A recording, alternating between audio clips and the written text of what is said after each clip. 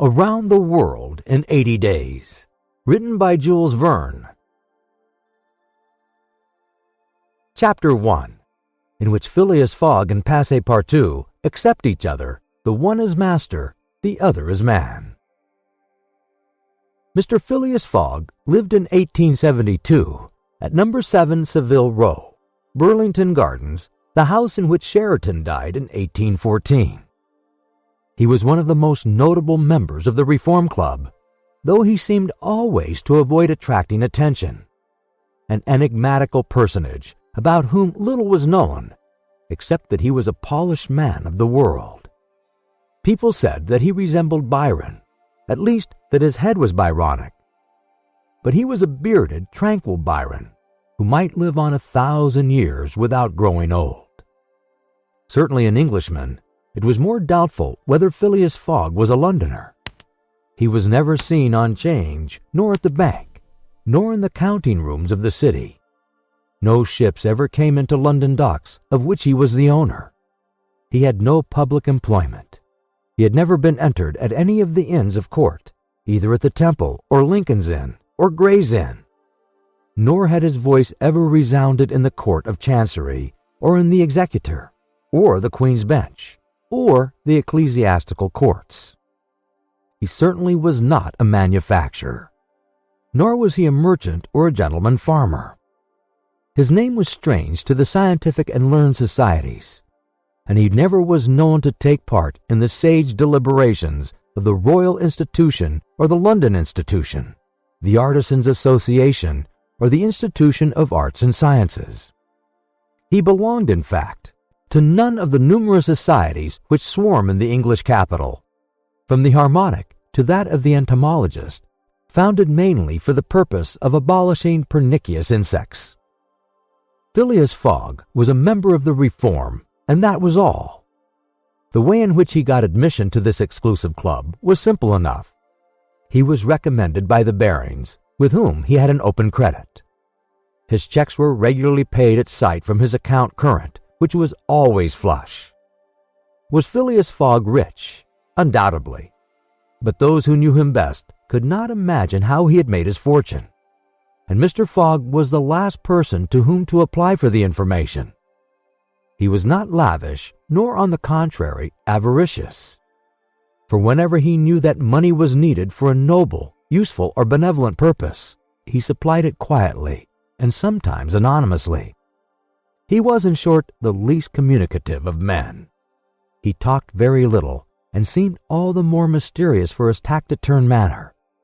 His daily habits were quite open to observation, but whatever he did was so exactly the same thing that he had always done before, that the wits of the curious were fairly puzzled. Had he traveled?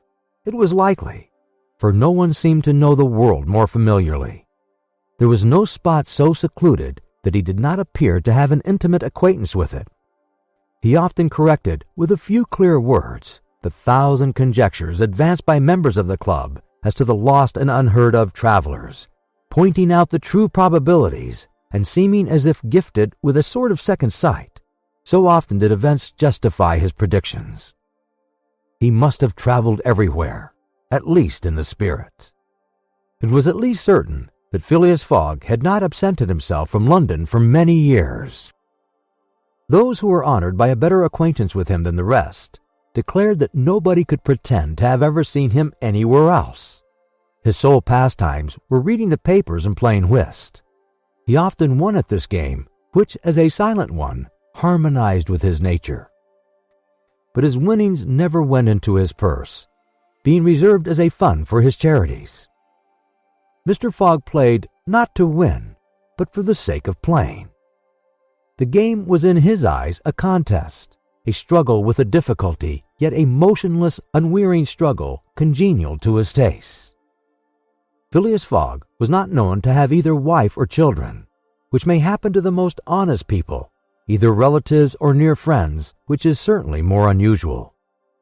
He lived alone in his house in Savile Row, whither none penetrated. A single domestic sufficed to serve him. He breakfasted and dined at the club at hours mathematically fixed, in the same room, at the same table, never taking his meals with other members, much less bringing a guest with him, and went home at exactly midnight, only to retire at once to bed. He never used the cozy chambers which the Reform provides for its favored members. He passed 10 hours out of the 24 in Savile Row, either in sleeping or making his toilet. When he chose to take a walk, it was with a regular step in the entrance hall with its mosaic flooring, or in the circular gallery with its dome supported by 20 red porphyry iconic columns and illumined by blue painted windows. When he breakfasted or dined, all the resources of the club, its kitchens and pantries, its buttery and dairy, aided to crowd his table with their most succulent stores.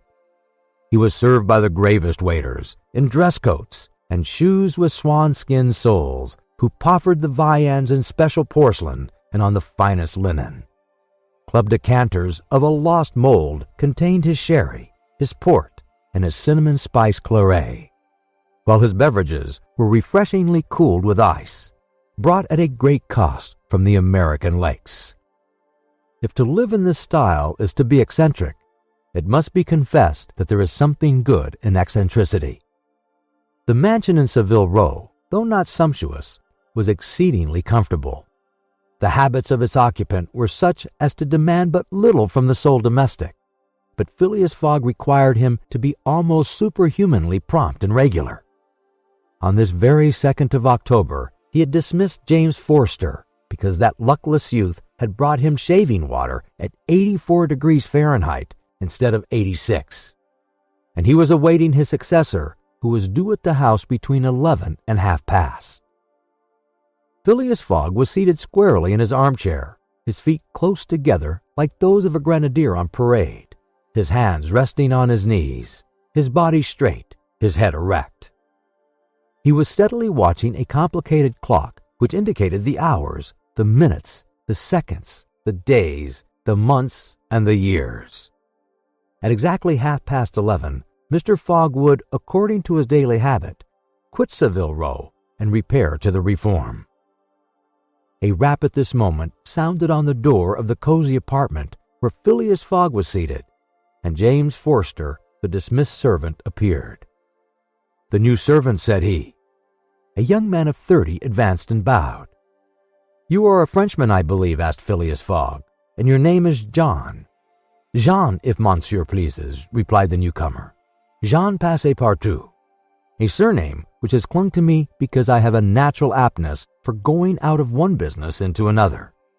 I believe I'm honest, monsieur, but to be outspoken, I've had several trades. I've been an itinerant singer, a circus rider, when I used to vault like Leotard and dance on a rope like Blondin. Then I got to be a professor of gymnastics so as to make better use of my talents. And then I was a sergeant fireman at Paris and assisted at many a big fire. But I quitted France 5 years ago, and wishing to taste the sweets of domestic life, took service as a valet here in England. Finding myself out of place, and hearing that Monsieur Phileas Fogg was the most exact and settled gentleman in the United Kingdom, I have come to Monsieur in hope of living with him a tranquil life, and forgetting even the name of Passepartout." "Passepartout suits me," responded Mr. Fogg. "You were well recommended to me. I hear a good report of you. You know my conditions." "Yes, monsieur." "Good. What time is it?" 22 minutes after 11, returned Passepartout, drawing an enormous silver watch from the depths of his pocket. "You are too slow," said Mr. Fogg. "Pardon me, monsieur, it is impossible." "You are 4 minutes too slow." "No matter, it's enough to mention the error. Now from this moment, 29 minutes after 11 a.m., this Wednesday, 2nd October, you are in my service." Phileas Fogg got up, took his hat in his left hand, put it on his head with an automatic motion, and went off without a word. Passepartout heard the street door shut once. It was his new master going out. He heard it shut again. It was his predecessor, James Forster, departing in his turn. Passepartout remained alone in the house in Savile Row. Chapter 2, in which Passepartout is convinced that he has at last found his ideal. "Faith," muttered Passepartout, somewhat flurried, "I've seen people at Madame Tussaud's as lively as my new master. Madame Tussaud's people, let it be said, are of wax and are much visited in London. Speech is all that is wanting to make them human. During his brief interview with Mr. Fogg, Passepartout had been carefully observing him.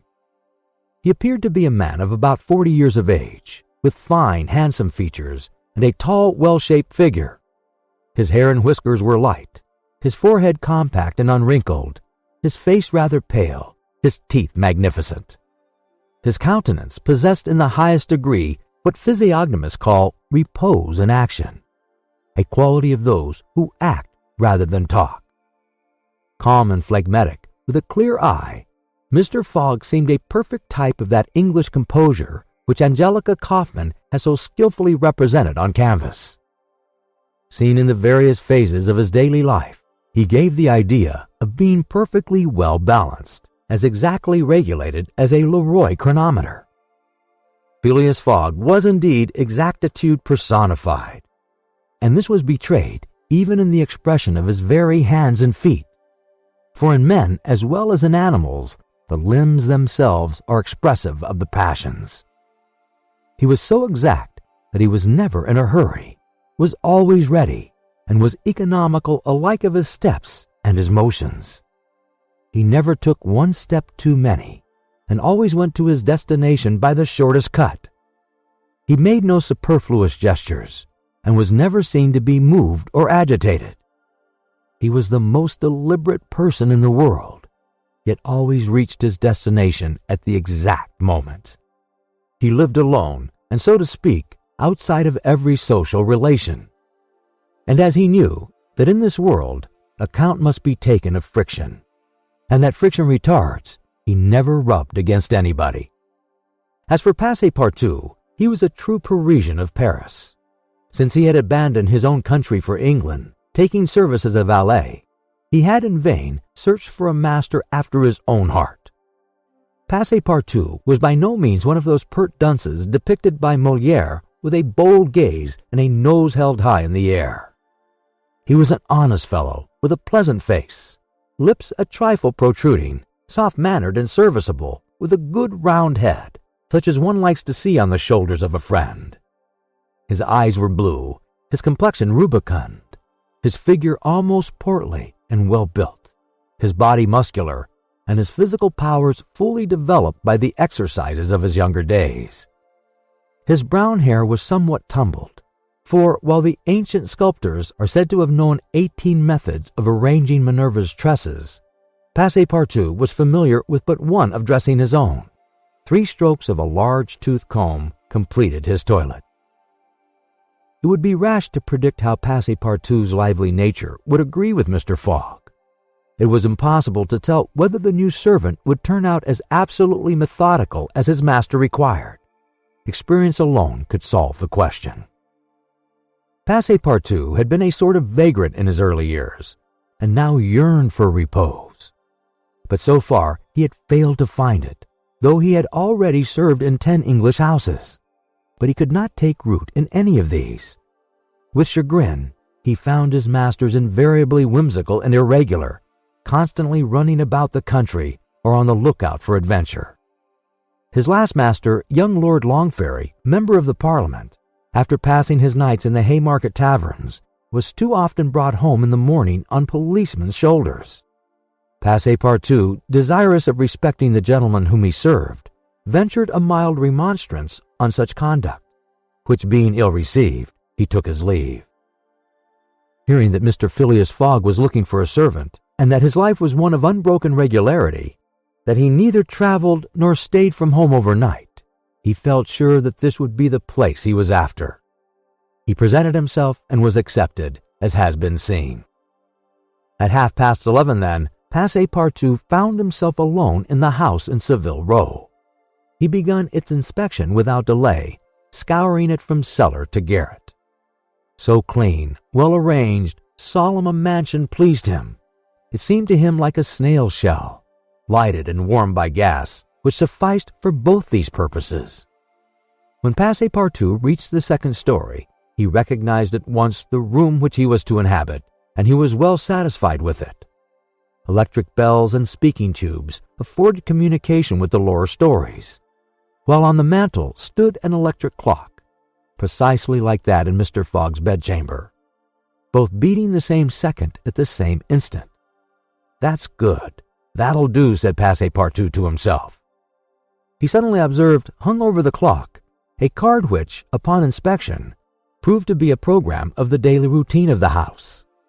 It comprised all that was required of the servant from 8 in the morning, exactly at which hour Phileas Fogg rose, till 11:30, when he left the house for the Reform Club, all the details of service, the tea and toast at 23 minutes past 8, the shaving water at 37 minutes past 9, and the toilet at 20 minutes before 10. Everything was regulated and foreseen that was to be done from 11:30 a.m. till midnight, the hour at which the methodical gentleman retired. Mr. Fogg's wardrobe was amply supplied and in the best taste. Each pair of trousers, coat, and vest bore a number indicating the time of year and season at which they were in turn to be laid out for wearing, and the same system was applied to the master's shoes.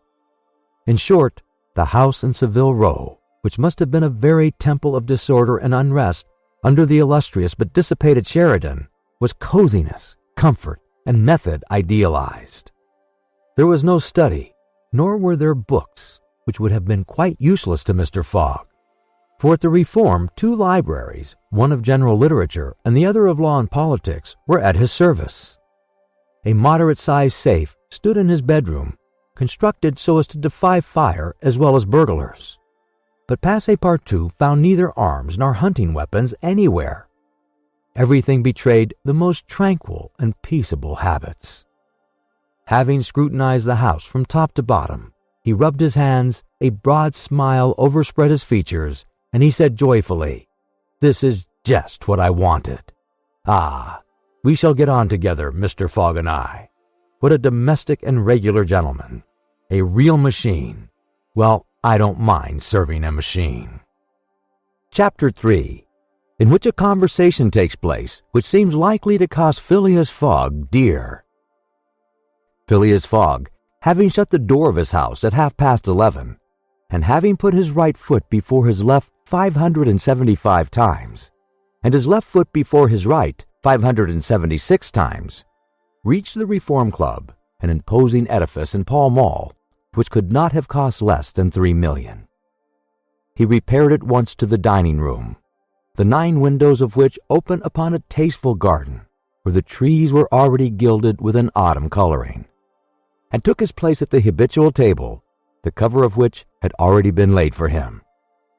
His breakfast consisted of a side dish, a broiled fish with Reading sauce, a scarlet slice of roast beef garnished with mushrooms, a rhubarb and gooseberry tart, and a morsel of Cheshire cheese, the whole being washed down with several cups of tea, for which the Reform is famous.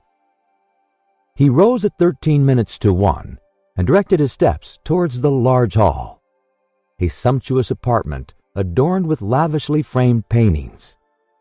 A flunky handed him an uncut Times, which he proceeded to cut with a skill which betrayed familiarity with this delicate operation. The perusal of this paper absorbed Phileas Fogg until 4:15, whilst the Standard, his next task, occupied him till the dinner hour. Dinner passed as breakfast had done, and Mr. Fogg reappeared in the reading room and sat down at the Pall Mall at 20 minutes before 6. Half an hour later, several members of the Reform came in and drew up to the fireplace, where a coal fire was steadily burning. They were Mr. Fogg's usual partners at whist, Andrew Stewart, an engineer, John Sullivan and Samuel Fallentin, bankers, Thomas Flanagan, a brewer, and Gaither Ralph, one of the directors of the Bank of England, all rich and highly respectable personages, even in a club which comprises the princes of English trade and finance. "Well, Ralph," said Thomas Flanagan, "what about that robbery?" "Oh," replied Stewart, "the bank will lose the money." "On the contrary," broke in Ralph, "I hope we may put our hands on the robber. Skillful detectives have been sent to all the principal ports of America and the continent, and he'll be a clever fellow if he slips through their fingers. "But have you got the robber's description?" asked Stewart. "In the first place, he is no robber at all," returned Ralph positively. "What? A fellow who makes off with £55,000 no robber? No, perhaps he's a manufacturer then. The Daily Telegraph says that he is a gentleman." It was Phileas Fogg, whose head now emerged from behind his newspapers, who made this remark.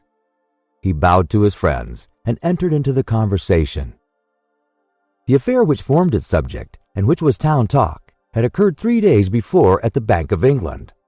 A package of banknotes to the value of £55,000 had been taken from the principal cashier's table, that functionary being at the moment engaged in registering the receipt of 3 shillings and 6 pence. Of course, he could not have his eyes everywhere.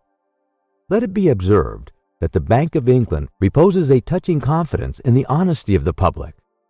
There are neither guards nor gratings to protect its treasures. Gold, silver, banknotes are freely exposed at the mercy of the first comer.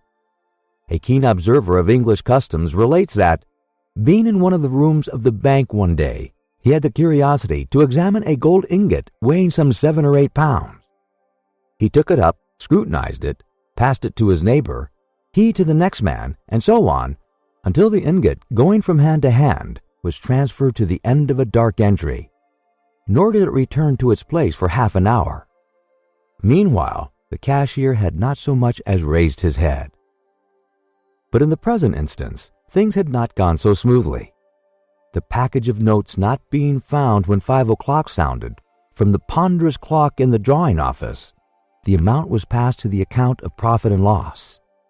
As soon as the robbery was discovered, picked detectives hastened off to Liverpool, Glasgow, Havre, Suez, Brindisi, New York, and other ports, inspired by the proffered reward of £2,000 and 5% on the sum that might be recovered. Detectives were also charged with narrowly watching those who arrived at or left London by rail, and a judicial examination was at once entered upon. There were real grounds for supposing, as the Daily Telegraph said, that the thief did not belong to a professional band. On the day of the robbery, a well-dressed gentleman of polished manners and with a well-to-do air had been observed going to and fro in the paying room where the crime was committed. A description of him was easily procured and sent to the detectives, and some hopeful spirits, of whom Ralph was one, did not despair of his apprehension. The papers and clubs were full of the affair, and everywhere people were discussing the probabilities of a successful pursuit, and the Reform Club was especially agitated, several of its members being bank officials. Ralph would not concede that the work of the detectives was likely to be in vain, for he thought that the prize offered would greatly stimulate their zeal and activity. But Stewart was far from sharing this confidence, and as they placed themselves at the whist table, they continued to argue the matter. Stewart and Flanagan played together, while Phileas Fogg had Valentine for his partner.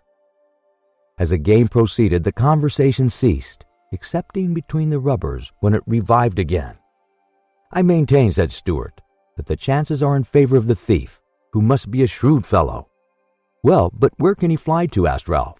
"No country is safe for him." "Pshaw! Where could he go then?" "Oh, I don't know that. The world is big enough."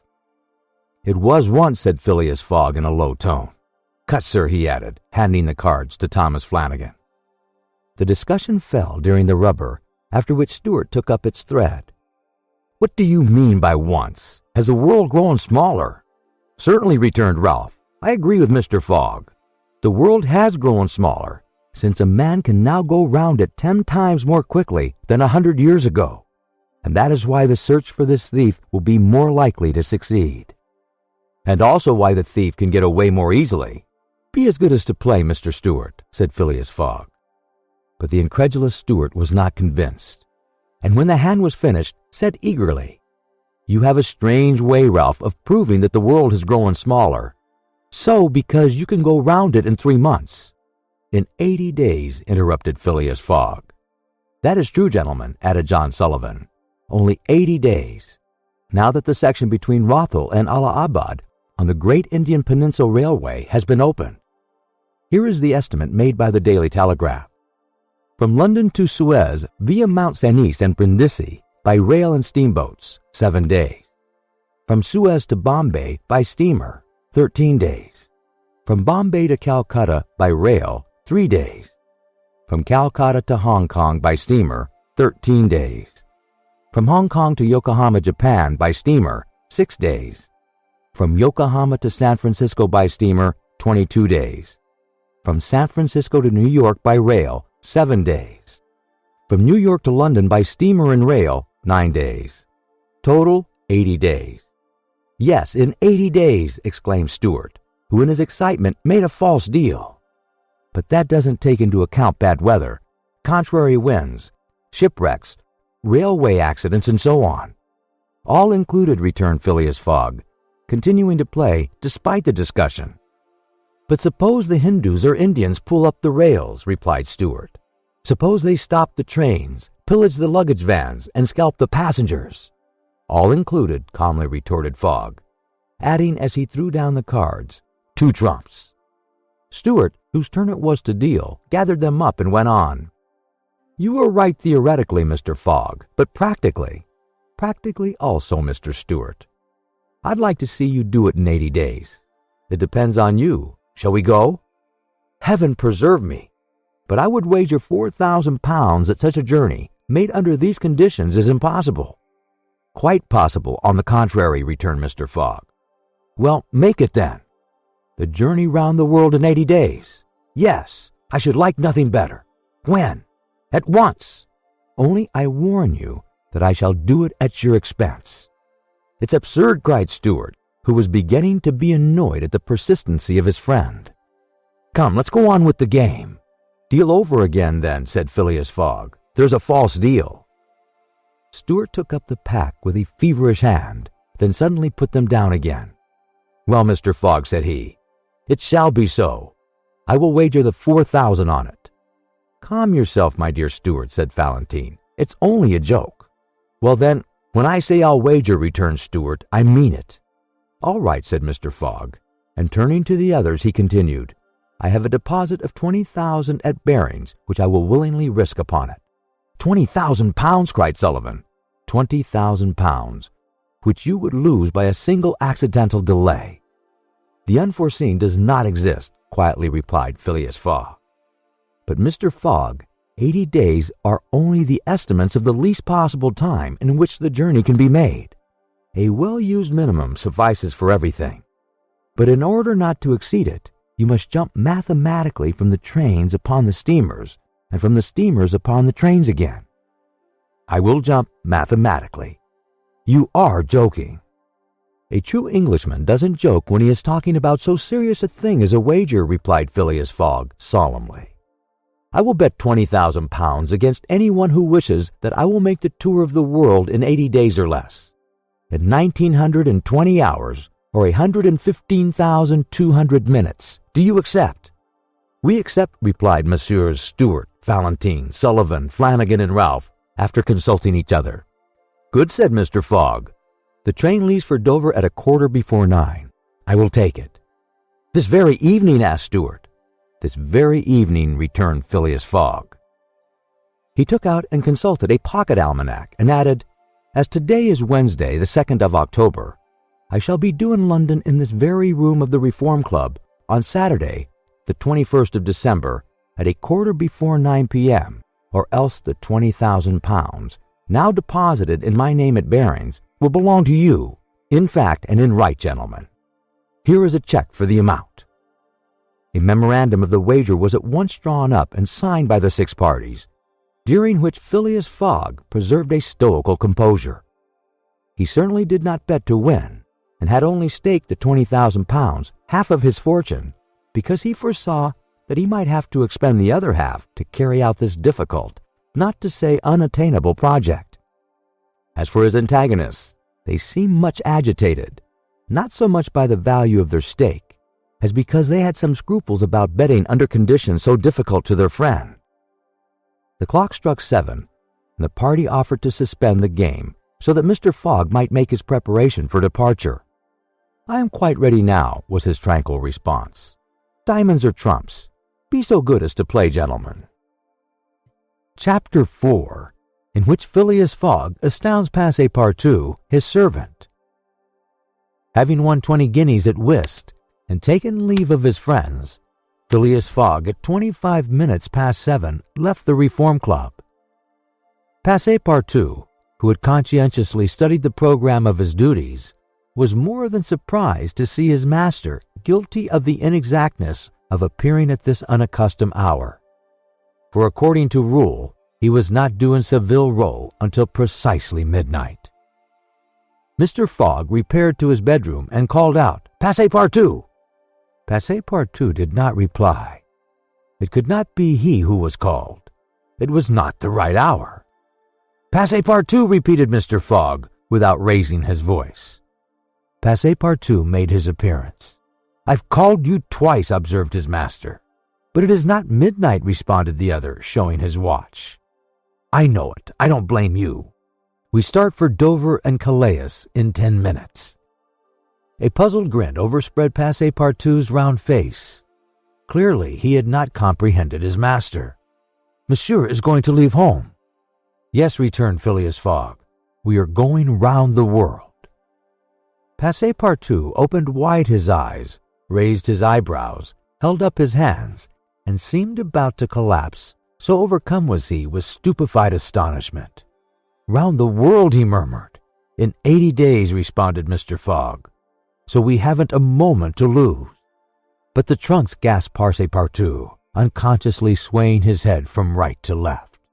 "We'll have no trunks, only a carpet bag, with 2 shirts and 3 pairs of stockings for me, and the same for you. We'll buy our clothes on the way. Bring down my mackintosh and traveling cloak, and some stout shoes, though we shall do little walking. Make haste." Passepartout tried to reply, but could not. He went out, mounted to his own room, fell into a chair, and muttered, "That's good, that is, and I wanted to remain quiet." He mechanically set about making the preparations for departure. Around the world in 80 days. Was his master a fool? No. Was this a joke then? They were going to Dover, good. To Calais, good again. After all, Passepartout, who had been away from France 5 years, would not be sorry to set his foot on his native soil again. Perhaps they would go as far as Paris, and it would do his eyes good to see Paris once more. But surely a gentleman so chary of his steps would stop there. No doubt. But then it was none the less true that he was going away, this so domestic person hitherto. By 8 o'clock, Passepartout had packed the modest carpet-bag containing the wardrobes of his master and himself. Then, still troubled in mind, he carefully shut the door of his room and descended to Mr. Fogg. Mr. Fogg was quite ready. Under his arm might have been observed a red-bound copy of Bradshaw's Continental Railway Steam Transit and General Guide, with its timetable showing the arrival and departure of steamers and railways. He took the carpet-bag, opened it, and slipped into it a goodly roll of Bank of England notes, which would pass wherever he might go. "You have forgotten nothing?" asked he. "Nothing, monsieur. My mackintosh and cloak. Here they are. Good. Take this carpet-bag," handing it to Passepartout. "Take good care of it, for there are 20,000 pounds in it." Passepartout nearly dropped the bag, as if the 20,000 pounds were in gold and weighed him down. Master and man then descended. The street door was double-locked, and at the end of Savile Row they took a cab and drove rapidly to Charing Cross. The cab stopped before the railway station at 20 minutes past 8. Passepartout jumped off the box and followed his master, who, after paying the cabman, was about to enter the station, when a poor beggar woman, with a child in her arms, her naked feet smeared with mud, her head covered with a wretched bonnet, from which hung a tattered feather, and her shoulders shrouded in a ragged shawl, approached and mournfully asked for alms. Mr. Fogg took out the 20 guineas he had just won at whist, and handed them to the beggar, saying, "Here, my good woman, I'm glad that I met you," and passed on. Passepartout had a moist sensation about his eyes. His master's action touched his susceptible heart. 2 first-class tickets for Paris having been speedily purchased, Mr. Fogg was crossing the station to the train when he perceived his 5 friends of the Reform. "Well, gentlemen," said he, "I'm off, you see, and if you will examine my passport when I get back, you will be able to judge whether I have accomplished the journey agreed upon." "Oh, that would be quite unnecessary, Mr. Fogg," said Ralph politely. "We will trust your word, as a gentleman of honor." "You do not forget when you are due in London again?" asked Stuart. "In 80 days, on Saturday the 21st of December, 1872, at 9:15 p.m. Goodbye, gentlemen." Phileas Fogg and his servant seated themselves in a first-class carriage at 20 minutes before 9. 5 minutes later, the whistle screamed, and the train slowly glided out of the station. The night was dark, and a fine steady rain was falling. Phileas Fogg, snugly ensconced in his corner, did not open his lips. Passepartout, not yet recovered from his stupefaction, clung mechanically to the carpet-bag with its enormous treasure. Just as the train was whirling through Sydenham, Passepartout suddenly uttered a cry of despair. "What's the matter?" asked Mr. Fogg. "Alas, in a hurry, I forgot." "What?" "To turn off the gas in my room." "Very well, young man," returned Mr. Fogg coolly. "It will burn at your expense." Chapter 5, in which a new species of funds, unknown to the moneyed men, appears on 'Change. Phileas Fogg rightly suspected that his departure from London would create a lively sensation at the West End. The news of the bet spread through the Reform Club and afforded an exciting topic of conversation to its members. From the club, it soon got into the papers throughout England.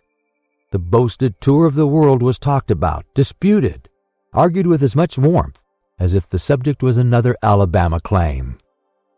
Some took sides with Phileas Fogg, but the large majority shook their head and declared against him. It was absurd, impossible, they declared, that the tour of the world could be made, except theoretically and on paper, in this minimum amount of time, and with the existing means of traveling. The Times, Standard, Morning Post, and Daily News, and 20 other highly respectable newspapers scouted Mr. Fogg's project as madness. The Daily Telegraph alone hesitatingly supported him. People in general thought him a lunatic, and blamed his Reform Club friends for having accepted a wager which betrayed the mental aberration of its proposer. Articles no less passionate than logical appeared on the question, for geography is one of the pet subjects of the English, and the columns devoted to Phileas Fogg's ventures were eagerly devoured by all classes of readers. At first, some rash individuals, principally of the gentler sex, espoused his cause, which became still more popular when the Illustrated London News came out with his portrait, copied from a photograph in the Reform Club. A few readers of the Daily Telegraph even dared to say, "Why not, after all? Stranger things have come to pass."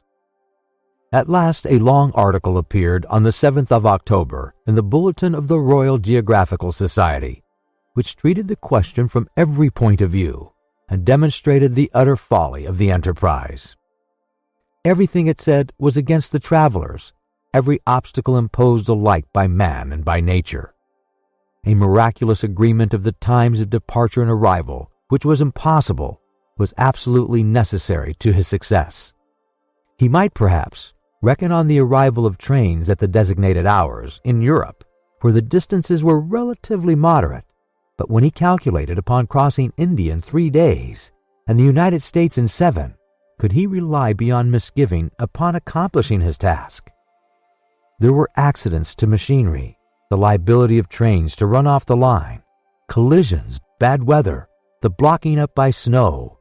Were not all these against Phileas Fogg? Would he not find himself, when traveling by steamer in winter, at the mercy of the winds and fogs?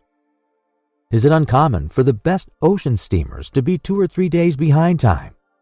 But a single day would suffice to fatally break the chain of communication. Should Phileas Fogg once miss, even by an hour, a steamer, he would have to wait for the next, and that would irrevocably render his attempt vain. This article made a great deal of noise, and being copied into all the papers, seriously depressed the advocates of the rash tourist. Everybody knows that England is the world of betting men who are of a higher class than mere gamblers. To bet is in the English temperament. Not only the members of the Reform, but the general public made heavy wagers for or against Phileas Fogg, who was set down in the betting books as if he were a racehorse. Bonds were issued and made their appearance on 'Change. Phileas Fogg bonds were offered at par or at a premium, and a great business was done in them. But 5 days after the article in the Bulletin of the Geographical Society appeared, the demand began to subside. Phileas Fogg declined.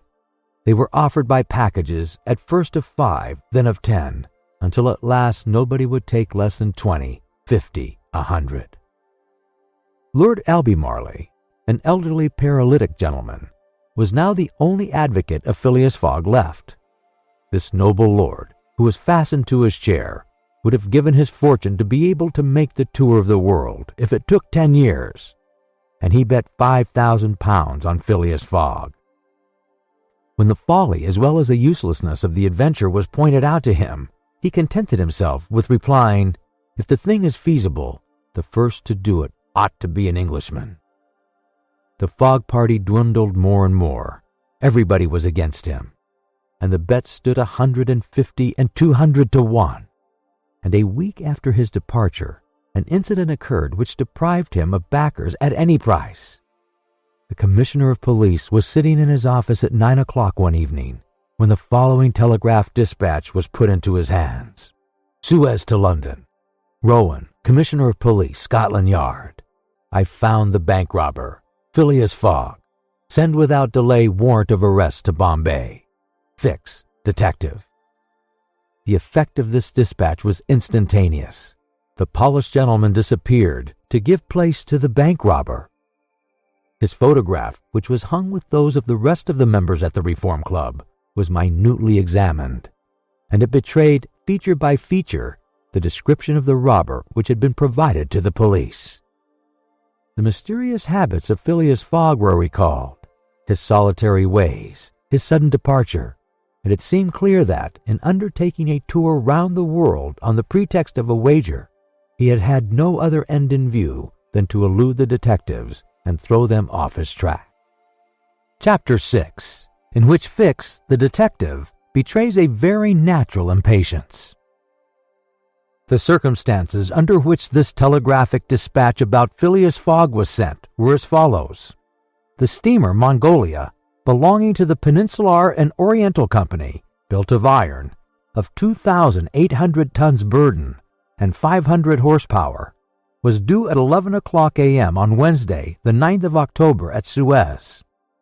The Mongolia plied regularly between Brindisi and Bombay via the Suez Canal, and was one of the fastest steamers belonging to the company, always making more than 10 knots an hour between Brindisi and Suez, and 9.5 between Suez and Bombay. 2 men were promenading up and down the wharves among the crowd of natives and strangers who were sojourning at this once straggling village, now thanks to the enterprise of M. Lesseps, a fast-growing town. One of the British consul at Suez, who, despite the prophecies of the English government and the unfavorable predictions of Stevenson, was in the habit of seeing from his office window English ships daily passing to and fro on the Great Canal, by which the old roundabout route from England to India by the Cape of Good Hope was abridged by at least a half. The other was a small, slight-built personage, with a nervous, intelligent face, and bright eyes peering out from under eyebrows, which he was incessantly twitching. He was just now manifesting unmistakable signs of impatience, nervously pacing up and down, and unable to stand still for a moment. This was Fix, one of the detectives who had been dispatched from England in search of the bank robber. It was his task to narrowly watch every passenger who arrived at Suez, and to follow up all who seemed to be suspicious characters, or bore a resemblance to the description of the criminal, which he had received 2 days before from the police headquarters at London. The detective was evidently inspired by the hope of obtaining the splendid reward which would be the prize of success, and awaited with a feverish impatience easy to understand the arrival of the steamer Mongolia. "So you say, counsel," asked he for the 20th time, "that this steamer is never behind time?" "No, Mr. Fix," replied the counsel. "She was bestoken yesterday at Port Said, and the rest of the day is of no account to such a craft. I repeat that the Mongolia has been advanced of the time required by the company's regulations and gained the prize awarded for excess of speed." "Does she come directly from Brindisi?" "Directly from Brindisi. She takes on the Indian mails there, and she left there Saturday at 5 p.m. Have patience, Mr. Fix. She will not be late." "But really, I don't see how, from the description you have, you will be able to recognize your man, even if he is on board the Mongolia." "A man rather feels the presence of these fellows, counsel, than recognizes them.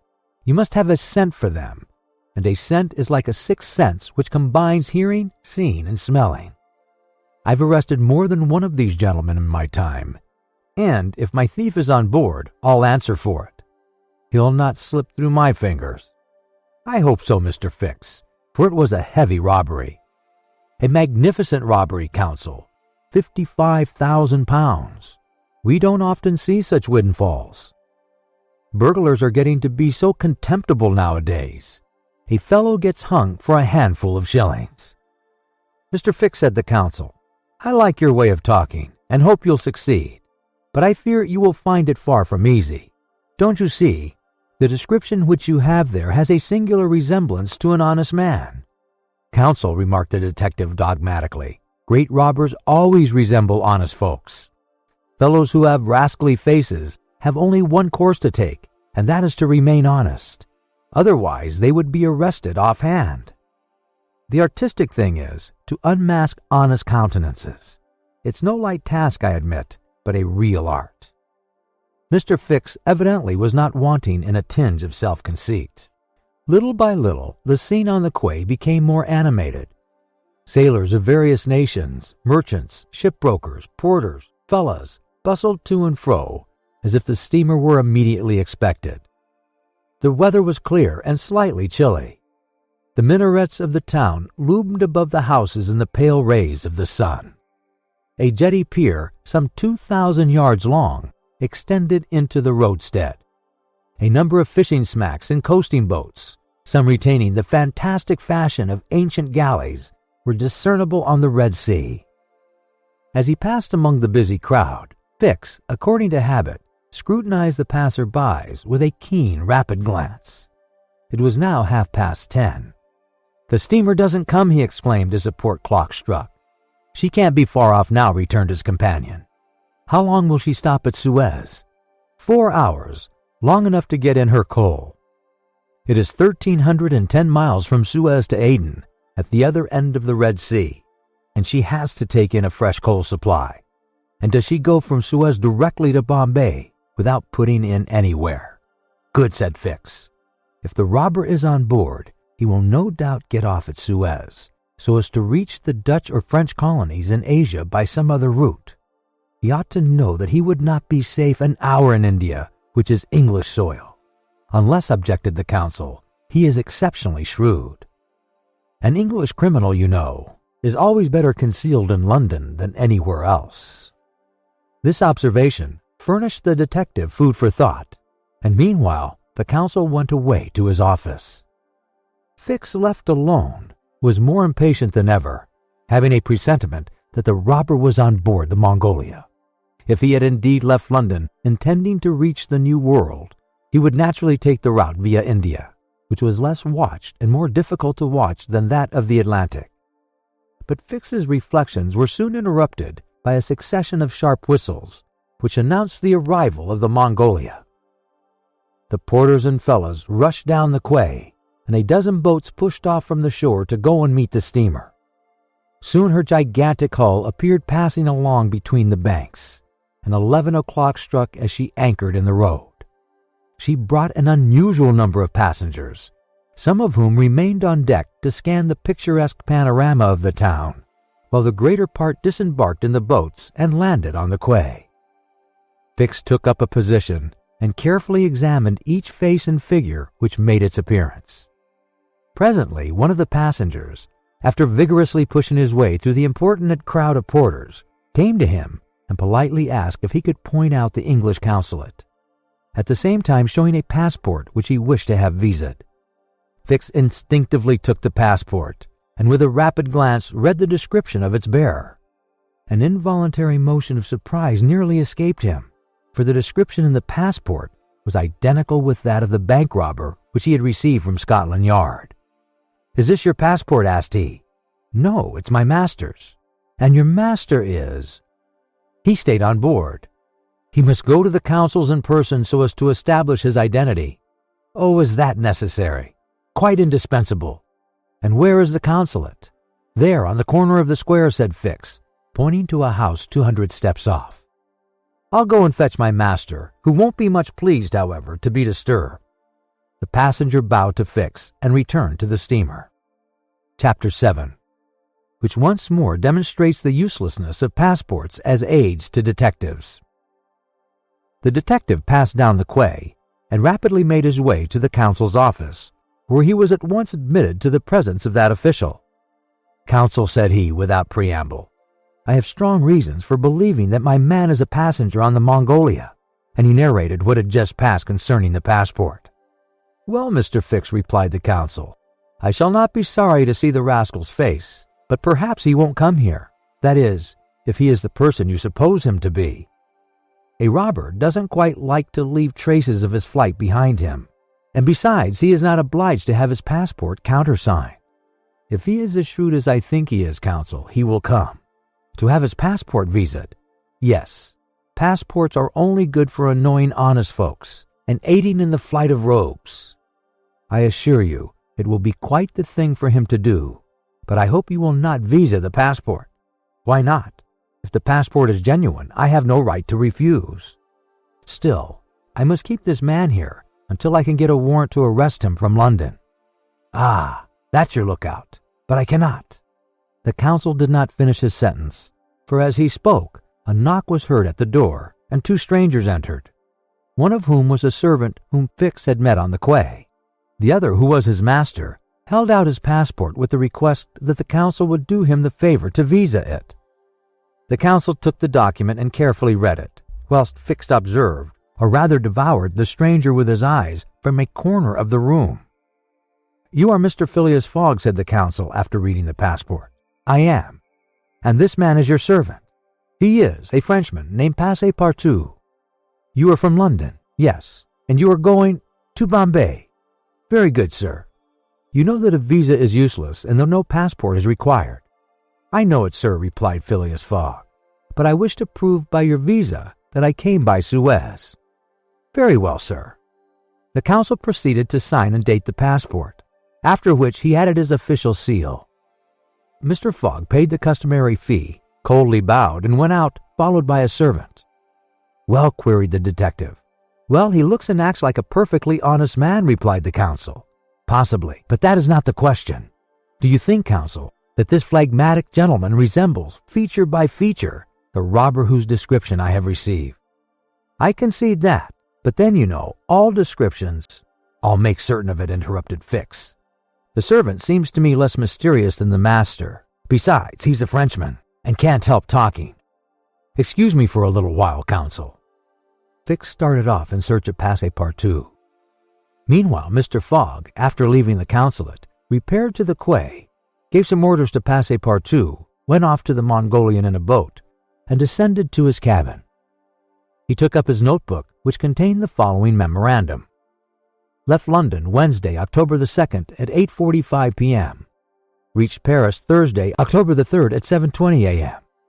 Left Paris Thursday at 8:40 a.m. Reached Turin by Mount Cenis Friday, October the 4th at 6:35 a.m. Left Turin Friday at 7:20 a.m. Arrived at Brindisi Saturday, October the 5th at 4 p.m. Sailed on the Mongolian Saturday at 5 p.m. Reached Suez Wednesday, October the 9th at 11 a.m. Total of hours spent, 158 plus, or in days, 6 days and a half. These dates were inscribed in an itinerary divided into columns, indicating the month, the day of the month, and the day for the stipulated and actual arrivals at each principal point: Paris, Brindisi, Suez, Bombay, Calcutta, Singapore, Hong Kong, Yokohama, San Francisco, New York, and London, from the 2nd of October to the 21st of December, and giving a space for setting down the gain made or the loss suffered on arrival at each locality. This methodical record thus contained an account of everything needed, and Mr. Fogg always knew whether he was behindhand or in advance of his time. On this Friday, October the 9th, he noted his arrival at Suez and observed that he had as yet neither gained nor lost. He sat down quietly to breakfast in his cabin, never once thinking of inspecting the town, being one of those Englishmen who are wont to see foreign countries through the eyes of their domestics. Chapter 8, in which Passepartout talks rather more, perhaps, than is prudent. Fix soon rejoined Passepartout, who was lounging and looking about on the quay, as if he did not feel that he, at least, was obliged not to see anything. "Well, my friend," said the detective, coming up with him, "is your passport visaed?" "Ah, it's you, is it, monsieur?" responded Passepartout. "Thanks, yes. The passport is all right." "And you were looking about you?" "Yes, but we travel so fast that I seem to be journeying in a dream." "So is this a Suez?" "Yes." "In Egypt?" "Certainly in Egypt." "And in Africa?" "In Africa." "In Africa," repeated Passepartout. "Just think, monsieur, I had no idea that we should go farther than Paris, and all that I saw of Paris was between 20 minutes past 7 and 20 minutes before 9 in the morning, between the Northern and the Lyons stations, through the windows of a car, and in a driving rain. How I regret not having seen once more Père Lachaise and the circus in the Champs-Élysées."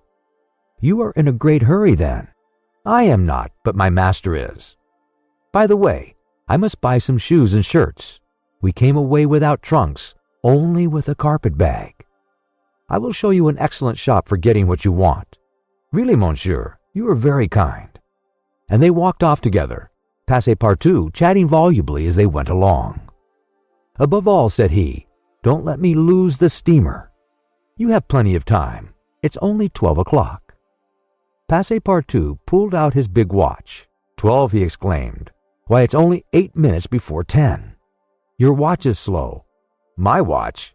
A family watch, monsieur, which has come down from my great-grandfather. It doesn't vary 5 minutes in the year.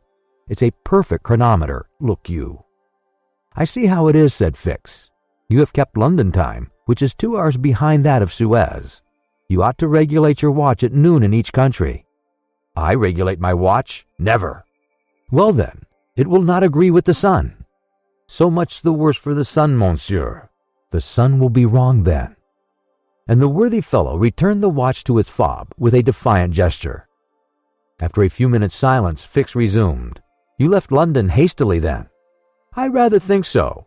Last Friday at 8 o'clock in the evening, Monsieur Fogg came home from his club, and 3/4 of an hour afterwards we were off." "But where is your master going?" "Always straight ahead.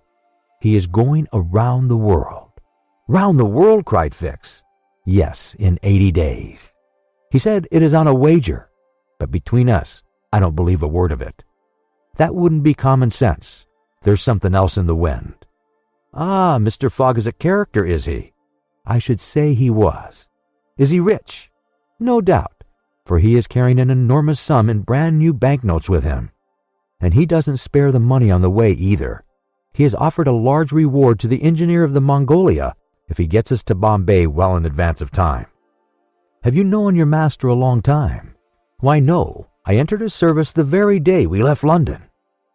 The effect of these replies upon the already suspicious and excited detective may be imagined.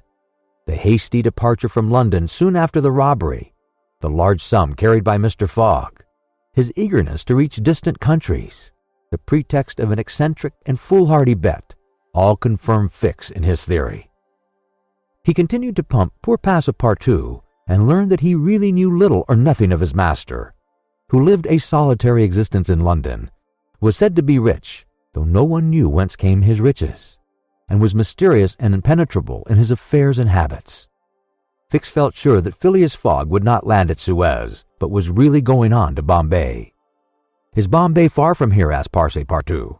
"Pretty far. It's a 10 days voyage by sea." "And in what country is Bombay?" "India." "In Asia?" "Certainly." "The deuce! I was going to tell you there's one thing that worries me, my burner." "What burner?" "My gas burner, which I forgot to turn off, and which is at this moment burning at my expense. I have calculated, monsieur, that I will lose 2 shillings every 24 hours, exactly 6 pence more than I earn, and you will understand that the longer our journey—" Did Fix pay any attention to Passepartout's trouble about the gas? It is not probable. He was not listening, but was cogitating a project. Passepartout and he had now reached the shop where Fix left his companion to make his purchases, after recommending him not to miss the steamer, and hurried back to the consulate. Now that he was fully convinced, Fix had quite recovered his equanimity. "Counsel," said he, "I have no longer any doubt. I have spotted my man. He passes himself off as an odd stick who's going round the world in 80 days. "Then he's a sharp fellow," returned the counsel, "and counts on returning to London after putting the police of the 2 countries off his track." "We'll see about that," replied Fix. "But are you not mistaken?" "I am not mistaken." "Why was this robber so anxious to prove by the visa that he had passed through Suez?" "Why, I have no idea, but listen to me." He reported in a few words the most important parts of his conversation with Passepartout. "In short," said the counsel, "appearances are wholly against this man. And what are you going to do?" "Send a dispatch to London for a warrant of arrest to be dispatched instantly to Bombay.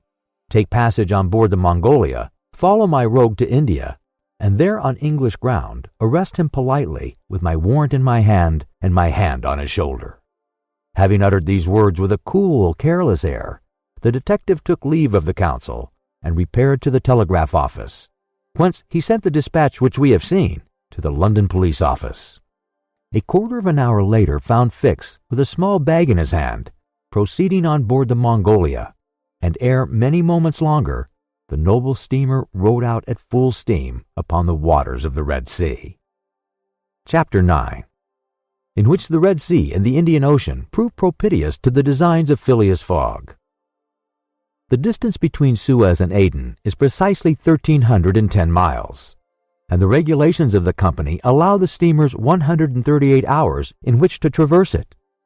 The Mongolia, thanks to the vigorous exertions of the engineer, seemed likely, so rapid was her speed, to reach her destination considerably within that time.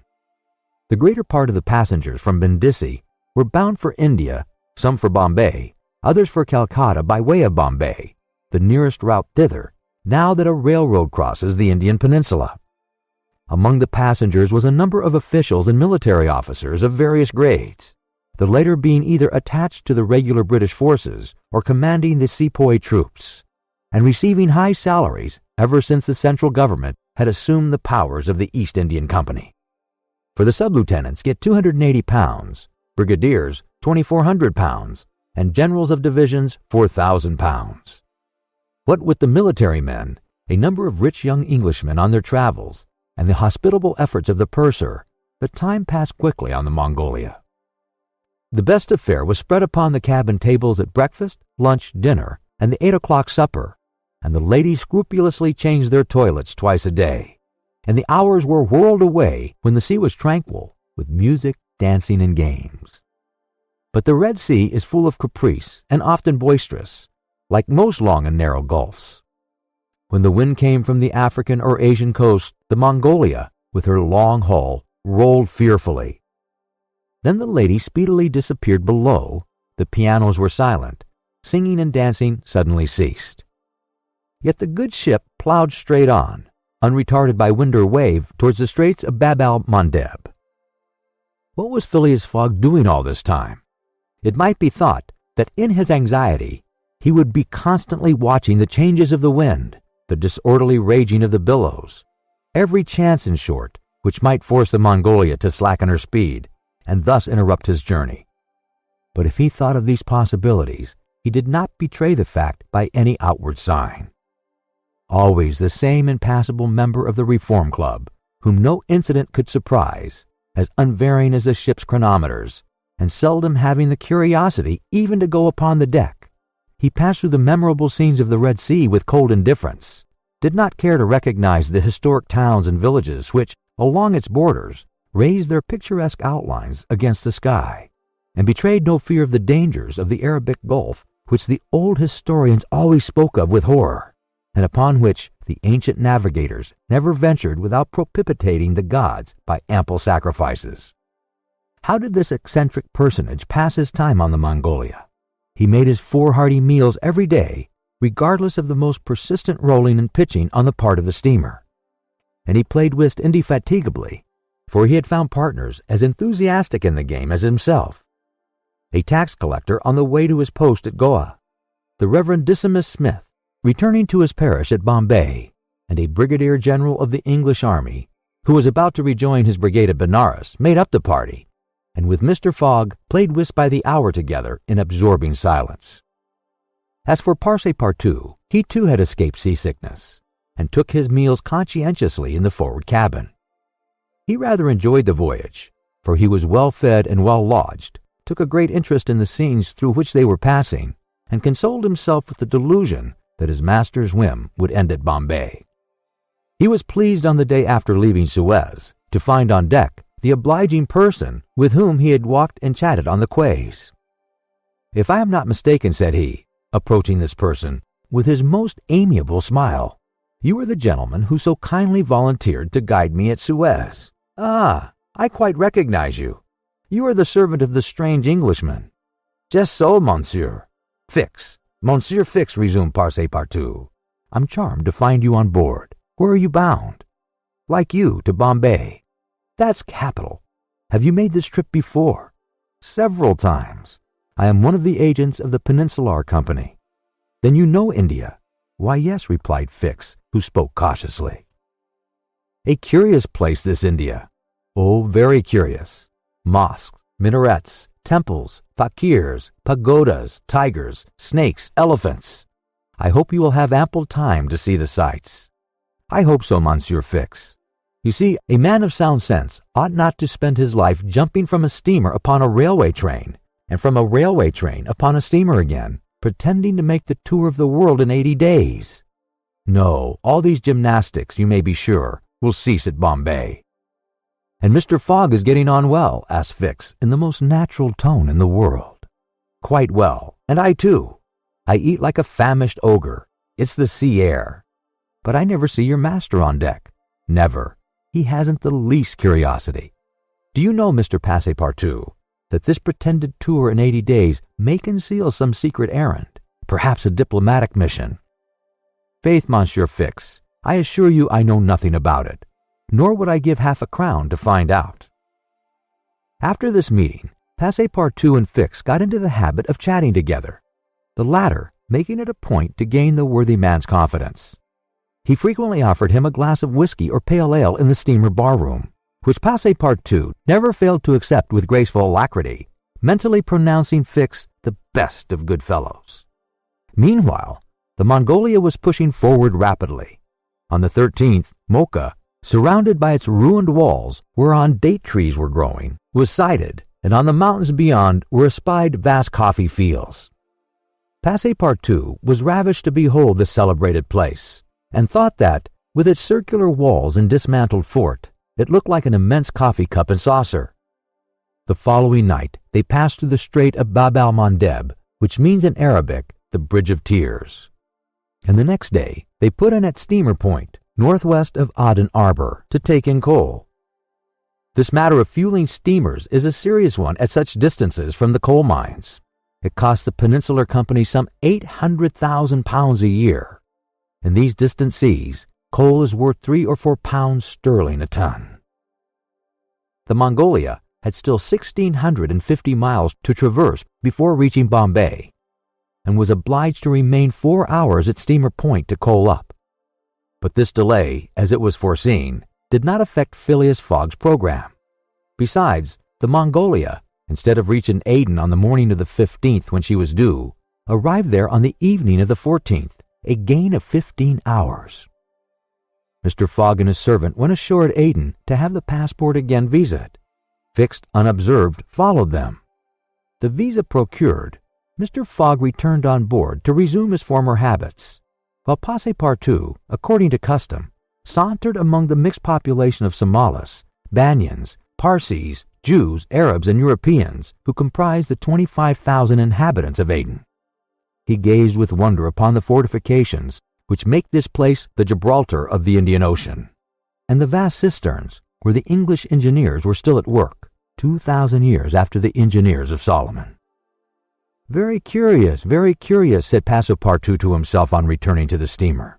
I see that it is by no means useless to travel if a man wants to see something new. At 6 p.m., the Mongolia slowly moved out of the roadstead and was soon once more on the Indian Ocean. She had 168 hours in which to reach Bombay, and the sea was favorable, the wind being in the northwest, and all sails aiding the engine. The steamer rolled but a little, the ladies in fresh toilets reappeared on deck, and the singing and dancing were resumed. The trip was being accomplished most successfully, and Passepartout was enchanted with the congenial companion which chance had secured him in the person of the delightful Fix. On Sunday, October the 20th, towards noon, they came in sight of the Indian coast. 2 hours later, the pilot came on board. A range of hills lay against the sky in the horizon, and soon the rows of palms which adorned Bombay came distinctly into view. The steamer entered the road formed by the islands in the bay, and at 4:30 she hauled up at the quays of Bombay. Phileas Fogg was in the act of finishing the 33rd rubber of the voyage, and his partner and himself, having by a bold stroke captured all 13 of the tricks, concluded this fine campaign with a brilliant victory. The Mongolia was due at Bombay on the 22nd. She arrived on the 20th. This was a gain to Phileas Fogg of 2 days since his departure from London. He calmly entered the fact in the itinerary in the column of gains. Chapter 10, in which Passepartout is only too glad to get off with the loss of his shoes. Everybody knows that the great reverse triangle of land, with its base in the north and its apex in the south, which is called India, embraces 1,400,000 square miles, upon which is spread unequally a population of 180 millions of souls. The British Crown exercises a real and despotic dominion over the larger portion of this vast country, and has a Governor-General stationed at Calcutta, governors at Madras, Bombay, and in Bengal, and a Lieutenant Governor at Agra. But British India, properly so called, only embraces 700,000 square miles, and a population of from 100 to 110 million of inhabitants. A considerable portion of India is still free from British authority, and there are certain ferocious Rajas in the interior who are absolutely independent. The celebrated East India Company was all-powerful from 1756, when the English first gained a foothold on the spot where now stands the city of Madras, down to the time of the great Sepoy insurrection. It gradually annexed province after province, purchasing them off the native chiefs, whom it seldom paid, and appointed the Governor-General and his subordinates, civil and military. But the East India Company has now passed away, leaving the British possessions in India directly under the control of the Crown. The aspect of the country, as well as the manners and distinctions of race, is daily changing. Formerly, one was obliged to travel in India by the old cumbrous methods of going on foot or on horseback, in palanquins or unwieldy coaches. Now fast steamboats ply on the Indus and the Ganges, and a great railway, with branch lines joining the main line at many points on its route, traverses the peninsula from Bombay to Calcutta in 3 days. This railway does not run in a direct line across India. The distance between Bombay and Calcutta, as the bird flies, is only from 1,000 to 1,100 miles, but the deflections of the road increase this distance by more than a third. The general route of the Great Indian Peninsula Railway is as follows. Leaving Bombay, it passes through Salsette, crossing to the continent opposite Tanna, goes over the chain of the Western Ghats, runs thence northeast as far as Burhanpur, skirts the nearly independent territory of Bundelkhand, ascends to Allahabad, turns thence eastwardly, meeting the Ganges at Benares, then departs from the river a little, and descending southeastward by Burdwan and the French town of Chandernagore, has its terminus at Calcutta. The passengers of the Mongolia went ashore at 4:30 p.m. At exactly 8, the train would start for Calcutta. Mr. Fogg, after bidding goodbye to his whist partners, left the steamer, gave his servant several errands to do, urged it upon him to be at the station promptly at 8, and with his regular step, which beat to the second, like an astronomical clock, directed his steps to the passport office. As for the wonders of Bombay, its famous city hall, its splendid library, its forts and docks, its bazaars, mosques, synagogues, its Armenian churches, and the noble pagoda on Malabar Hill, with its 2 polygonal towers, he cared not a straw to see them. He would not deign to examine even the masterpieces of Elephanta, or the mysterious hypogea, concealed southeast from the docks, or those fine remains of Buddhist architecture, the Canarian grottos of the island of Salsette. Having transacted his business at the passport office, Phileas Fogg repaired quietly to the railway station, where he ordered dinner. Among the dishes served up to him, the landlord especially recommended a certain giblet of native rabbit, on which he prided himself. Mr. Fogg accordingly tasted the dish, but despite its spice sauce, found it far from palatable. He rang for the landlord, and on his appearance said, fixing his clear eyes upon him, "Is this rabbit, sir?" "Yes, my lord," the rogue boldly replied. "Rabbit from the jungles. And this rabbit did not mew when he was killed." "Mew, my lord? What, a rabbit mew? I swear to you." "Be so good, landlord, as to not swear. But remember this, cats are formally considered in India as sacred animals." That was a good time. For the cats, my lord? Perhaps for the travelers as well. After which Mr. Fogg quietly continued his dinner. Fix had gone on shore shortly after Mr. Fogg, and his first destination was the headquarters of the Bombay police. He made himself known as a London detective, told his business at Bombay, and the position of affairs relative to the supposed robber, and nervously asked if a warrant had arrived from London. It had not reached the office. Indeed, there had not been time for it to arrive. Fix was sorely disappointed, and tried to obtain an order of arrest from the director of the Bombay police. This the director refused, as the matter concerned the London office, which alone could legally deliver the warrant. Fix did not insist, and was fain to resign himself to await the arrival of the important document. But he was determined not to lose sight of the mysterious rogue as long as he stayed in Bombay. He did not doubt for a moment, any more than Passepartout, that Phileas Fogg would remain there, at least until it was time for the warrant to arrive. Passepartout, however, had no sooner heard his master's orders on leaving the Mongolia than he saw at once that they were to leave Bombay as they had done Suez and Paris, and that the journey would be extended at least as far as Calcutta, and perhaps beyond that place. He began to ask himself if this bet that Mr. Fogg talked about was not really in good earnest, and whether his fate was not in truth forcing him, despite his love of repose, around the world in 80 days. Having purchased the usual quota of shirts and shoes, he took a leisurely promenade about the streets, where crowds of people of many nationalities, Europeans, Persians with pointed caps, Banyas with round turbans, Sindhis with square bonnets, Parsis with black mitras, and long-robed Armenians were collected. It happened to be the day of a Parsi festival. These descendants of the sect of Zoroaster, the most thrifty, civilized, intelligent, and austere of the East Indians, among whom are counted the richest native merchants of Bombay, were celebrating a sort of religious carnival, with processions and shows, in the midst of which Indian dancing girls, clothed in rose-colored gauze, looped up with gold and silver, danced airily, but with perfect modesty, to the sound of viols and clanging of tambourines. It is needless to say that Passepartout watched these curious ceremonies with staring eyes and gaping mouth, and that his countenance was that of the greenest booby imaginable. Unhappily for his master, as well as himself, his curiosity drew him unconsciously farther off than he intended to go. At last, having seen the Parsi carnival wind away in the distance, he was turning his steps towards the station, when he happened to espy the splendid pagoda on Malabar Hill, and was seized with an irresistible desire to see its interior.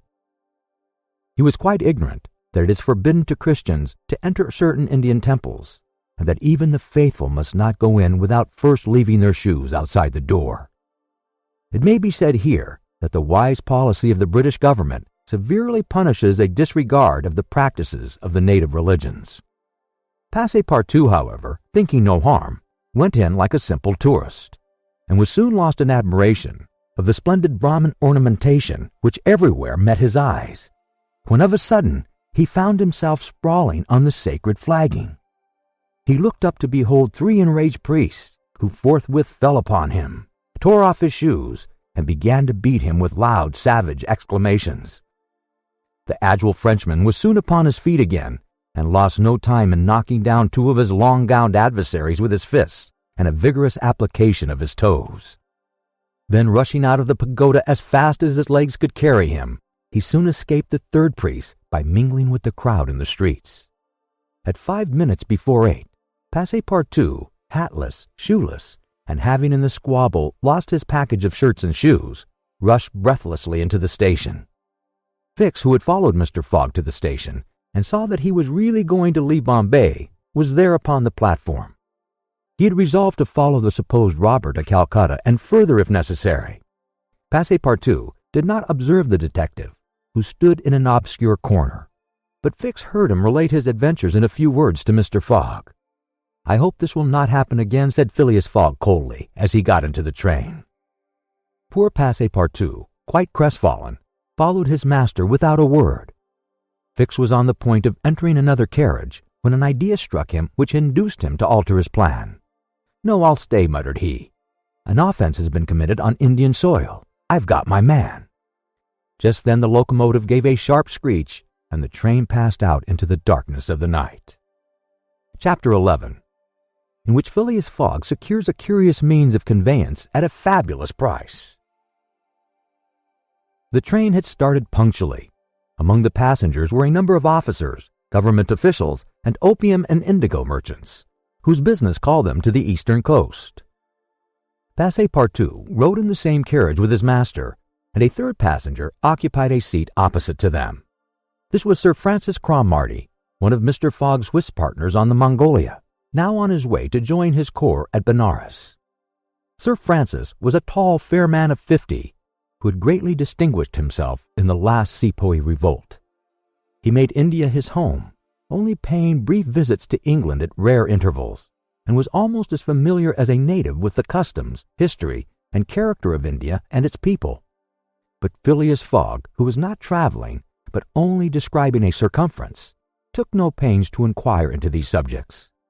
He was a solid body, traversing an orbit around the terrestrial globe, according to the laws of rational mechanics. He was at this moment calculating in his mind the number of hours spent since his departure from London, and had it been in his nature to make a useless demonstration, would have rubbed his hands for satisfaction. Sir Francis Cromarty had observed the oddity of his traveling companion, although the only opportunity he had for studying him had been while he was dealing the cards and between 2 rubbers, and questioned himself whether a human heart really beat beneath this cold exterior, and whether Phileas Fogg had any sense of the beauties of nature. The Brigadier General was free to mentally confess that, of all the eccentric persons he had ever met, none was comparable to this product of the exact sciences. Phileas Fogg had not concealed from Sir Francis his design of going round the world, nor the circumstances under which he set out, and the General only saw in the wager a useless eccentricity and a lack of sound common sense. In the way this strange gentleman was going on, he would leave the world without having done any good to himself or anybody else. An hour after leaving Bombay, the train had passed the viaducts and the island of Salsette, and had got into the open country. At Kalyan, they reached the junction of the branch line which descends towards southeastern India by Kaldala and Poona, and passing Powell, they entered the defiles of the mountains, with their basalt bases and their summits crowned with thick and verdant forests.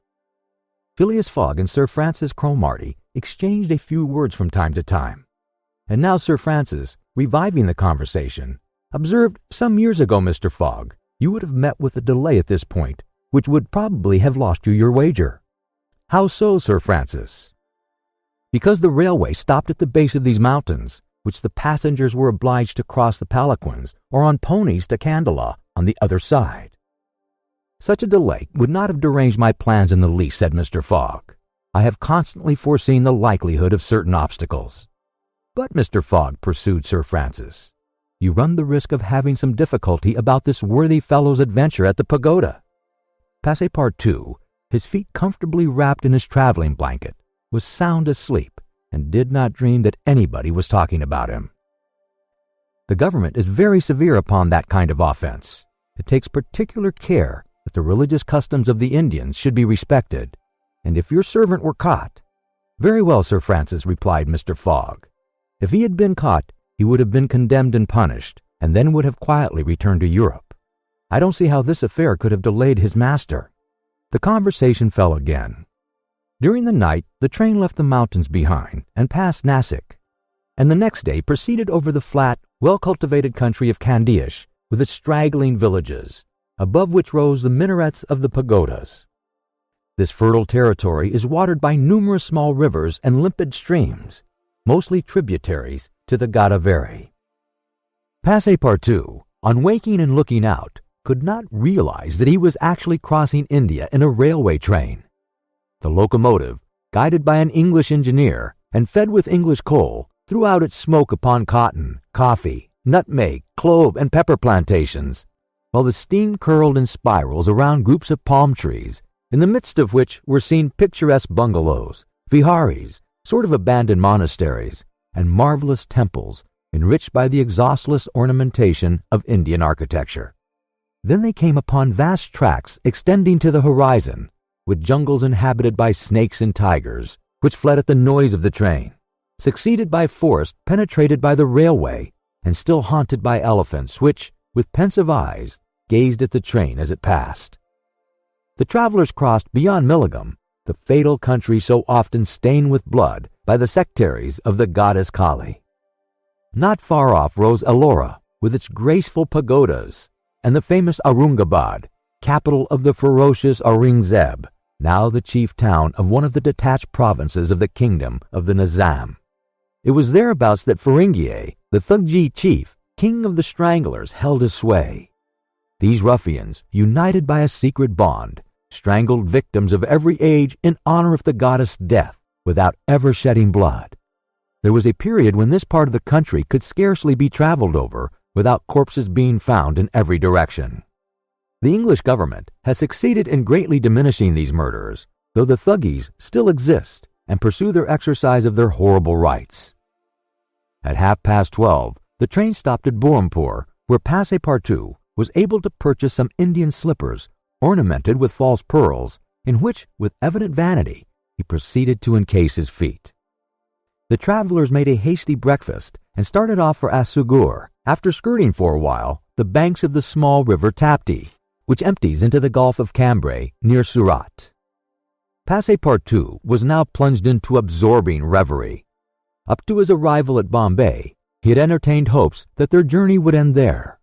But now that they were plainly whirling across India at full speed, a sudden change had come over the spirit of his dreams. His old vagabond nature returned to him. The fantastic ideas of his youth once more took possession of him. He came to regard his master's project as intended in good earnest, believed in the reality of the bet, and therefore in the tour of the world and the necessity of making it without fail within the designated period. Already he began to worry about possible delays and accidents which might happen on the way. He recognized himself as being personally interested in the wager, and trembled at the thought that he might have been the means of losing it by his unpardonable folly of the night before. Being much less cool-headed than Mr. Fogg, he was much more restless, counting and recounting the days passed over, uttering maledictions when the train stopped, and accusing it of sluggishness, and mentally blaming Mr. Fogg for not having bribed the engineer. The worthy fellow was ignorant that, while it was possible by such means to hasten the rate of a steamer, it could not be done on the railway. The train entered the defiles of the Sutpur Mountains, which separate the Candiash from Bundelkhand towards evening. The next day Sir Francis Cromarty asked Passepartout what time it was, to which, on consulting his watch, he replied that it was 3 a.m. This famous timepiece, always regulated on the Greenwich meridian, which was now some 77 degrees westward, was at least 4 hours slow. Sir Francis corrected Passepartout's time, whereupon the latter made the same remark that he had done to Fix. And upon the general insisting that the watch should be regulated in each new meridian, since he was constantly going eastward, that is, in the face of the sun, and therefore the days were shorter by 4 minutes for each degree gone over. Passepartout obstinately refused to alter his watch, which he kept at London time. It was an innocent delusion which could harm no one. The train stopped at 8 o'clock in the midst of a glade some 15 miles beyond Rothal, where there were several bungalows and workmen's cabins.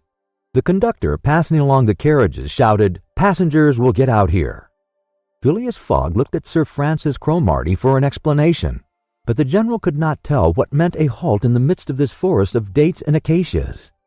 Passepartout, not less surprised, rushed out and speedily returned, crying, "Monsieur, no more railway." "What do you mean?" asked Sir Francis. "I mean to say that the train isn't going on." The general at once stepped out, while Phileas Fogg calmly followed him, and they proceeded together to the conductor. "Where are we?" asked Sir Francis. "At the hamlet of Colby." "Do we stop here?" "Certainly. The railway isn't finished." "What? Not finished?" "No.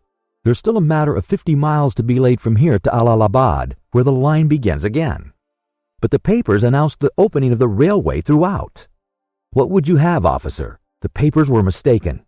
"Yet you sell tickets from Bombay to Calcutta," retorted Sir Francis, who was growing warm. "No doubt," replied the conductor, "but the passengers know that they must provide means of transportation for themselves from Colby to Allahabad."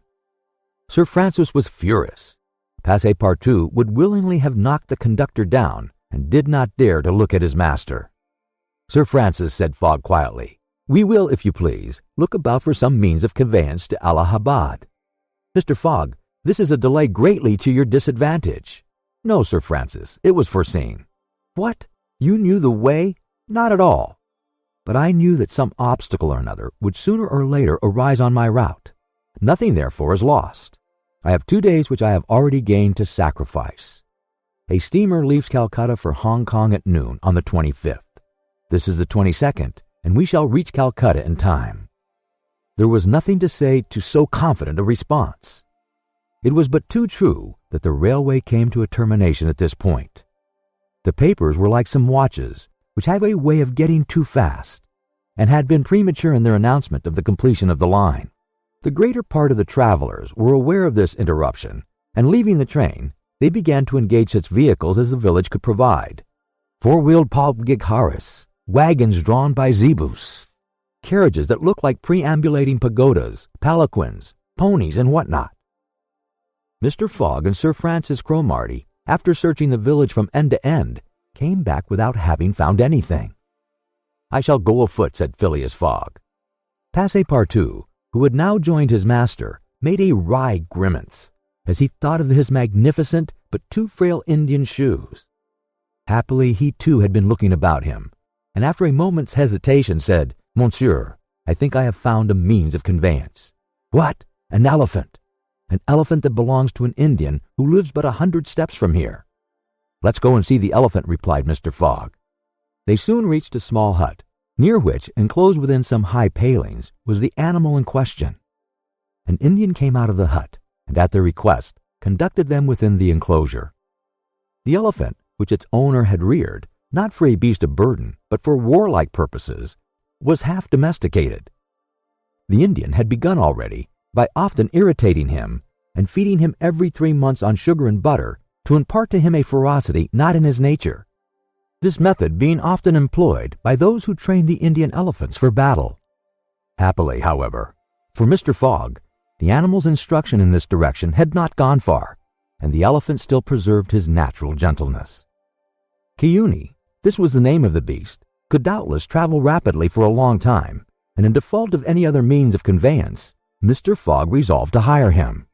But elephants are far from cheap in India, where they are becoming scarce. The males, which alone are suitable for circus shows, are much sought, especially as but few of them are domesticated. When therefore Mr. Fogg proposed to the Indian to hire Kiuni, he refused point blank. Mr. Fogg persisted, offering the excessive sum of £10 an hour for the loan of the beast to Allahabad. Refused. £20. Refused also. £40. Still refused.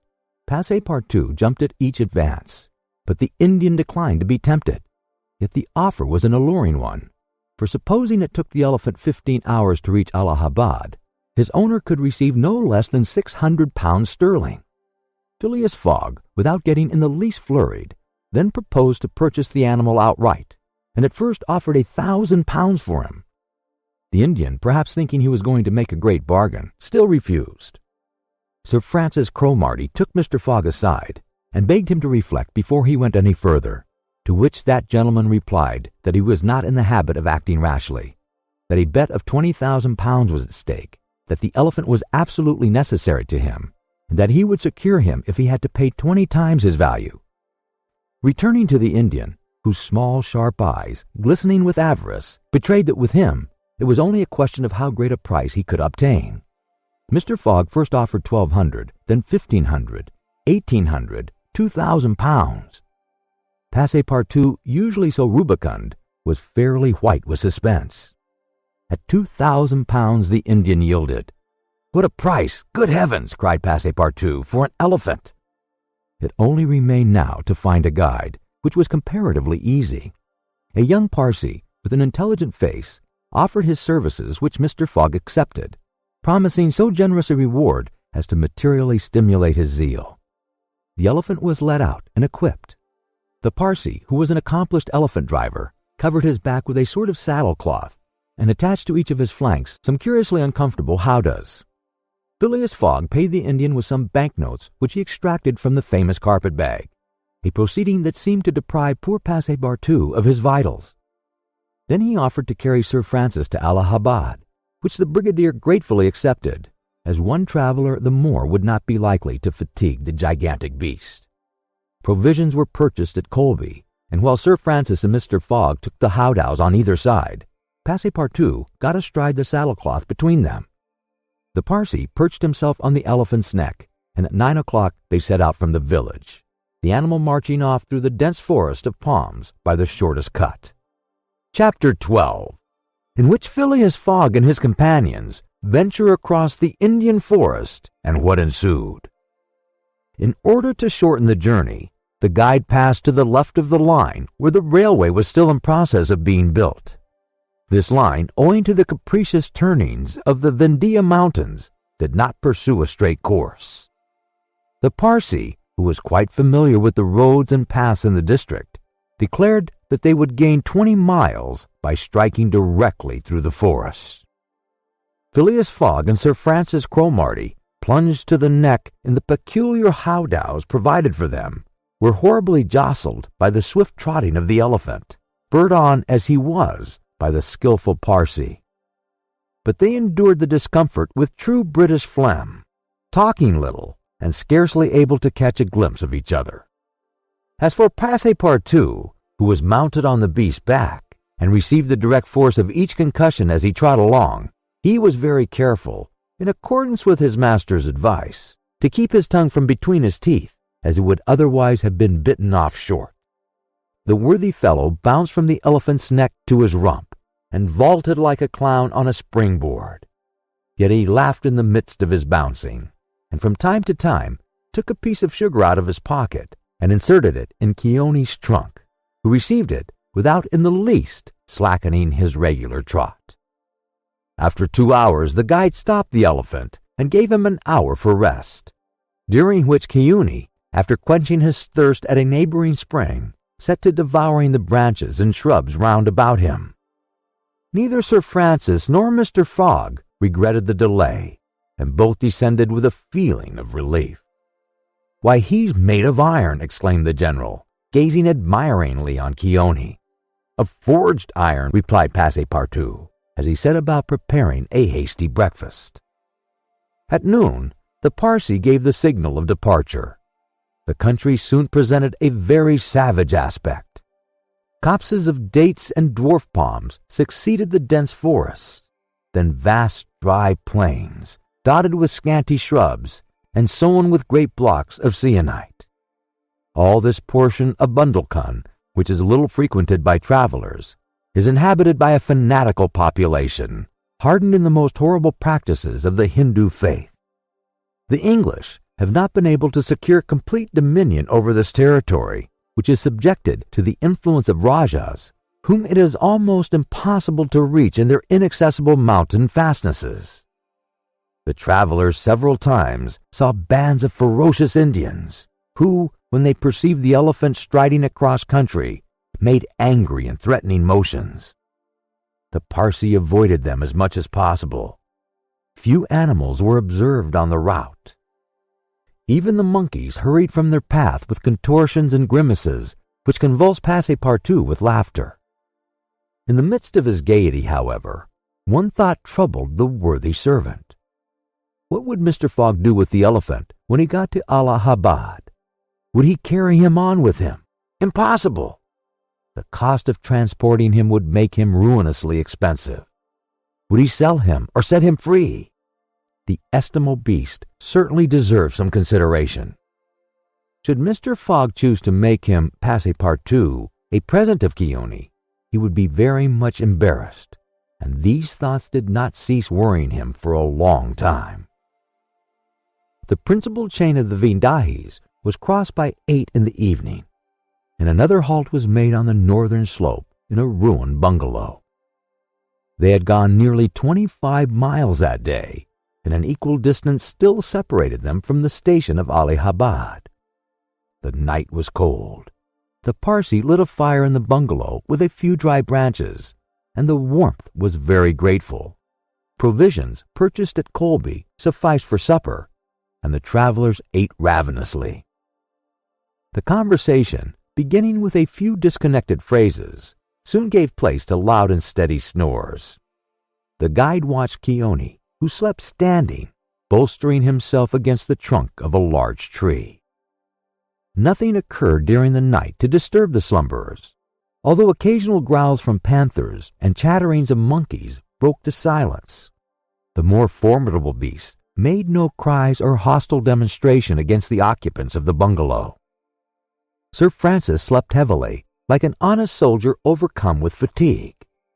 Passepartout was wrapped in uneasy dreams of the bouncing of the day before. As for Mr. Fogg, he slumbered as peacefully as if he had been in his serene mansion in Savile Row. The journey was resumed at 6 in the morning. The guide hoped to reach Allahabad by evening. In that case, Mr. Fogg would only lose a part of the 48 hours saved since the beginning of the tour. Keone, resuming his rapid gait, soon descended the lower spurs of the Vindahis, and towards noon they passed by the village of Calangar on the Canny, one of the branches of the Ganges. The guide avoided inhabited places, thinking it safer to keep the open country, which lies along the first depressions of the basin of the great river. Allahabad was now only 12 miles to the northeast. They stopped under a clump of bananas, the fruit of which, as healthy as bread and as succulent as cream, was amply partaken of and appreciated. At 2 o'clock, the guide entered a thick forest which extended several miles. He preferred to travel under cover of the woods. They had not as yet had any unpleasant encounters, and the journey seemed on the point of being successfully accomplished, when the elephant, becoming restless, suddenly stopped. It was then 4 o'clock. "What's the matter?" asked Sir Francis, putting out his head. "I don't know, officer," replied the Parsee, listening attentively to a confused murmur which came through the thick branches. The murmur soon became more distinct. It now seemed like a distant concert of human voices accompanied by brass instruments. Passepartout was all eyes and ears. Mr. Fogg patiently waited without a word. The Parsee jumped to the ground, fastened the elephant to a tree, and plunged into the thicket. He soon returned, saying, "A procession of Brahmins is coming this way. We must prevent their seeing us, if possible." The guide unloosed the elephant and led him into a thicket, at the same time asking the travelers not to stir. He held himself ready to bestride the animal at a moment's notice, should flight become necessary. But he evidently thought that the procession of the faithful would pass without perceiving them amid the thick foliage, in which they were wholly concealed. The discordant tones of the voices and instruments drew nearer, and now the droning songs mingled with the sound of the tambourines and cymbals. The head of the procession soon appeared beneath the trees 100 paces away, and the strange figures who performed the religious ceremony were easily distinguished through the branches. First came the priests, with mitras on their heads and clothed in long lace robes. They were surrounded by men, women, and children who sang a kind of a lugubrious psalm, interpreted at regular intervals by the tambourines and cymbals, while behind them was drawn a car with large wheels, the spokes of which represented serpents entwined with each other, which was drawn by 4 richly capriccian zebus. Stood a hideous statue with 4 arms, the body colored a dull red, with haggard eyes, disheveled hair, protruding tongue, and lips tinted with betel. It stood upright upon the figure of a prostrate and headless giant. Sir Francis, recognizing the statue, whispered, "The goddess Kali, the goddess of love and death." "Of death, perhaps," muttered Passepartout, "but of love, that old ugly hag, never." The Parsee made a motion to keep silence. A group of old fakirs were capering and making a wild ado round the statue. These were stripped with ochre and covered with cuts whence their blood issued, drop by drop. Stupid fanatics who, in the great Indian ceremonies, still throw themselves under the wheels of Juggernaut. Some Brahmins, clad in all the sumptuousness of Oriental apparel, and leading a woman who faltered at every step, followed. This woman was young and as fair as a European. Her head and neck, shoulders, ears, arms, hands, and toes were loaded down with jewels and gems, with bracelets, earrings, and rings, while a tunic bordered with gold and covered with a light muslin robe betrayed the outline of her form. The guards who followed the young woman presented a violent contrast to her, armed as they were with naked sabers hung at their waists, and long damascened pistols, and bearing a corpse on a palanquin. It was the body of an old man, gorgeously arrayed in the habiliments of a Rajah, wearing as in life a turban embroidered with pearls, a robe of tissue of silk and gold, a scarf of cashmere sewed with diamonds, and the magnificent weapons of a Hindu prince. Next came the musicians and a rear guard of capering fakirs, whose cries sometimes drowned the noise of the instruments. These closed the procession. Sir Francis watched the procession with a sad countenance, and turning to the guide said, "A suttee." The Parsee nodded and put his finger to his lips. The procession slowly wound under the trees, and soon its last ranks disappeared in the depths of the wood. The songs gradually died away. Occasionally, cries were heard in the distance, until at last all was silence again. Phileas Fogg had heard what Sir Francis said, and as soon as the procession had disappeared, asked, "What is a suttee?" "A suttee," returned the general, "is a human sacrifice, but a voluntary one. The woman you have just seen will be burned tomorrow at the dawn of day." "Oh, the scoundrels!" cried Passepartout, who could not repress his indignation.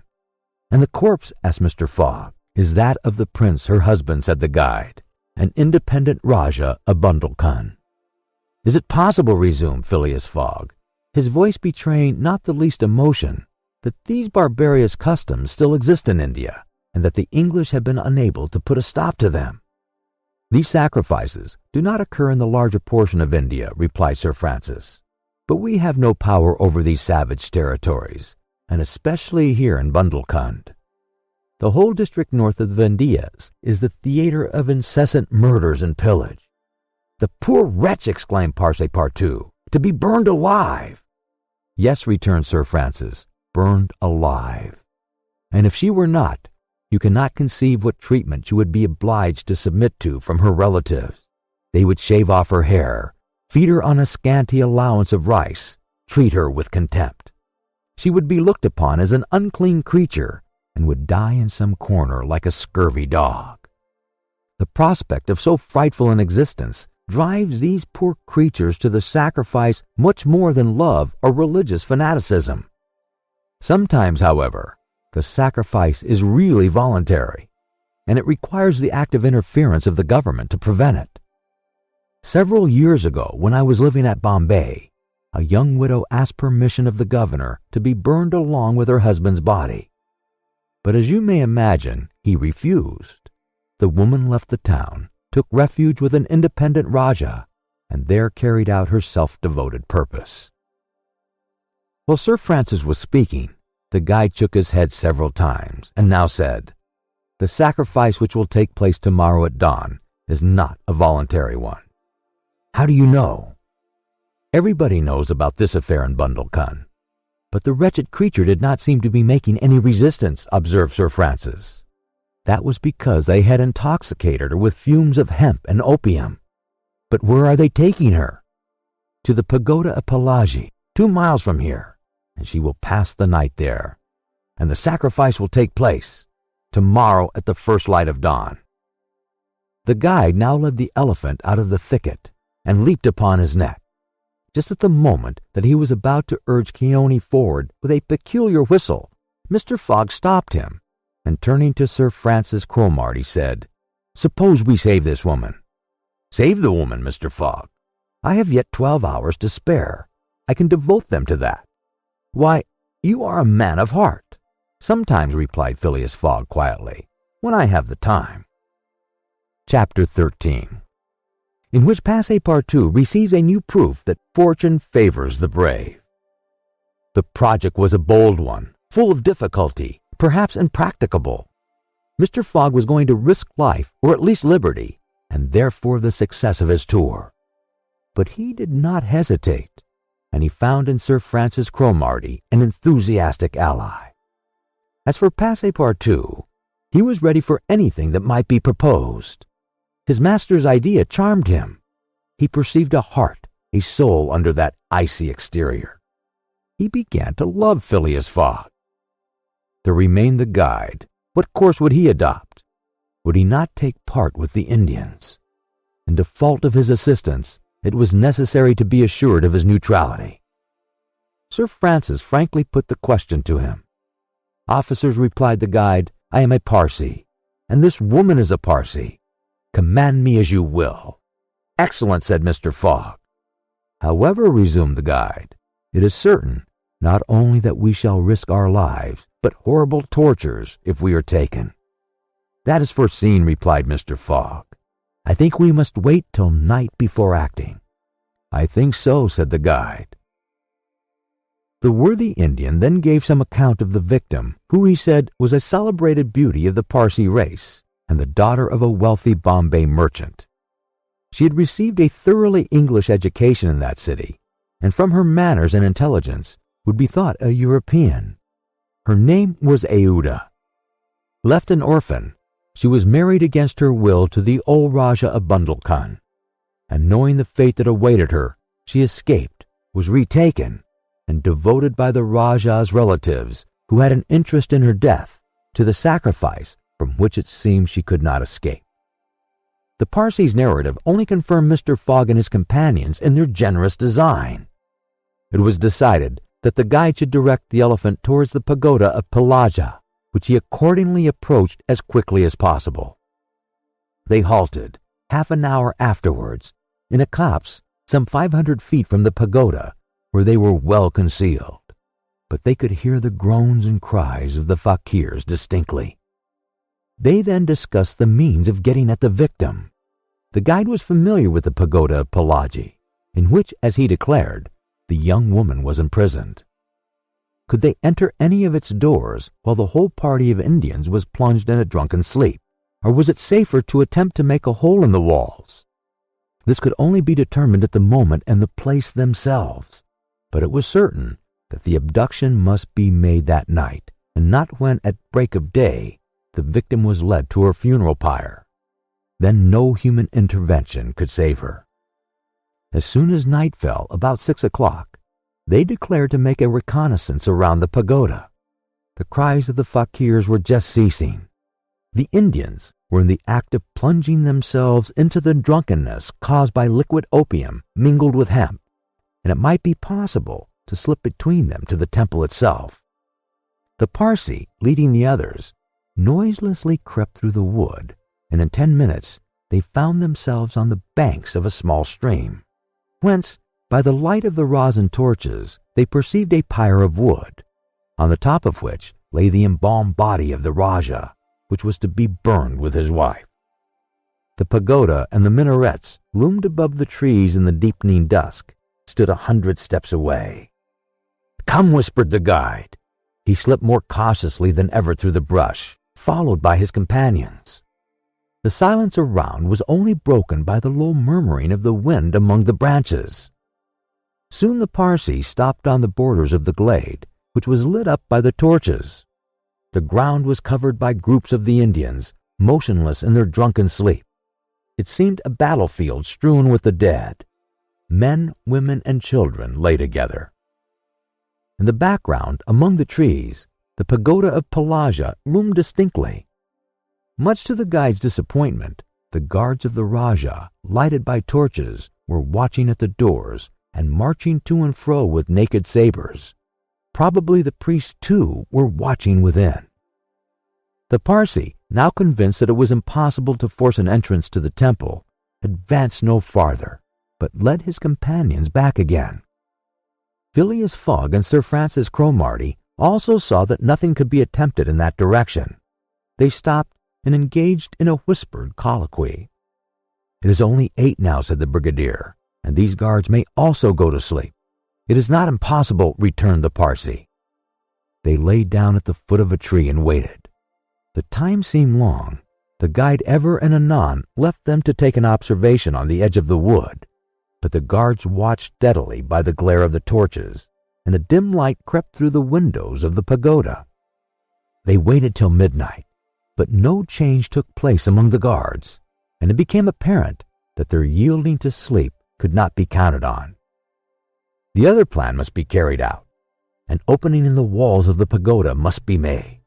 It remained to ascertain whether the priests were watching by the side of their victim as assiduously as were the soldiers at the door. After a last consultation, the guide announced that he was ready for the attempt, and advanced, followed by the others. They took a roundabout way so as to get at the pagoda on the rear. They reached the walls about 12:30 without having met anyone. Here there was no guard, nor were there either windows or doors. The night was dark. The moon on the wane scarcely left the horizon, and was covered with heavy clouds. The height of the trees deepened the darkness. It was not enough to reach the walls. An opening in them must be accomplished, and to attain this purpose the party only had their pocket knives.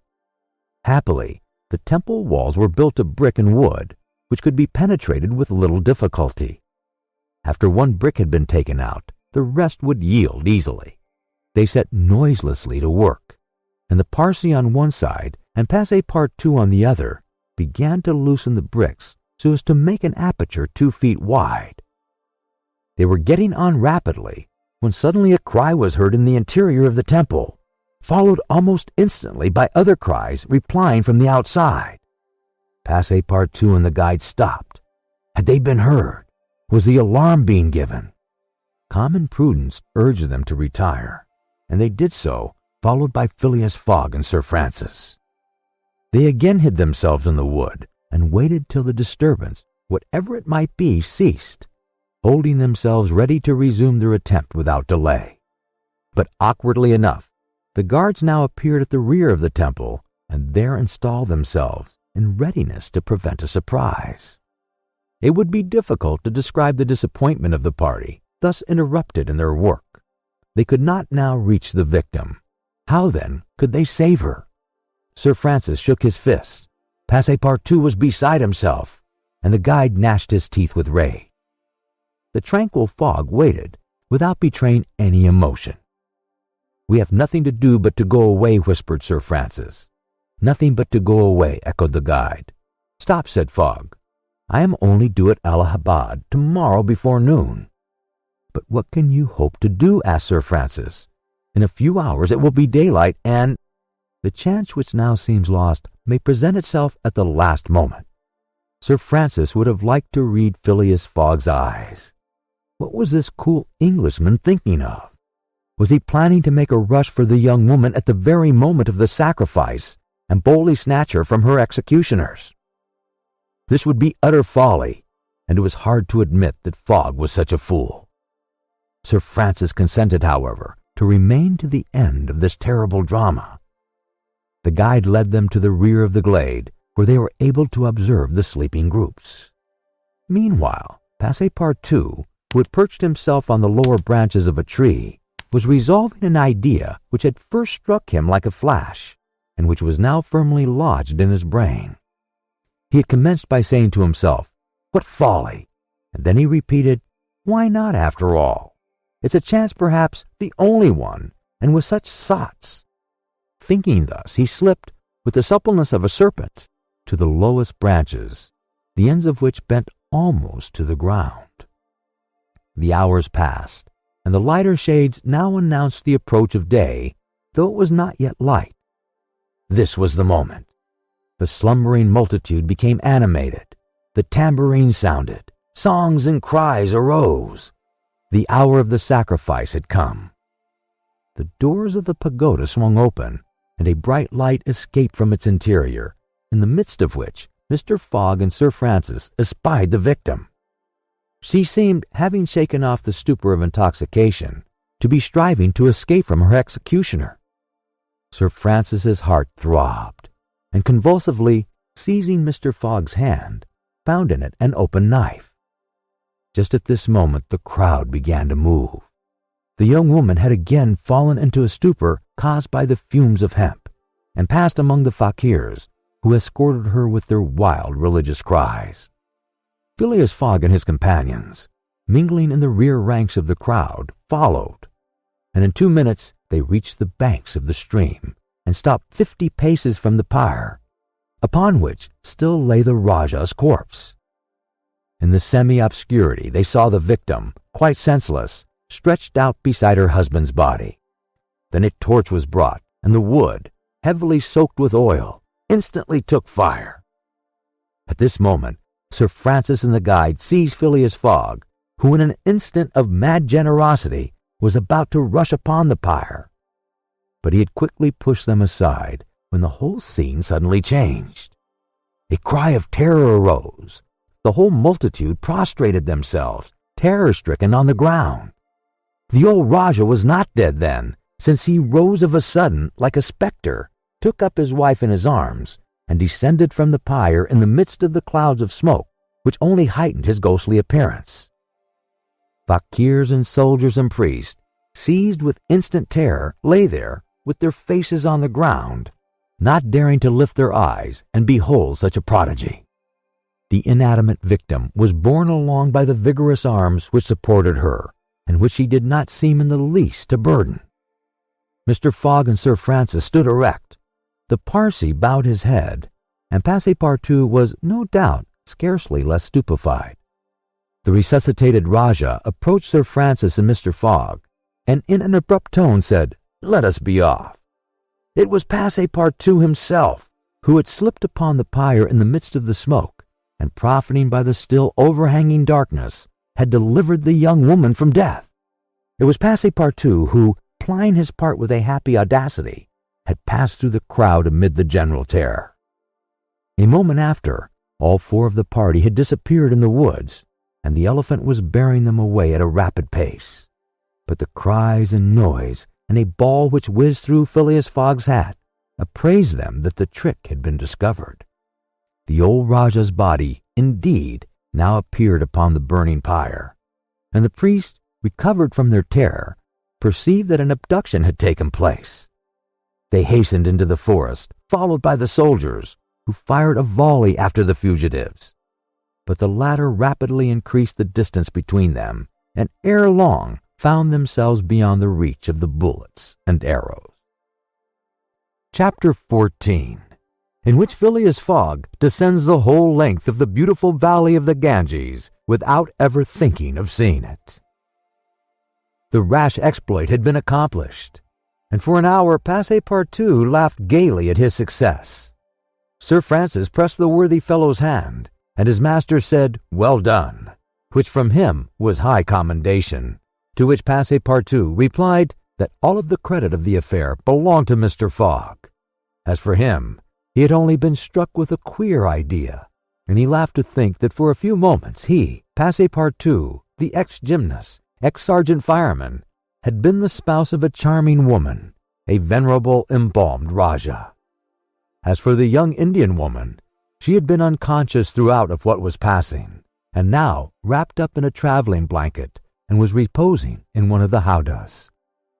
The elephant, thanks to the skillful guidance of the Parsee, was advancing rapidly through the still darksome forest, and an hour after leaving the pagoda had crossed a vast plain. They made a halt at 7 o'clock.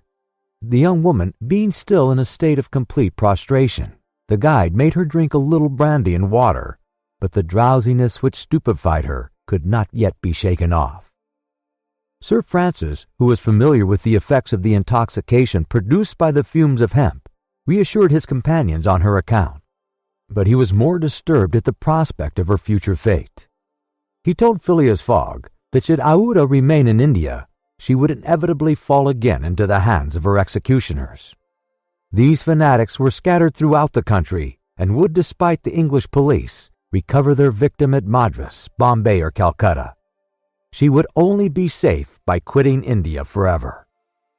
Phileas Fogg replied that he would reflect upon the matter. The station at Allahabad was reached about 10 o'clock, and the interrupted line of railway being resumed would enable them to reach Calcutta in less than 24 hours. Phileas Fogg would thus be able to arrive in time to take the steamer which left Calcutta the next day, October the 25th at noon, for Hong Kong.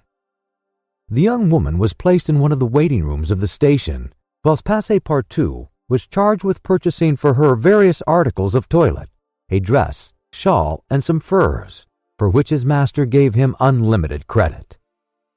Passepartout started off forthwith, and found himself in the streets of Allahabad, that is, the City of God, one of the most venerated in India, being built at the junction of the two sacred rivers, Ganges and Yamuna, the waters of which attract pilgrims from every part of the peninsula. The Ganges, according to the legends of Ramayana, rises in heaven, whence owing to Brahma's agency it descends to the earth. Passepartout made it a point, as he made his purchases, to take a good look at the city. It was formerly defended by a noble fort, which has since become a state prison. Its commerce has dwindled away, and Passepartout in vain looked about him for such a bazaar as he used to frequent in Regent Street. At last he came upon an elderly, crusty Jew who sold second-hand articles, and from which he purchased a dress of Scotch stuff, a large mantle, and a fine otter-skin pelisse, for which he did not hesitate to pay £75. He then returned triumphantly to the station. The influence to which the priest of Philology had subjected Aouda began gradually to yield, and she became more herself, so that her fine eyes resumed all their soft Indian expression. When the poet king Euclop Udall celebrates the charms of the queen of Ahmednagara, he speaks thus: "Her shining tresses, divided in two parts, encircle the harmonious contour of her white and delicate cheeks, brilliant in their glow and freshness. Her ebony brows have the form and charm of the bow of Kama, the god of love, and beneath her long silken lashes the purest reflections and a celestial light swim, as in the sacred lakes of Himalaya, in the black pupils of her great clear eyes. Her teeth, fine, equal and white, glitter between her smiling lips like dewdrops in a passion flower's health-enveloped breast. Her delicately formed ears, her vermilion hands, her little feet, carved and tender as a lotus bud, glitter with the brilliancy of the loveliest pearls of Ceylon, the most dazzling diamonds of Golconda.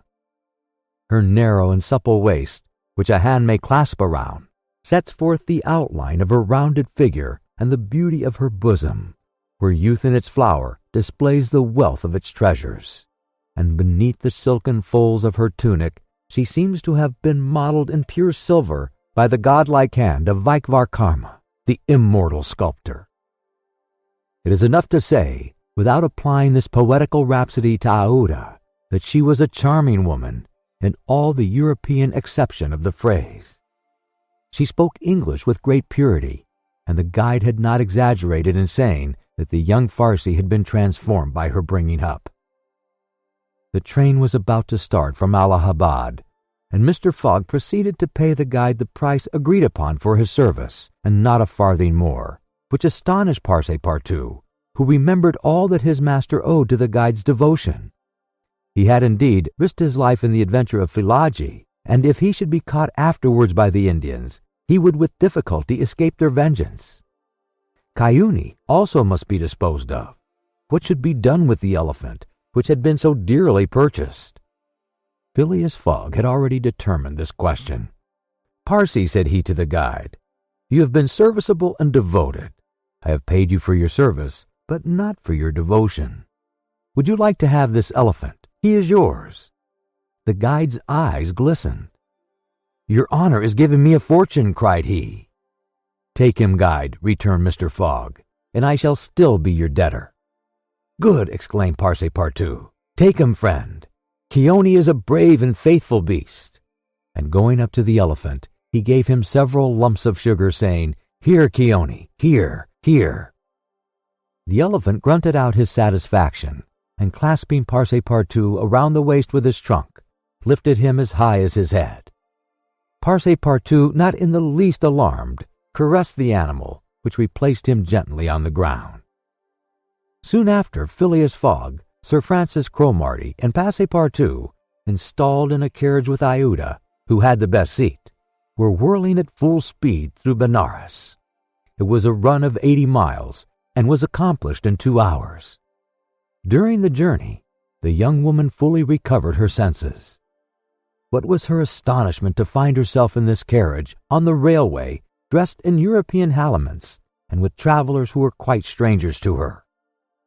Her companions first set about fully reviving her with a little liquor, and then Sir Francis narrated to her what had passed, dwelling upon the courage with which Phileas Fogg had not hesitated to risk his life to save her, and recounting the happy sequel of the venture, the result of Passepartout's rash idea. Mr. Fogg said nothing, while Passepartout, abashed, kept repeating that it wasn't worth telling. Aouda pathetically thanked her deliverers, rather with tears than words. Her fine eyes interpreted her gratitude better than her lips. Then, as her thoughts strayed back to the scene of the sacrifice, and recalled the dangers which still menaced her, she shuddered with terror.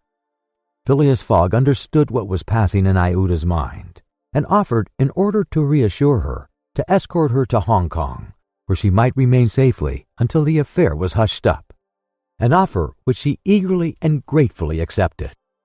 She had, it seems, a Parsi relation who was one of the principal merchants of Hong Kong, which is wholly an English city, though an island on the Chinese coast. At 12:30, the train stopped at Benares. The Brahmin legends assert that this city is built on the site of the ancient Kasi, which, like Mahomet's tomb, was once suspended between heaven and earth, though the Benares of today, which the Orientalists call the Athens of India, stands quite unpoetically on the solid earth. Passepartout caught glimpses of its brick houses and clay huts, giving an aspect of desolation to the place as the train entered it. Benares was Sir Francis Cromarty's destination, the troops he was rejoining being encamped some miles northward of the city. He bade adieu to Phileas Fogg, wishing him all success, and expressing the hope that he would come that way again in a less original but more profitable fashion. Mr. Fogg lightly pressed him by the hand. The parting of Aouda, who did not forget what she owed to Sir Francis, betrayed more warmth, and as for Passepartout, he received a hearty shake of the hand from the gallant general. The railway, on leaving Benares, passed for a while along the valley of the Ganges.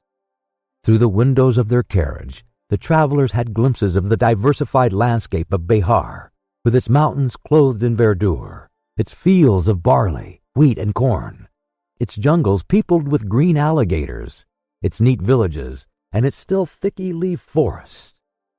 Elephants were bathing in the waters of the sacred river, and groups of Indians, despite the advanced season and chilly air, were performing solemnly their pious ablutions.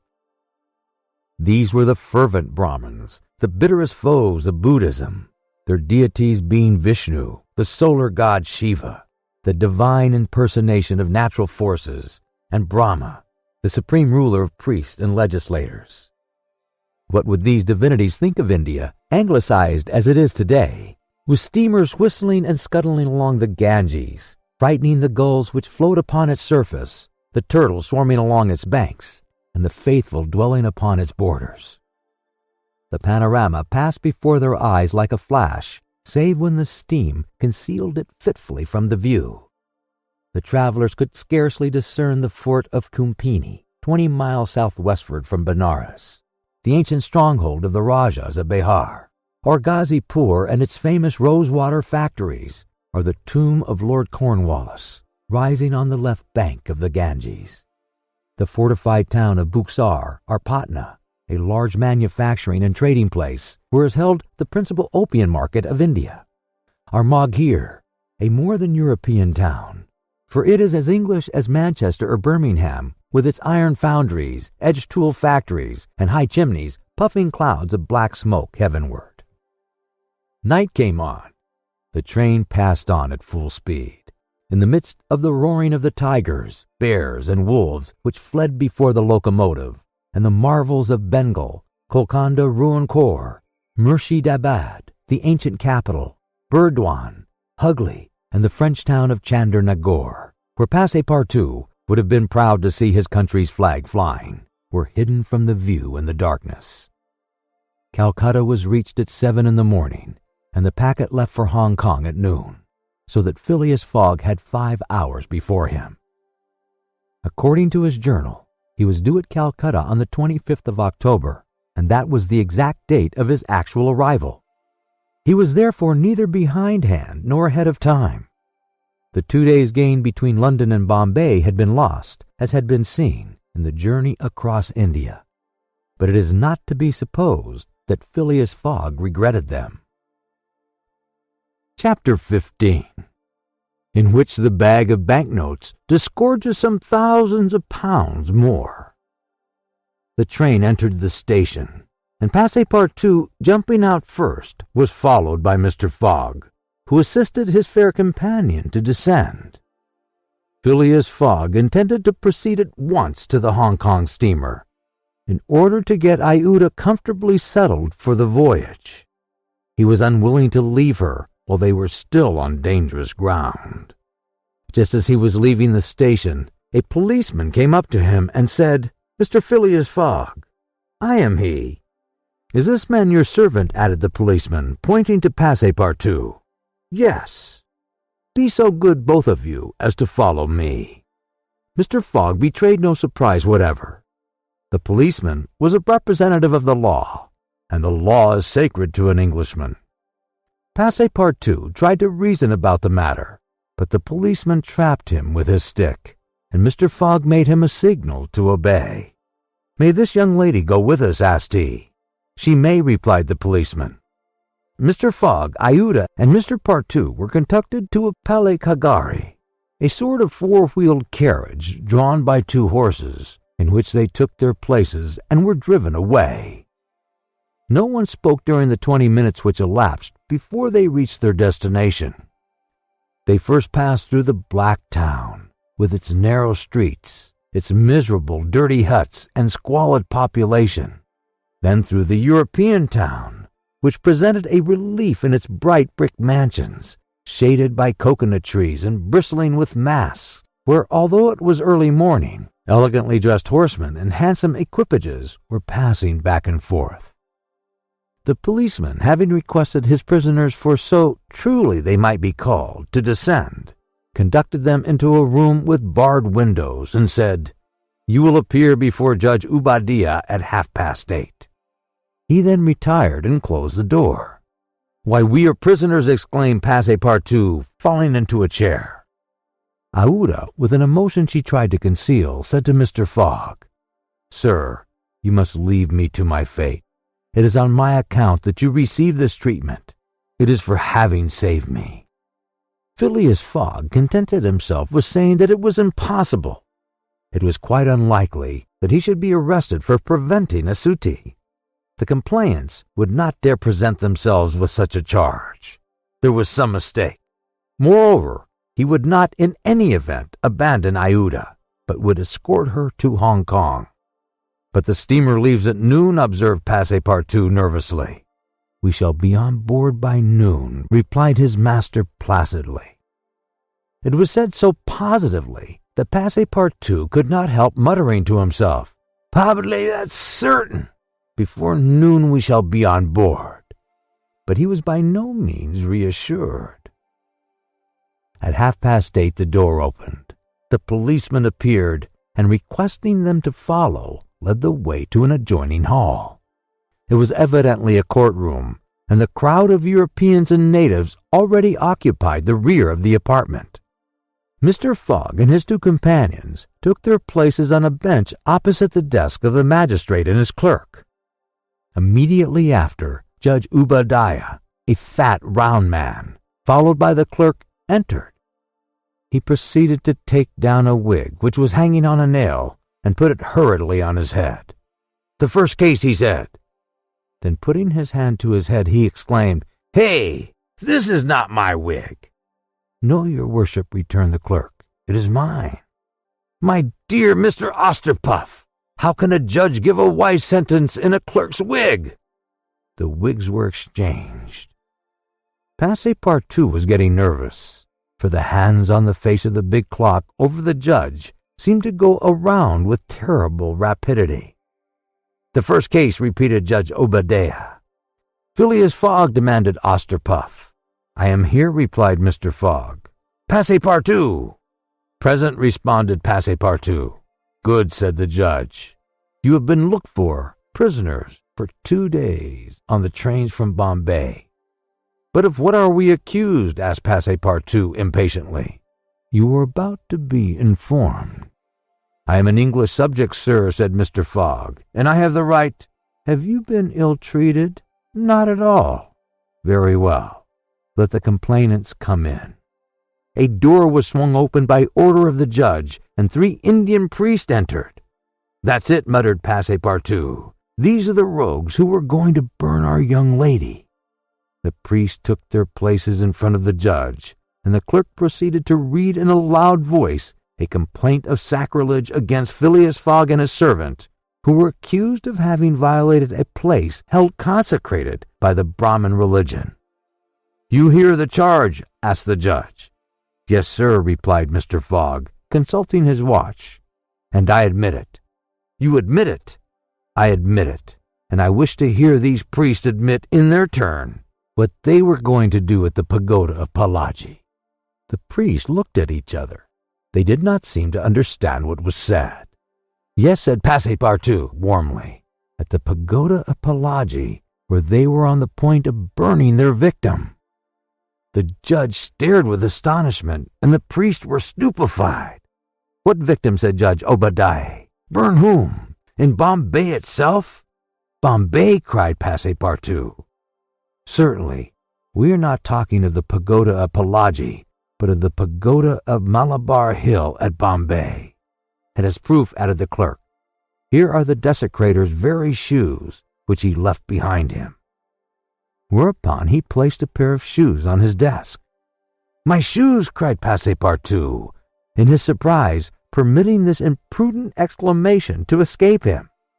The confusion of master and man, who had quite forgotten the affair at Bombay, for which they were now detained at Calcutta, may be imagined. Fix, the detective, had foreseen the advantage which Passepartout's escapade gave him, and delaying his departure for 12 hours, had consulted the priest of Malabar Hill. Knowing that the English authorities dealt very severely with this kind of misdemeanor, he promised them a goodly sum in damages and sent them forward to Calcutta by the next train.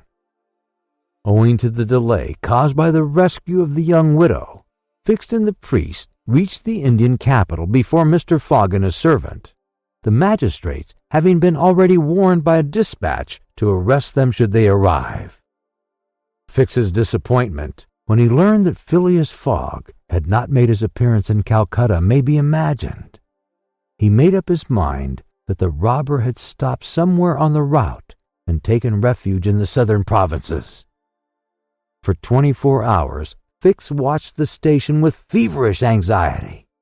At last, he was rewarded by seeing Mr. Fogg and Passepartout arrive, accompanied by a young woman, whose presence he was wholly at a loss to explain. He hastened for a policeman, and this was how the party came to be arrested and brought before Judge Auboleda. Had Passepartout been a little less preoccupied, he would have espied the detective ensconced in a corner of the courtroom, watching the proceedings with an interest easily understood. For the warrant had failed to reach him at Calcutta, as it had done at Bombay and Suez. Judge Auboleda had unfortunately caught Passepartout's rash exclamation, which the poor fellow would have given the world to recall. "The facts are admitted?" asked the judge. "Admitted," replied Mr. Fogg coldly. "Inasmuch," resumed the judge, "as the English law protects equally and sternly the religions of the Indian people, and as the man Passepartout has admitted that he violated the sacred pagoda of Malabar Hill at Bombay on the 20th of October, I condemn the said Passepartout to imprisonment for 15 days and a fine of £300. £300! cried Passepartout, startled at the largeness of the sum. "Silence!" shouted the constable. "And inasmuch," continued the judge, "as it is not proved that the act was not done by the connivance of the master with the servant, and as the master in any case must be held responsible for the acts of his paid servant, I condemn Phileas Fogg to a week's imprisonment and a fine of £150. Fix rubbed his hands softly with satisfaction.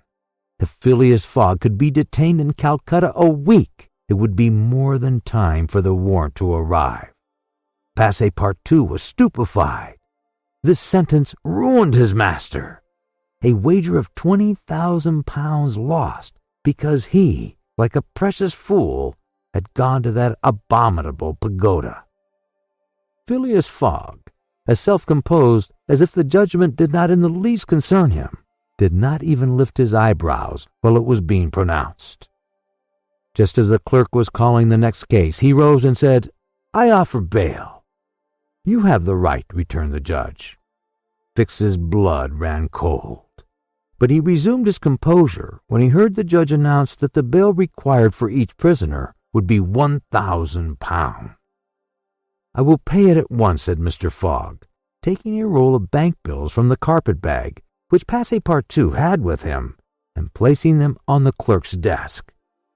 "This sum will be restored to you upon your release from prison," said the judge. "Meanwhile, you are liberated on bail." "Come," said Phileas Fogg to his servant. "But let them at least give me back my shoes," cried Passepartout angrily. "Ah, these are pretty dear shoes," he muttered as they were handed to him. "More than £1,000 apiece. Besides, they pinch my feet." Mr. Fogg, offering his arm to Aouda, then departed, followed by the crestfallen Passepartout. Fix still nourished hopes that the robber would not, after all, leave the £2,000 behind him, but would decide to serve out his week in jail, and issued forth on Mr. Fogg's traces. That gentleman took a carriage, and the party were soon landed on one of the quays. The Rangoon was moored half a mile off the harbor, its signal of departure hoisted at the masthead. 11 o'clock was striking. Mr. Fogg was an hour in advance of time. Fix saw them leave the carriage and push off in a boat for the steamer, and stamped his feet with disappointment. "The rascal is off after all," he exclaimed. £2,000 sacrificed. He's as prodigal as a thief. I'll follow him to the end of the world if necessary. But at the rate he is going, the stolen money will soon be exhausted. The detective was not far wrong in making this conjecture. Since leaving London, what with traveling expenses, bribes, the purchase of the elephant, bails, and fines, Mr. Fogg had already spent more than £5,000 on the way, and the percentage of the sum recovered from the bank robber promised to the detective was rapidly diminishing. Chapter 16, in which Fogg does not seem to understand in the least what is said to him. The Rangoon, one of the Peninsular and Oriental Company's boats plying in the Chinese and Japanese seas, was a screw steamer built of iron, weighing about 1,770 tons, and with engines of 400 horsepower. She was as fast, but not as well fitted up as the Mongolia, and Aouda was not as comfortably provided for on board of her as Phileas Fogg could have wished. However, the trip from Calcutta to Hong Kong only comprised some 3,500 miles, occupying from 10 to 12 days, and the young woman was not difficult to please. During the first days of the journey, Aouda became better acquainted with her protector, and constantly gave evidence of her deep gratitude for what he had done. The phlegmatic gentleman listened to her, apparently at least with coldness, neither his voice nor his manner betraying the slightest emotion. But he seemed to be always on the watch that nothing should be wanting to Aouda's comfort. He visited her regularly each day at certain hours, not so much to talk himself as to sit and hear her talk. He treated her with the strictest politeness, but with the precision of an automaton, the movements of which had been arranged for this purpose. Aouda did not quite know what to make of him, though Passepartout had given her some hints of his master's eccentricity, and made her smile by telling her of the wager which was sending him round the world. After all, she owed Phileas Fogg her life, and she always regarded him through the exalting medium of her gratitude. Aouda confirmed the Parsi's guide's narrative of her touching history. She did indeed belong to the highest of the native races of India. Many of the Parsi merchants have made great fortunes there by dealing in cotton, and one of them, Sir Jametsi Jijipoy, was made a baronet by the English government. Aouda was a relative of this great man, and it was his cousin Gigi. Whether she would find a protector in him, she could not tell.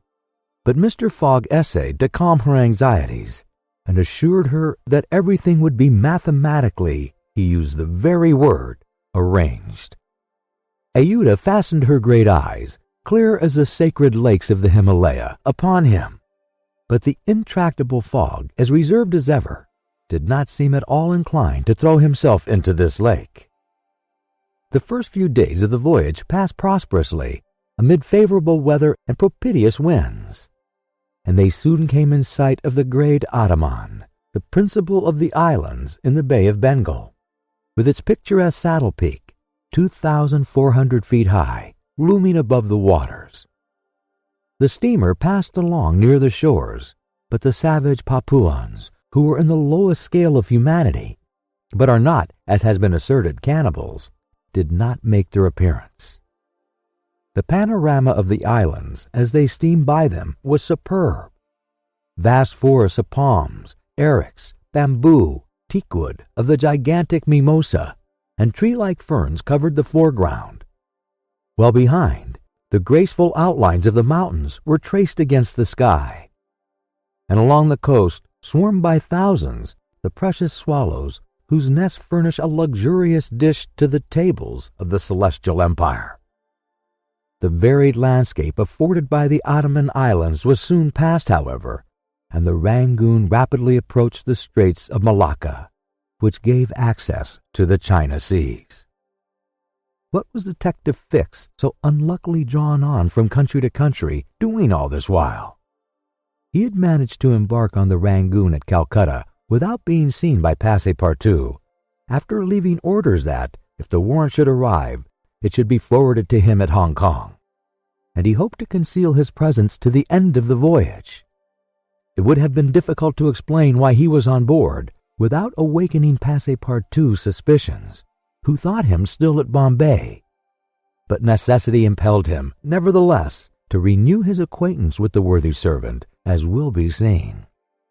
All the detective's hopes and wishes were now centered on Hong Kong. for the steamer's stay at Singapore would be too brief to enable him to take any steps there. The arrest must be made at Hong Kong, or the robber would probably escape him forever. Hong Kong was the last English ground on which he could set foot. Beyond, China, Japan, America offered to Fogg an almost certain refuge. If the warrant should at last make its appearance at Hong Kong, Fix could arrest him and give him into the hands of the local police, and there would be no further trouble. But beyond Hong Kong, a simple warrant would be of no avail. An extradition warrant would be necessary, and that would result in delays and obstacles of which the rascal would take advantage to elude justice. Fix thought over these probabilities during the long hours which he spent in his cabin, and kept repeating to himself, "Now either the warrant will be at Hong Kong, in which case I shall arrest my man, or it will not be there, and this time it is absolutely necessary that I should delay his departure.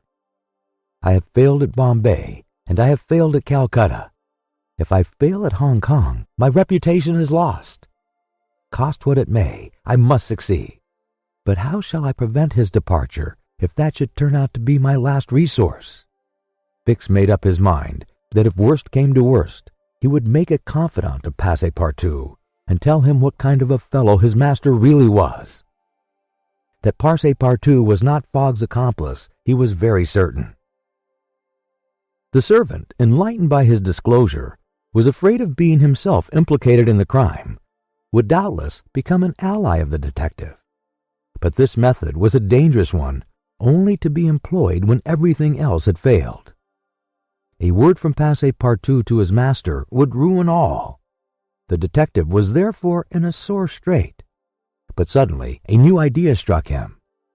The presence of Aouda on the Rangoon, in company with Phileas Fogg, gave him new material for reflection. Who was this woman? What combination of events had made her Fogg's traveling companion? They had evidently met somewhere between Bombay and Calcutta, but where? Had they met accidentally, or had Fogg gone into the interior purposely in quest of this charming damsel? Fix was fairly puzzled. He asked himself whether there had not been a wicked elopement, and this idea so impressed itself upon his mind that he determined to make use of the supposed intrigue.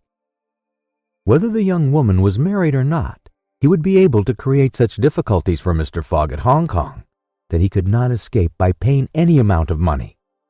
But could he even wait till they reached Hong Kong?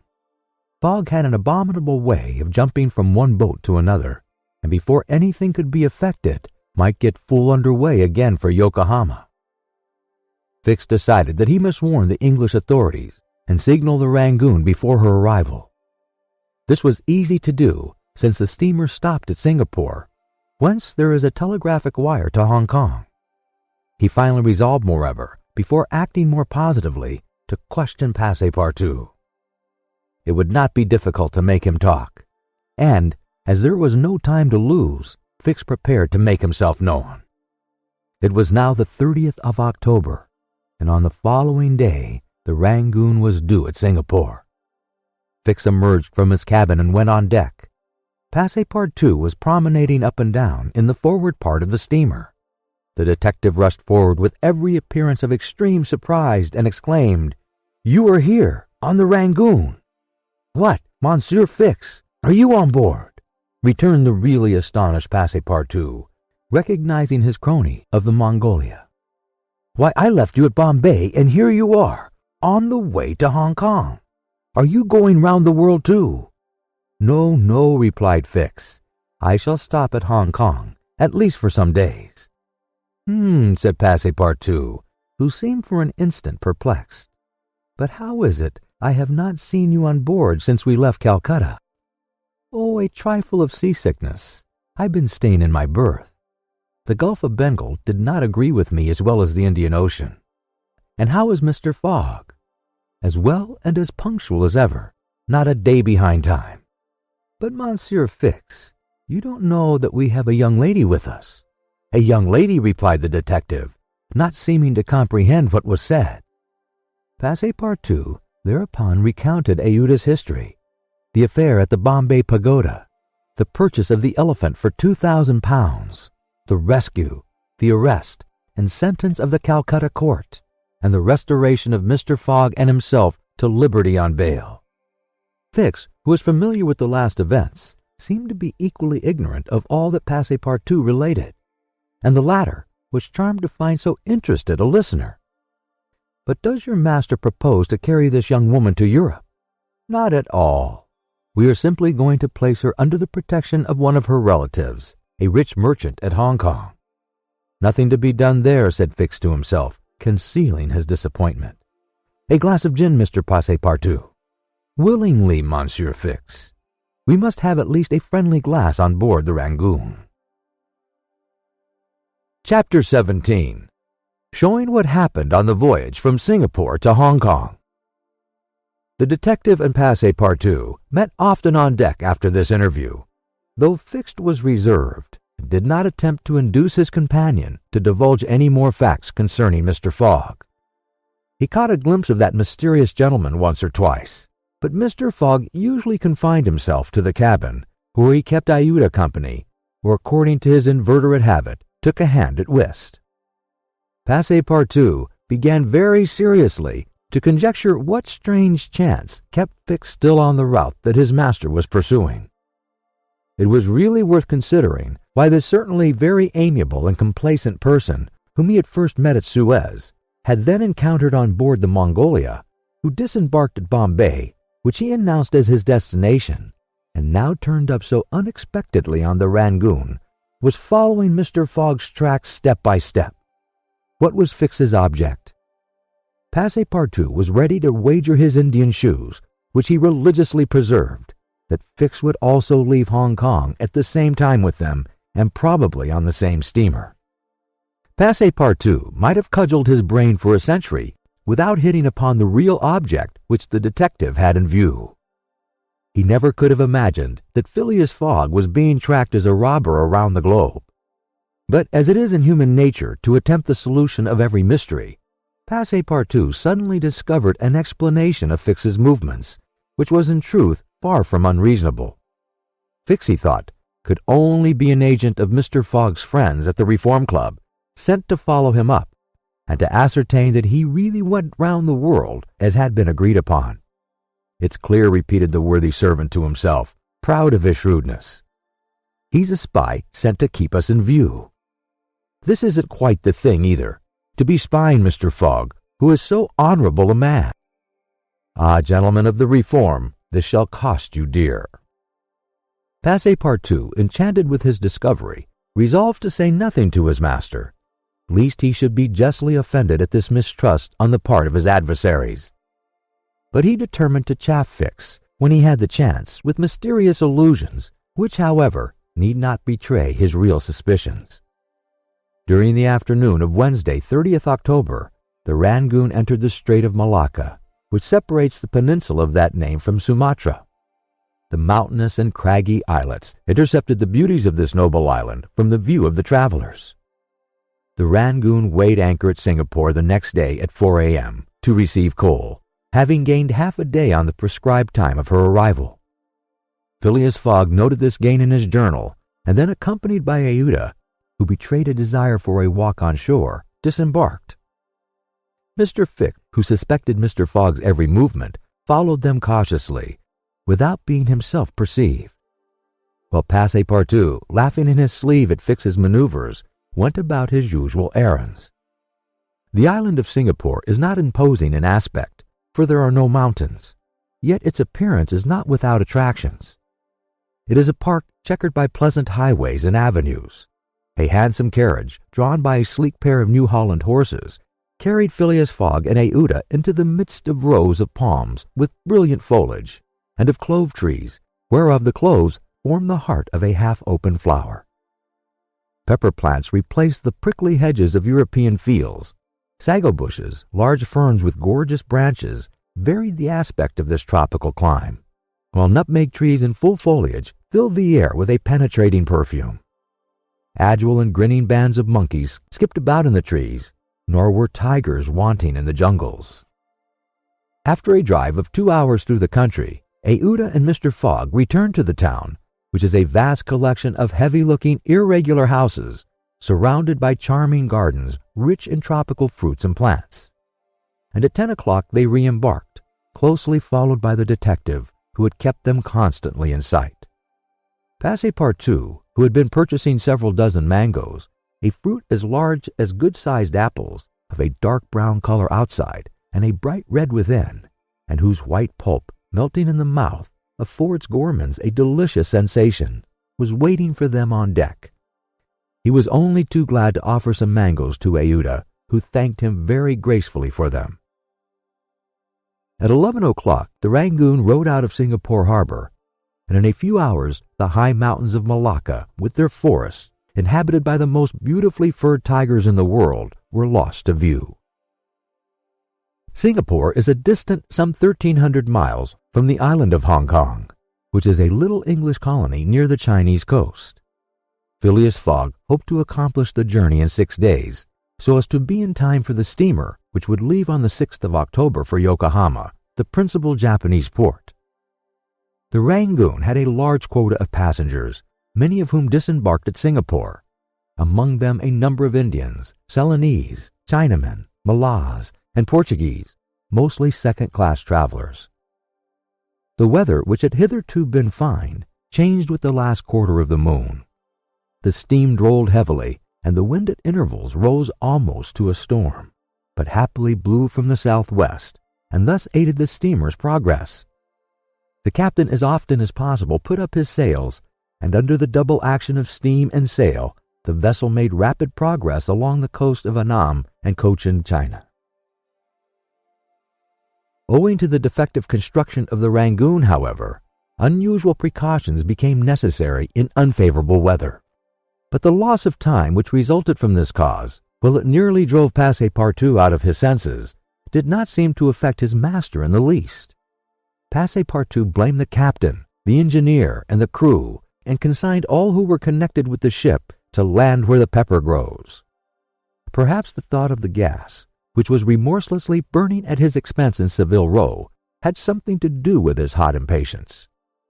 "You are in a great hurry, then," said Fix to him one day, "to reach Hong Kong." "A very great hurry.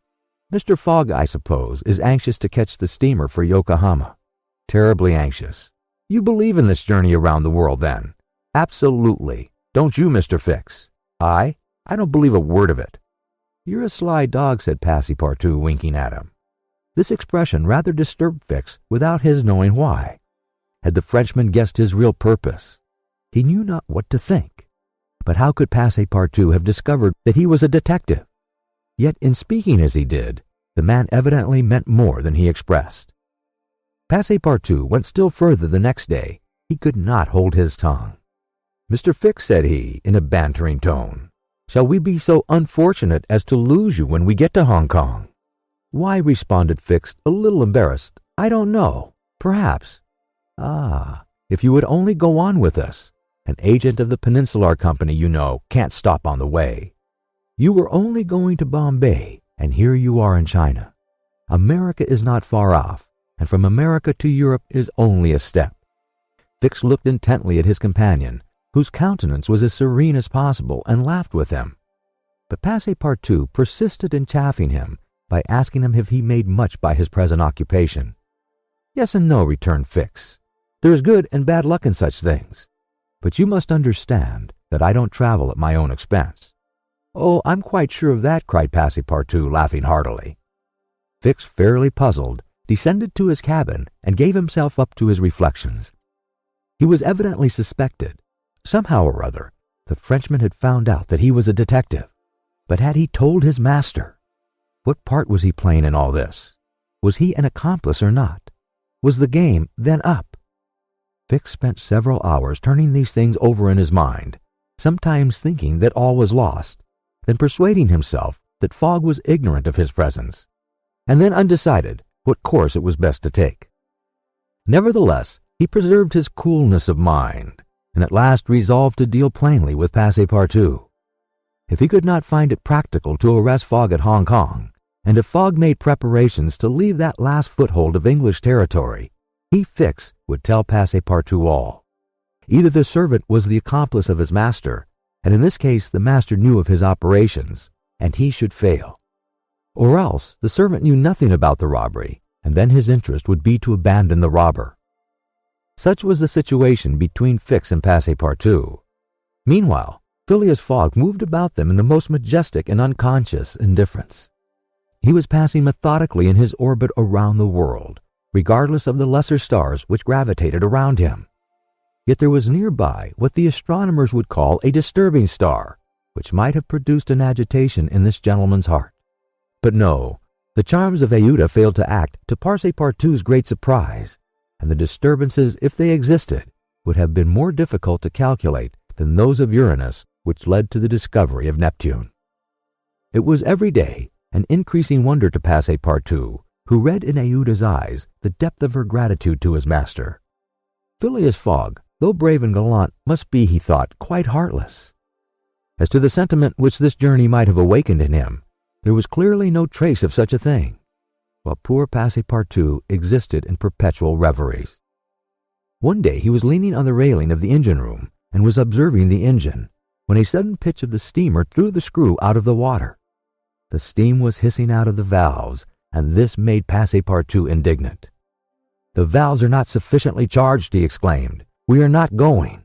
Oh, these English! If this was an American craft, we should blow up perhaps, but we should at all events go faster." Chapter 18, in which Phileas Fogg, Passepartout, and Fix go each about his business. The weather was bad during the latter days of the voyage. The wind, obstinately remaining in the northwest, blew a gale and retarded the steamer. The Rangoon rolled heavily, and the passengers became impatient of the long, monstrous waves which the wind raised before their path. A sort of tempest arose on the 3rd of November, the squall knocking the vessel about with fury, and the waves running high. The Rangoon reefed all her sails, and even the rigging proved too much, whistling and shaking amid the squall. The steamer was forced to proceed slowly, and the captain estimated that she would reach Hong Kong 20 hours behind time, and more if the storm lasted. Phileas Fogg gazed at the tempestuous sea, which seemed to be struggling especially to delay him, with his habitual tranquillity. He never changed countenance for an instant, though a delay of 20 hours, by making him too late for the Yokohama boat, would almost inevitably cause the loss of the wager. But this man of nerve manifested neither impatience nor annoyance. It seemed as if the storm were a part of his program, and had been foreseen. Aouda was amazed to find him as calm as he had been from the first time she saw him. Fix did not look at the state of things in the same light. The storm greatly pleased him. His satisfaction would have been complete had the Rangoon been forced to retreat before the violence of wind and waves. Each delay filled him with hope, for it became more and more probable that Fogg would be obliged to remain some days at Hong Kong. And now the heavens themselves became his allies with the gusts and squalls. It mattered not that they made him seasick. He made no account of this inconvenience, and whilst his body was writhing under their effects, his spirit bounded with hopeful exultation. Passepartout was enraged beyond expression by this unpropitious weather. Everything had gone so well till now. Earth and sea had seemed to be at his master's service. Steamers and railways obeyed him. Wind and steam united to speed his journey. Had the hour of adversity come? Passepartout was as much excited as if the 20,000 pounds were to come from his own pocket. The storm exasperated him, the gale made him furious, and he longed to lash the obstinate sea into obedience. Poor fellow! Fix carefully concealed from him his own satisfaction, for had he betrayed it, Passepartout could scarcely have restrained himself from personal violence. Passepartout remained on deck as long as the tempest lasted, being unable to remain quiet below, and taking it into his head to aid the progress of the ship by lending a hand with the crew. He overwhelmed the captain, officers, and sailors, who could not help laughing at his impatience, with all sorts of questions. He wanted to know exactly how long the storm was going to last, whereupon he referred to the barometer, which seemed to have no intention of rising. Passepartout shook it, but with no perceptible effect, for neither shaking nor maledictions could prevail upon it to change its mind. On the 4th, however, the sea became more calm, and the storm lessened its violence. The wind veered southward and was once more favorable. Passepartout cleared up with the weather. Some of the sails were unfurled, and the Rangoon resumed its most rapid speed. The time lost could not, however, be regained. Land was not signaled until 5 o'clock on the morning of the 6th. The steamer was due on the 5th. Phileas Fogg was 24 hours behindhand, and the Yokohama steamer would, of course, be missed. The pilot went on board at 6 and took his place on the bridge to guide the Rangoon through the channels to the port of Hong Kong. Passepartout longed to ask him if the steamer had left for Yokohama, but he dared not, for he wished to preserve the spark of hope which still remained till the last moment. He had confided his anxiety to Fix, who, the sly rascal, tried to console him by saying that Mr. Fogg would be in time if he took the next boat. But this only put Passepartout in a passion. Mr. Fogg, bolder than a servant, did not hesitate to approach the pilot and tranquilly ask him if he knew when a steamer would leave Hong Kong for Yokohama. "At high tide tomorrow morning," answered the pilot. "Ah," said Mr. Fogg, without betraying any astonishment.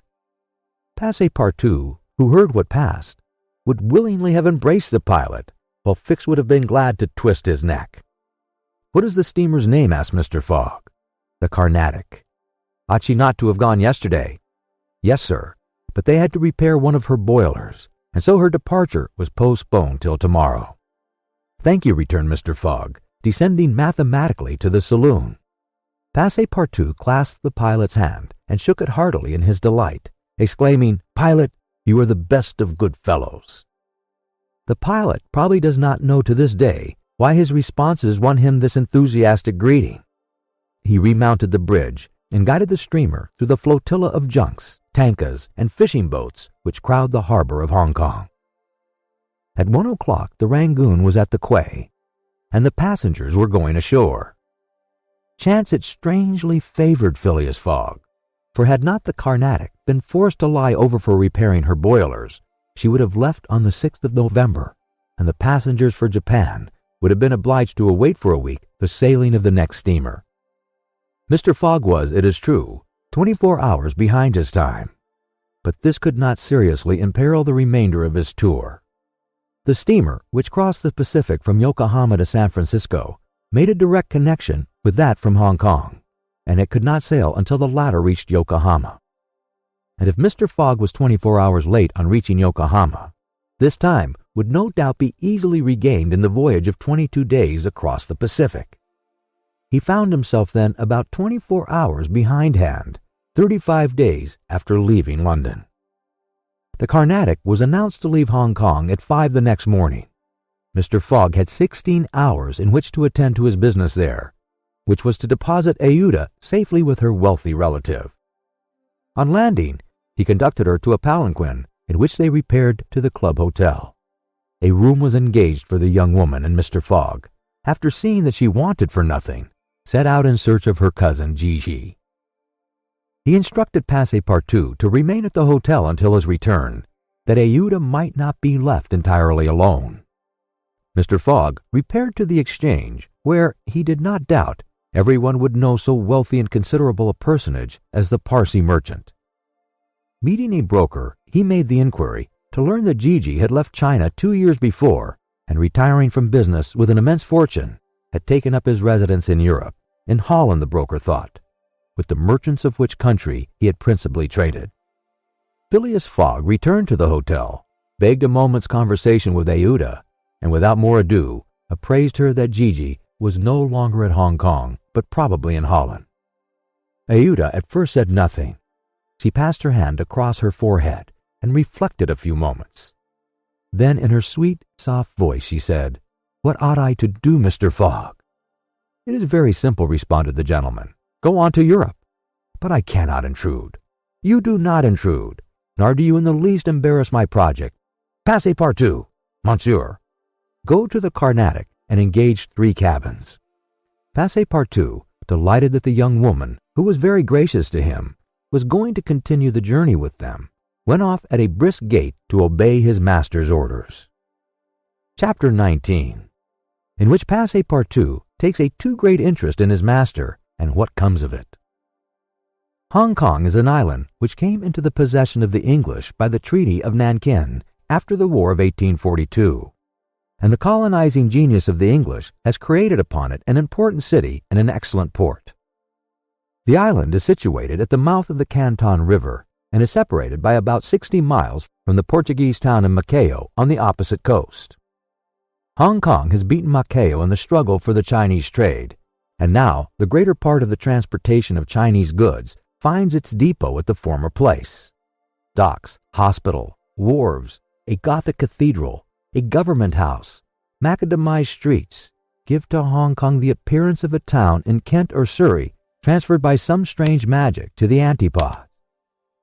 Passepartout wandered with his hands in his pockets towards the Victoria port, gazing as he went at the curious palanquins and other modes of conveyance, and the groups of Chinese, Japanese, and Europeans who passed to and fro in the streets.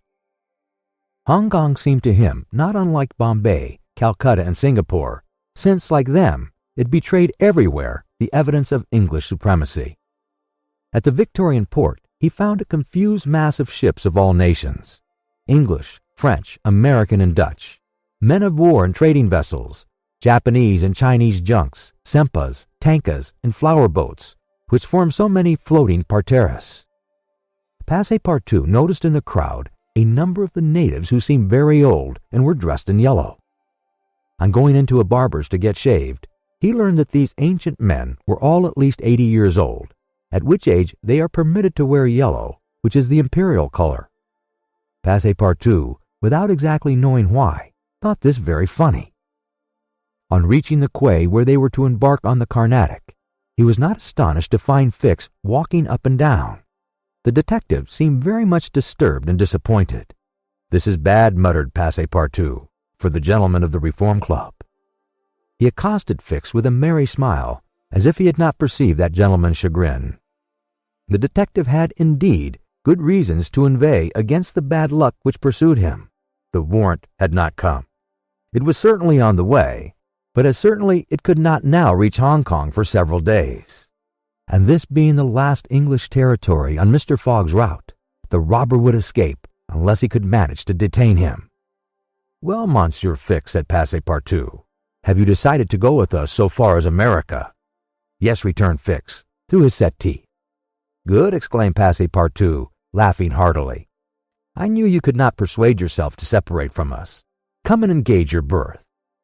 They entered the steamer office and secured cabins for 4 persons.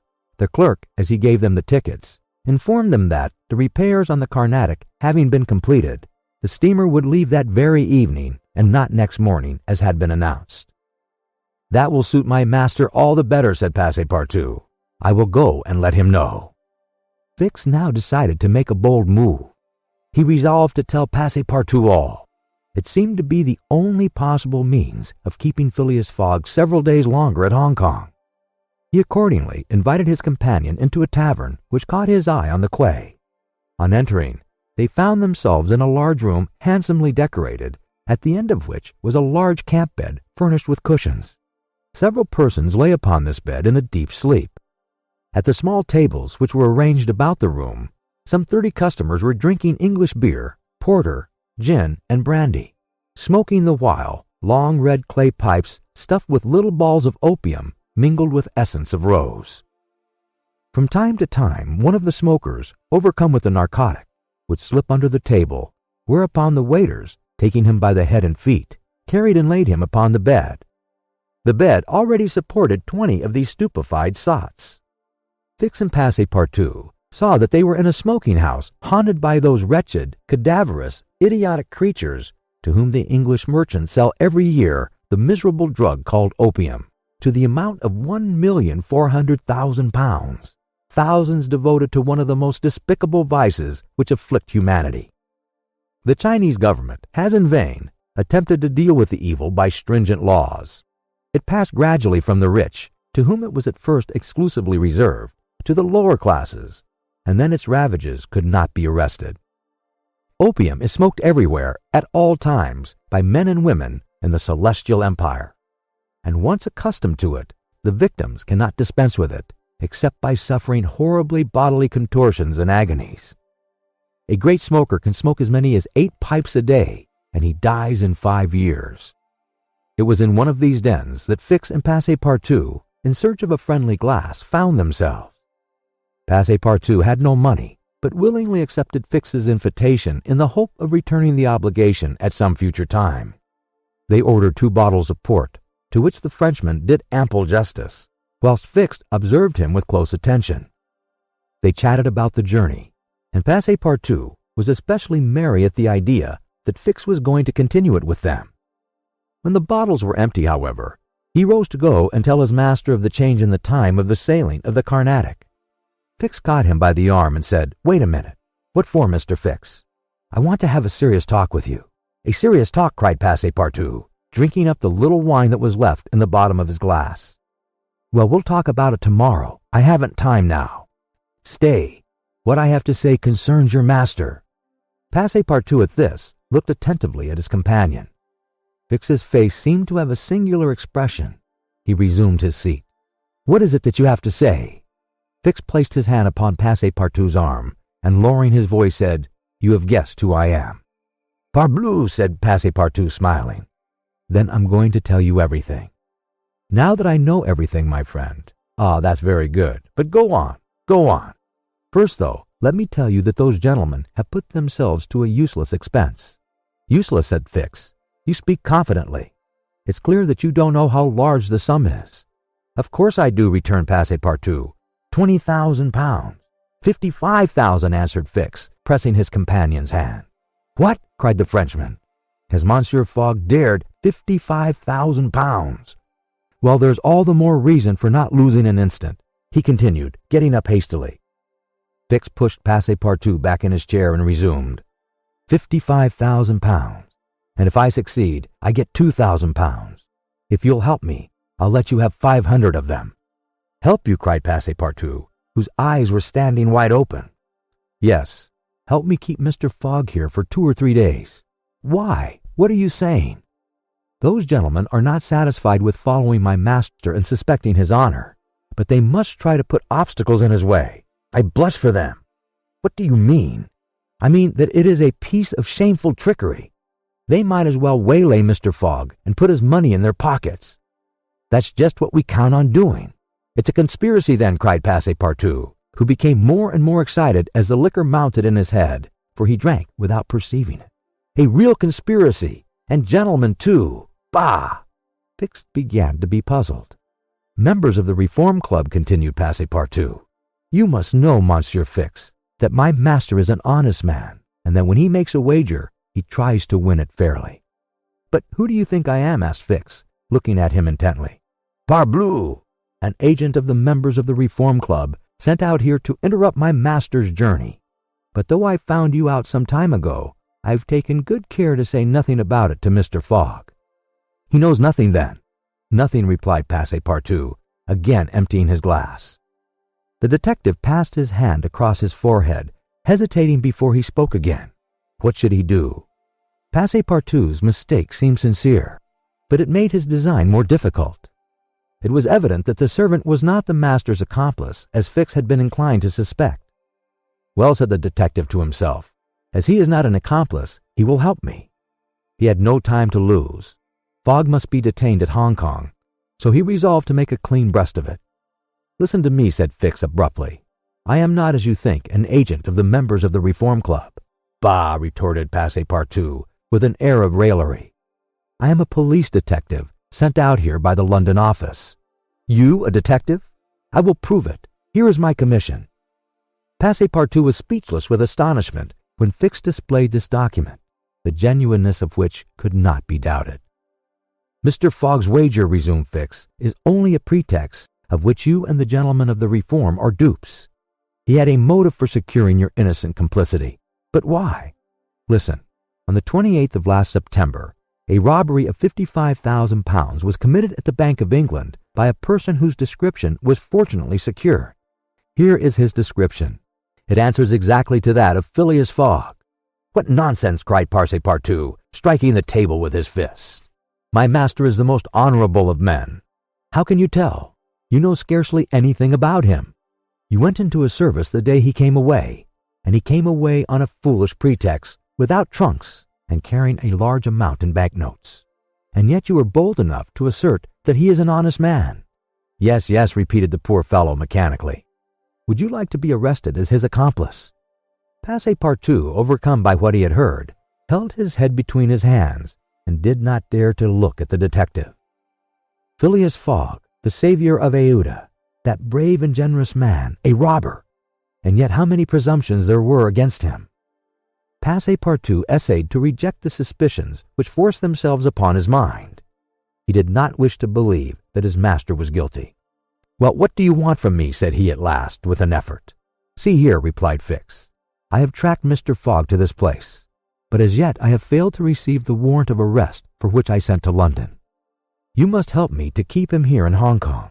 I will share with you the £2,000 reward offered by the Bank of England." "Never," replied Passepartout, who tried to rise, but fell back, exhausted in mind and body. "Mr. Fix," he stammered, "even should what you say be true, if my master is really the robber you are seeking for, which I deny, I am in his service. I have seen his generosity and goodness, and I will never betray him, not for all the gold in the world. I came from a village where they don't eat that kind of bread. You refuse. I refuse. Consider that I've said nothing," said Fix, "and let us drink. Yes, let us drink." Passepartout felt himself yielding more and more to the effects of the liquor. Fix, seeing that he must at all hazards be separated from his master, wished to entirely overcome him. Some pipes full of opium lay upon the table. Fix slipped one into Passepartout's hand. He took it, put it between his lips, lit it, drew several puffs, and his head, becoming heavy under the influence of the narcotic, fell upon the table. "At last," said Fix, seeing Passepartout unconscious. "Mr. Fogg will not be informed of the Carnatic's departure, and if he is, he will have to go without this cursed Frenchman." And after paying his bill, Fix left the tavern.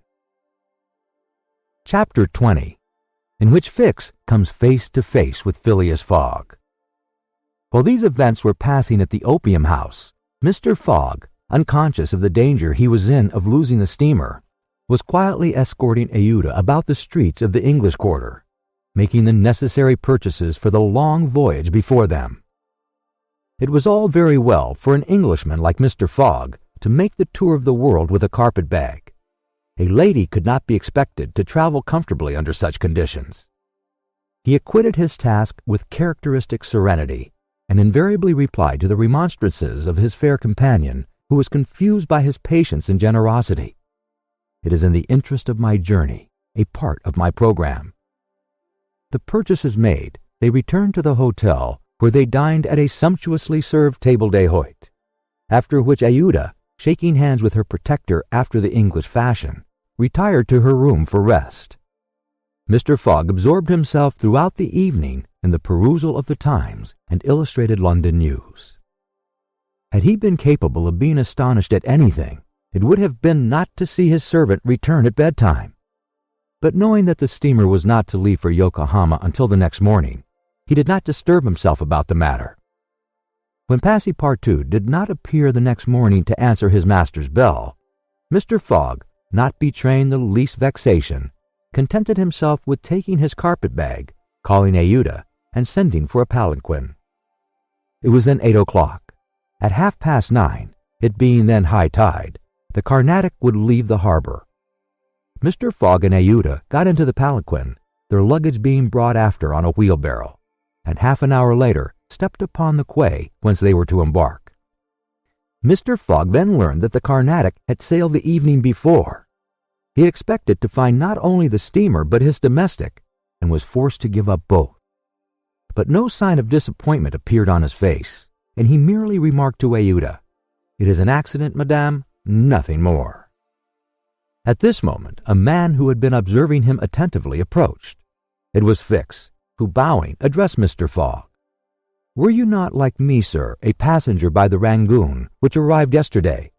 "I was, sir," replied Mr. Fogg coldly, "but I have not the honor—" "Pardon me, I thought I should find your servant here."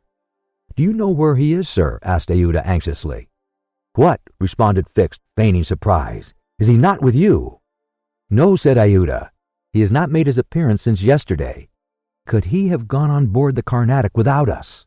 "Without you, madame," answered the detective. "Excuse me, did you intend to sail in the Carnatic?" "Yes, sir." "So did I, madame, and I am excessively disappointed. The Carnatic, its repairs being completed, left Hong Kong 12 hours before the stated time, without any notice being given, and we must now wait a week for another steamer." As he said a week, Fix felt his heart leap for joy. Fogg detained at Hong Kong for a week.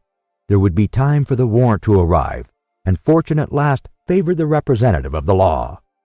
His horror may be imagined when he heard Mr. Fogg say in his placid voice, "But there are other vessels besides the Carnatic, it seems to me, in the harbor of Hong Kong." And offering his arm to Aouda, he directed his steps toward the docks in search of some craft about to start. Fix, stupefied, followed. It seemed as if he were attached to Mr. Fogg by an invisible thread. Chance, however, appeared really to have abandoned the man it had hitherto served so well. For 3 hours Phileas Fogg wandered about the docks with the determination, if necessary, to charter a vessel to carry him to Yokohama. But he could only find vessels which were loading or unloading, and which could not therefore set sail. Fix began to hope again. But Mr. Fogg, far from being discouraged, was continuing his search, resolved not to stop if he had to resort to Macao, where he was accosted by a sailor on one of the wharves. "Is your honor looking for a boat? Have you a boat ready to sail?" "Yes, your honor, a pilot boat, number 43, the best in the harbor." "Does she go fast?" "Between 8 and 9 knots the hour." "Will you look at her?" "Yes." "Your honor will be satisfied with her." "Is it for a sea excursion?" "No, for a voyage." "A voyage?" "Yes. Will you agree to take me to Yokohama?" The sailor leaned on the railing, opened his eyes wide, and said, "Is your honor joking?" "No, I have missed the Carnatic, and I must get to Yokohama by the 14th at the latest to take the boat for San Francisco." "I am sorry," said the sailor, "but it is impossible. I offer you £100 per day and an additional reward of £200 if you reach Yokohama in time. Are you in earnest?" "Very much so." The pilot walked away a little distance and gazed out to sea, evidently struggling between the anxiety to gain a large sum and the fear of venturing so far. Fix was in mortal suspense. Mr. Fogg turned to Aouda and asked her, "You would not be afraid, would you, madam?" "Not with you, Mr. Fogg," was her answer. The pilot now returned, shuffling his hat in his hands. "Well, pilot," said Mr. Fogg. "Well, your honor," replied he, "I could not risk myself, my men, or my little boat of scarcely 20 tons on so long a journey at this time of year. Besides, we could not reach Yokohama in time, for it is 1,660 miles from Hong Kong." "Only 1,600, said Mr. Fogg. "It's the same thing." Fix breathed more freely. "But," added the pilot, "it might be arranged another way." Fix ceased to breathe at all. "How?" asked Mr. Fogg. "By going to Nagasaki, at the extreme south of Japan, or even to Shanghai, which is only 800 miles from here. In going to Shanghai, we should not be forced to sail wide of the Chinese coast, which would be a great advantage, as the currents run northward and would aid us." "Pilot," said Mr. Fogg, "I must take the American steamer at Yokohama and not at Shanghai or Nagasaki." "Why not?" returned the pilot. "The San Francisco steamer does not start from Yokohama. It puts in at Yokohama and Nagasaki, but it starts from Shanghai." "You are sure of that?" "Perfectly." "And when does the boat leave Shanghai?" "On the 11th, at 7 in the evening." "We have therefore 4 days before us. That is 96 hours, and in that time, if we had good luck and a southwest wind, and the sea was calm, we could make those 800 miles to Shanghai. And you could go in an hour, as soon as provisions be got aboard and the sails put up." "It is a bargain. Are you the master of the boat?" "Yes." "John Bunsby, master of the Tankadere." "Would you like some earnest money, if it would not put your honor out?" "Here are £200 on account, sir," added Phileas Fogg, turning to Fix. "If you would like to take advantage—" "Thanks, sir. I was about to ask the favor." "Very well. In half an hour we shall go on board." "But poor Passepartout," urged Aouda, who was much disturbed by the servant's disappearance. "I shall do all I can to find him," replied Phileas Fogg. while Fix, in a feverish, nervous state, repaired to the pilot boat. The others directed their course to the police station at Hong Kong. Phileas Fogg there gave Passepartout's description and left a sum of money to be spent in the search for him. The same formalities having been gone through at the French consulate, and the palanquin having stopped at the hotel for the luggage, which had been sent back there, they returned to the wharf. It was now 3 o'clock, and pilot boat number 43, with its crew on board and its provisions stored away, was ready for departure. The Tankadere was a neat little craft of 20 tons, as gracefully built as if she were a racing yacht. Her shiny copper sheathing, her galvanized ironwork, her deck, white as ivory, betrayed the pride taken by John Bunsby in making her presentable. Her two masts leaned a trifle backward. She carried brigantine, foresail, storm jib, and standing jib, and was well rigged for running before the wind. She seemed capable of brisk speed, which indeed she had already proved by gaining several prizes in pilot boat races. The crew of the Tankadere was composed of John Bunsby, the master, and 4 hardy mariners who were familiar with the Chinese seas. John Bunsby himself, a man of 45 or thereabouts, vigorous, sunburnt, with a sprightly expression of the eye, an energetic and self-reliant countenance, would have inspired confidence in the most timid. Phileas Fogg and Aouda went on board, where they found Fix already installed. Below deck was a square cabin, of which the walls bulged out in the form of cots above a circular divan. In the center was a table provided with a swinging lamp. The accommodation was confined, but neat. "I'm sorry to have nothing better to offer you," said Mr. Fogg to Fix, who bowed without responding. The detective had a feeling akin to humiliation in profiting by the kindness of Mr. Fogg. "It's certain," thought he, "though rascal as he is a polite one." The sails and the English flag were hoisted at 10 minutes past 3. Mr. Fogg and Aouda, who were seated on deck, cast a last glance at the quay in the hope of espying Passepartout. Fix was not without his fears, lest chance should direct the steps of the unfortunate servant, whom he had so badly treated, in this direction, in which case an explanation, the reverse of satisfactory to the detective, must have ensued. But the Frenchman did not appear, and without doubt was still lying under the stupefying influence of the opium. John Bunsby, master, at length gave the order to start, and the Tankadere, taking the wind under the brigantine, foresail, and standing jib, bounded briskly forward over the waves. Chapter 21, in which the master of the Tankadere runs great risk of losing a reward of £200. This voyage of 800 miles was a perilous venture on a craft of 20 tons, and at that season of the year. The Chinese seas are usually boisterous, subject to terrible gales of wind, and especially during the equinoxes, and it was now early November. It would clearly have been to the master's advantage to carry his passengers to Yokohama, since he had paid a certain sum per day, but he would have been rash to attempt such a voyage, and it was imprudent even to attempt to reach Shanghai. But John Bunsby believed in the Tankadere, which rode on the waves like a seagull, and perhaps he was not wrong. Late in the day they passed through the capricious channels of Hong Kong, and the Tankadere, impelled by favorable winds, conducted herself admirably. "I do not need, pilot," said Phileas Fogg, when they got into the open sea, "to advise you to use all possible speed. Trust me, your honor. We are carrying all the sail the wind will let us. The poles will add nothing, and are only used when we are going into port. It's your trade, not mine, pilot, and I confide in you." Phileas Fogg, with body erect and legs wide apart, standing like a sailor, gazed without staggering at the swelling waters. The young woman who was seated aft was profoundly affected as she looked out upon the ocean, darkening now with the twilight, on which she had ventured in so frail a vessel. Above her head rustled the white sails, which seemed like great white wings. The boat, carried forward by the wind, seemed to be flying in the air.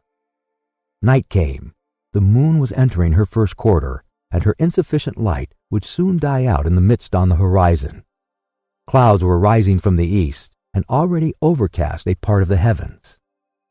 The pilot had hung out his lights, which was very necessary in these seas, crowded with vessels bound landward, for collisions are not uncommon occurrences, and at the speed she was going, the least shock would shatter the gallant little craft.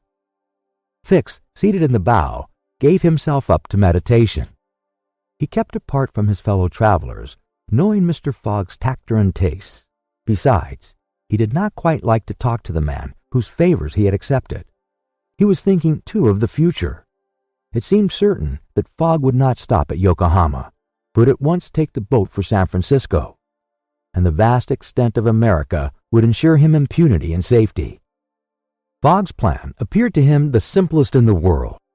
Instead of sailing directly from England to the United States like a common villain, he had traversed 3/4 of the globe so as to gain the American continent more surely, and there, after throwing the police off his track, he would quietly enjoy himself with the fortune stolen from the bank.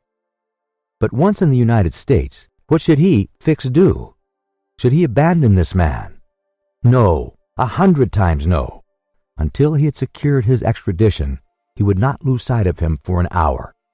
It was his duty, and he would fulfill it to the end. At all events, there was one thing to be thankful for.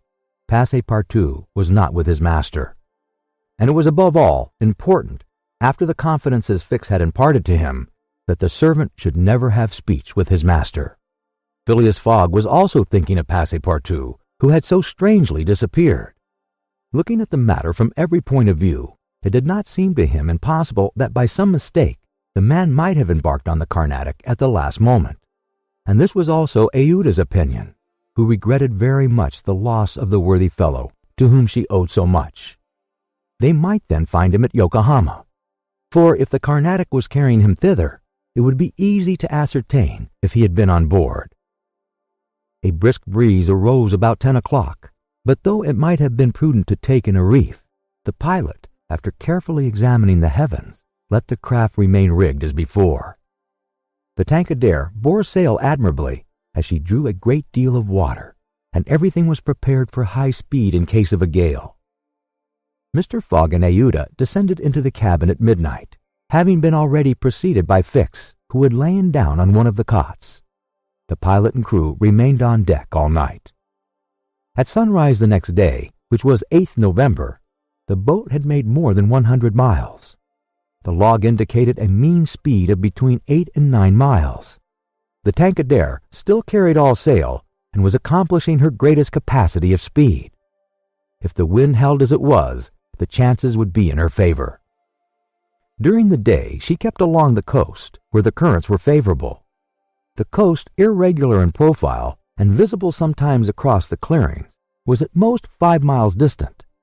The sea was less boisterous, since the wind came off land, a fortunate circumstance for the boat, which would suffer, owing to its small tonnage, by a heavy surge on the sea. The breeze subsided a little towards noon and set in from the southwest. The pilot put up his poles, but took them down again within 2 hours, as the wind freshened up anew. Mr. Fogg and Aouda, happily unaffected by the roughness of the sea, ate with a good appetite, Fix being invited to share their repast, which he accepted with secret chagrin. To travel at this man's expense and live upon his provisions was not palatable to him. Still he was obliged to eat, and so he ate. When the meal was over, he took Mr. Fogg apart and said, "Sir." This "sir" scorched his lips, and he had to control himself to avoid collaring this gentleman. "Sir, you have been very kind to give me a passage on this boat, but though my means will not admit of my expending them as freely as you, I must ask to pay my share." "Let us not speak of that, sir," replied Mr. Fogg. "But if I insist—" "No, sir," repeated Mr. Fogg, in a tone which did not admit of a reply. "This enters into my general expenses." Fix, as he bowed, had a stifled feeling, and going forward, where he ensconced himself, did not open his mouth for the rest of the day. Meanwhile, they were progressing famously, and John Bunsby was in high hope. He several times assured Mr. Fogg that they would reach Shanghai in time, to which that gentleman responded that he counted upon it. The crew set to work in good earnest, inspired by the reward to be gained. There was not a sheet which was not tightened, not a sail which was not vigorously hoisted. Not a lurch could be charged to the men at the helm. They worked as desperately as if they were contesting in a royal yacht regatta. By evening, the log showed that 220 miles had been accomplished from Hong Kong, and Mr. Fogg might hope that he would be able to reach Yokohama without recording any delay in his journal. In which case, the many misadventures which had overtaken him since he left London would not seriously affect his journey. The Tankadere entered the Straits of Fokien, which separate the island of Formosa from the Chinese coast, in the small hours of the night, and crossed the Tropic of Cancer. The sea was very rough in the straits, full of eddies formed by the counter-currents, and the chopping waves broke her course, whilst it became very difficult to stand on deck. At daybreak, the wind began to blow hard again, and the heavens seemed to predict a gale. The barometer announced a speedy change, the mercury rising and falling capriciously. The sea also, in the southeast, raised long surges which indicated a tempest. The sun had set the evening before in a red mist, in the midst of the phosphorescent scintillations of the ocean. John Bunsby long examined the threatening aspect of the heavens, muttering indistinctly between his teeth. At last he said in a low voice to Mr. Fogg, "Shall I speak to you, Your Honor?" "Of course." "Well, we are going to have a squall." "Is the wind north or south?" asked Mr. Fogg quietly. "South. Look, a typhoon is coming. Glad it's a typhoon from the south, for it will carry us forward."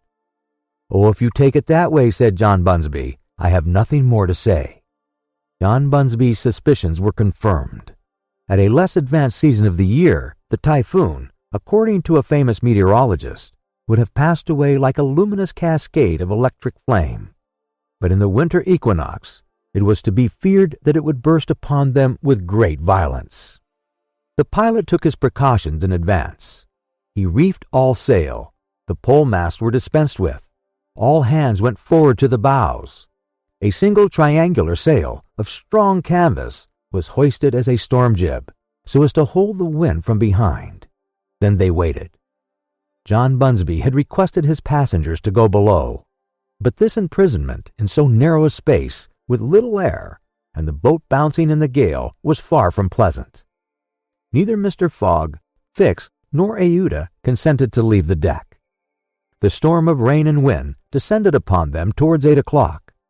With but its bit of sail, the Tankadere was lifted like a feather by a wind, an idea of whose violence can scarcely be given. To compare her speed to 4 times that of a locomotive going on full steam would be below the truth. The boat scudded thus northward during the whole day, borne on by monstrous waves, preserving always, fortunately, a speed equal to theirs. 20 times she seemed almost to be submerged by these mountains of water which rose behind her, but the adroit management of the pilot saved her.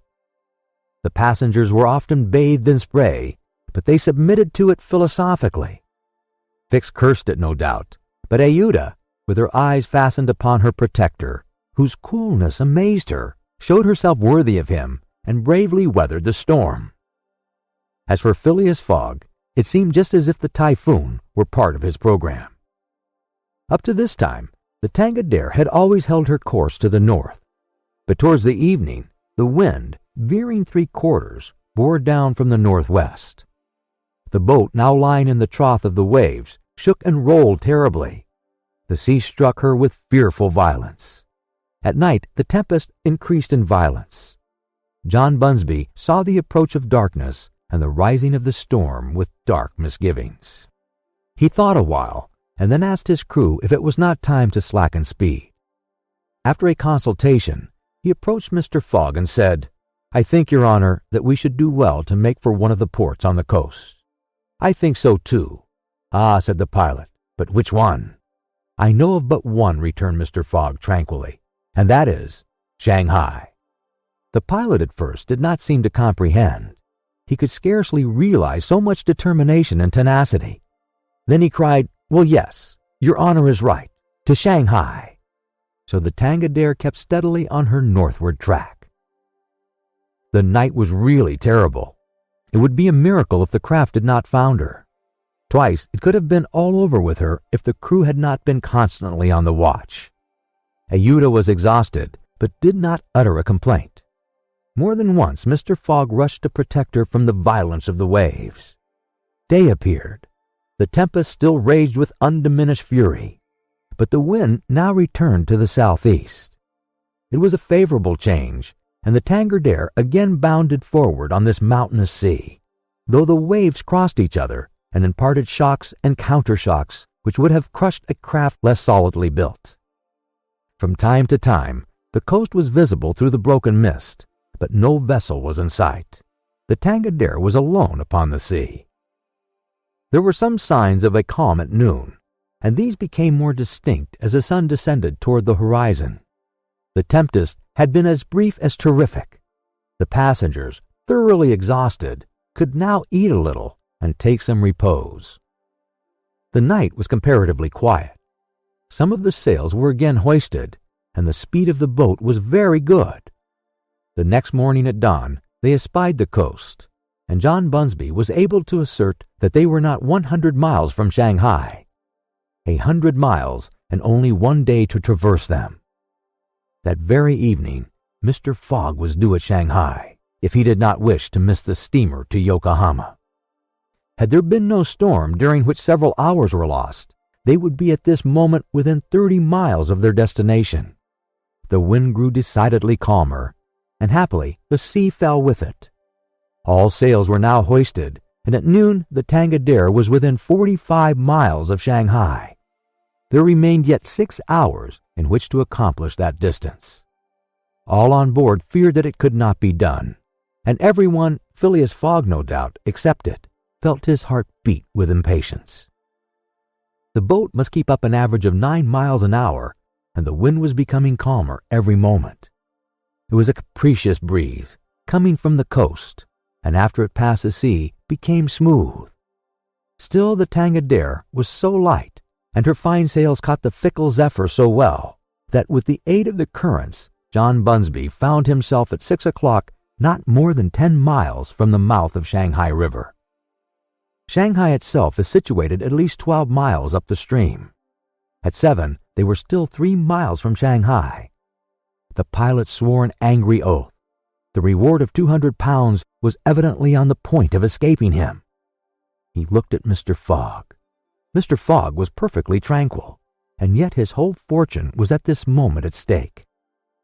At this moment also, a long black funnel, crowned with wreaths of smoke, appeared on the edge of the waters.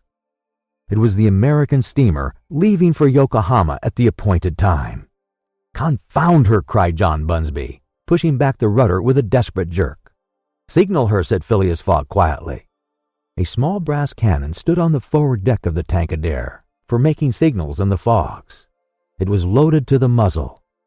But just as the pilot was about to apply a red-hot coal to the torch-hole, Mr. Fogg said, "Hoist your flag."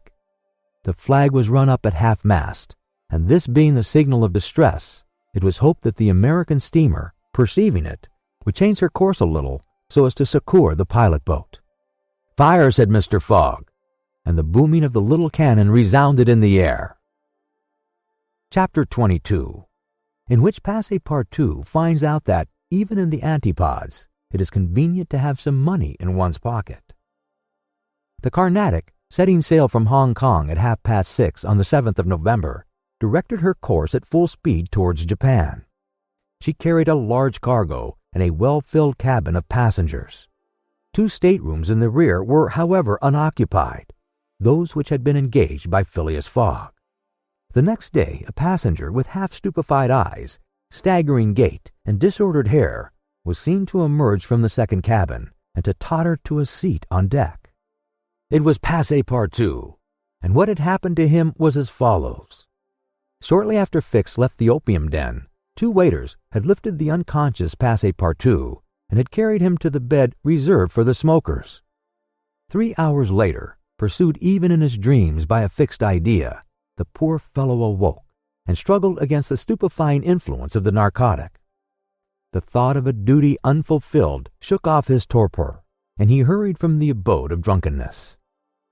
Staggering and holding himself up by keeping against the walls, falling down and creeping up again, and irresistibly impelled by a kind of instinct, he kept crying out, "The Carnatic! The Carnatic!"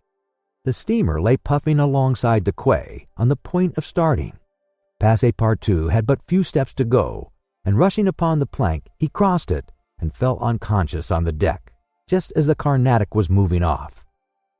Several sailors, who were evidently accustomed to this sort of scene, carried the poor Frenchman down into the second cabin, and Passepartout did not wake until they were 150 miles away from China.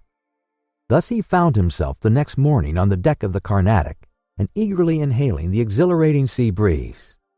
The pure air sobered him. He began to collect his sense, which he found a difficult task. But at last he recalled the events of the evening before, Fix's revelation, and the opium house. "It is evident," said he to himself, "that I have been abominably drunk. What will Mr. Fogg say? At least I have not missed the steamer, which is the most important thing." Then, as Fix occurred to him, "As for that rascal, I hope we are well rid of him, and that he has not dared, as he proposed, to follow us on board the Carnatic. A detective on the track of Mr. Fogg, accused of robbing the Bank of England. Pshaw! Mr. Fogg is no more a robber than I am a murderer. Should he divulge Fix's real errand to his master? Would it do to tell the part the detective was playing? Would it not be better to wait until Mr. Fogg reached London again, and then impart to him that an agent of the Metropolitan Police had been following him round the world, and have a good laugh over it? No doubt, at least, it was worth considering. The first thing to do was to find Mr. Fogg and apologize for his singular behavior. Passepartout got up and proceeded, as well as he could with the rolling of the steamer, to the afterdeck. He saw no one who resembled either his master or Aouda. "Good," muttered he, "Aouda has not got up yet, and Mr. Fogg has probably found some partners at whist." He descended to the saloon. Mr. Fogg was not there.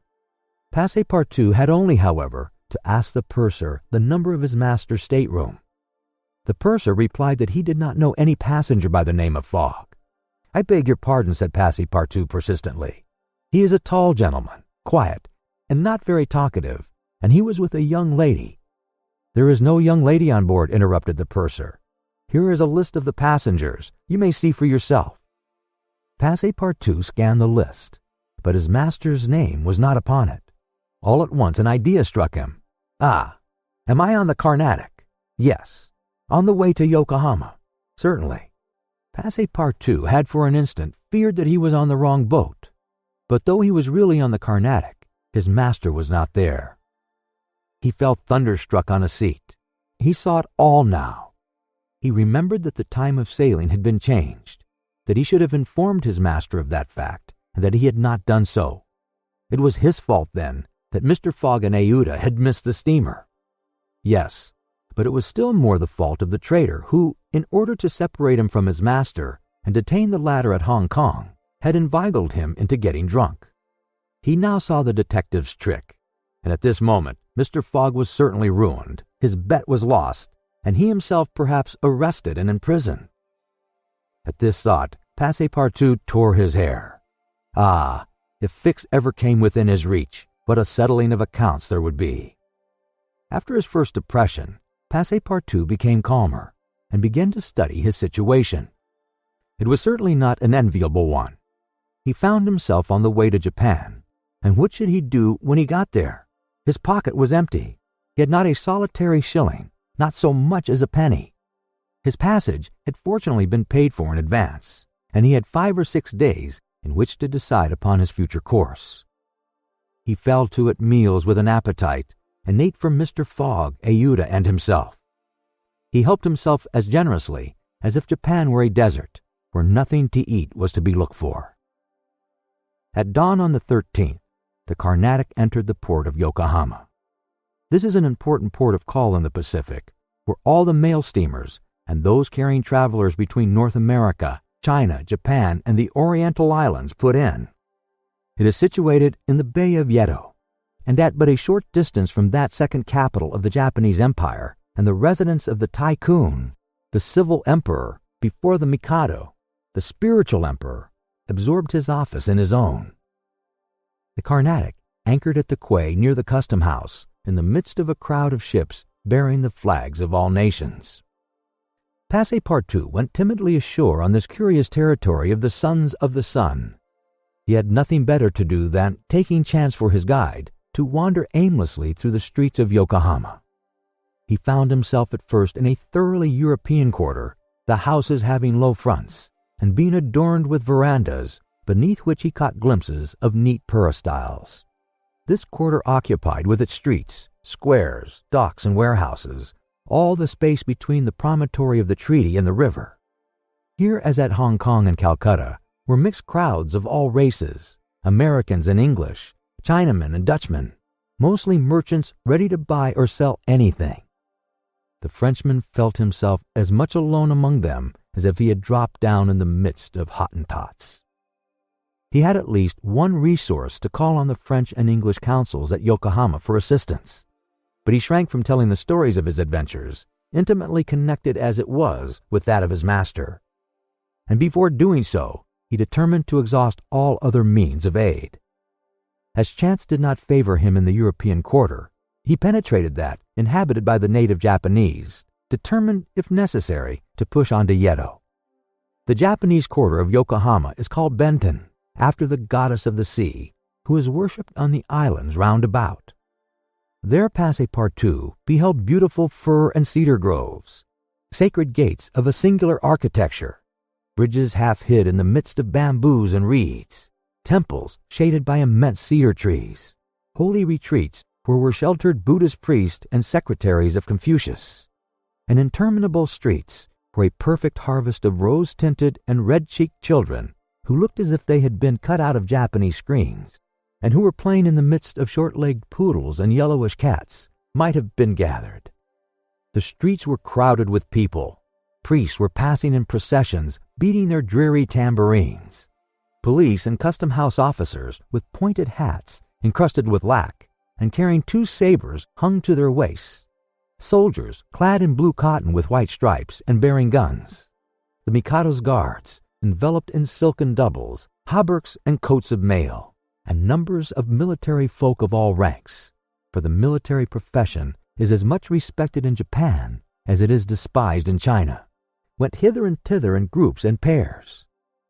Passepartout saw, too, begging friars, long-robed pilgrims, and simple civilians with their warped and jet-black hair, big heads, long busts, slender legs, short stature, and complexions varying from copper color to a dead white, but never yellow like the Chinese, from whom the Japanese widely differ.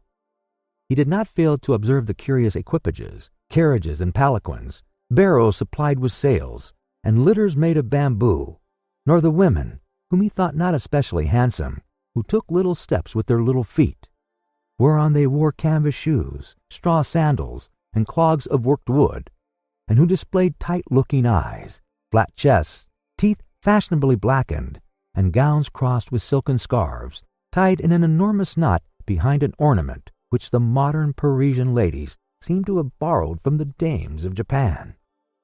Passepartout wandered for several hours in the midst of this motley crowd, looking in at the windows of the rich and curious shops, the jewelry establishments glittering with quaint Japanese ornaments, the restaurants decked with streamers and banners, the tea-houses where the odorous beverage was being drunk with sake, a liquor concocted from the fermentation of rice, and the comfortable smoking houses where there were puffing, not opium, which is almost unknown in Japan, but a very fine stringy tobacco.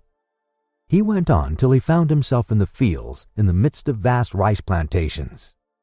There he saw dazzling camellias expanding themselves, with flowers which were given forth their last colors and perfumes, not on bushes but on trees, and within bamboo enclosures, cherry, plum, and apple trees, which the Japanese cultivate rather for their blossoms than their fruit, and which queerly fashioned, grinning scarecrows protected from the sparrows, pigeons, ravens, and other voracious birds. On the branches of the cedars were perched large eagles. Amid the foliage of the weeping willows were herons, solemnly standing on one leg, and on every hand were crows, ducks, hawks, wild birds, and a multitude of cranes, which the Japanese consider sacred, and which to their minds symbolize long life and prosperity.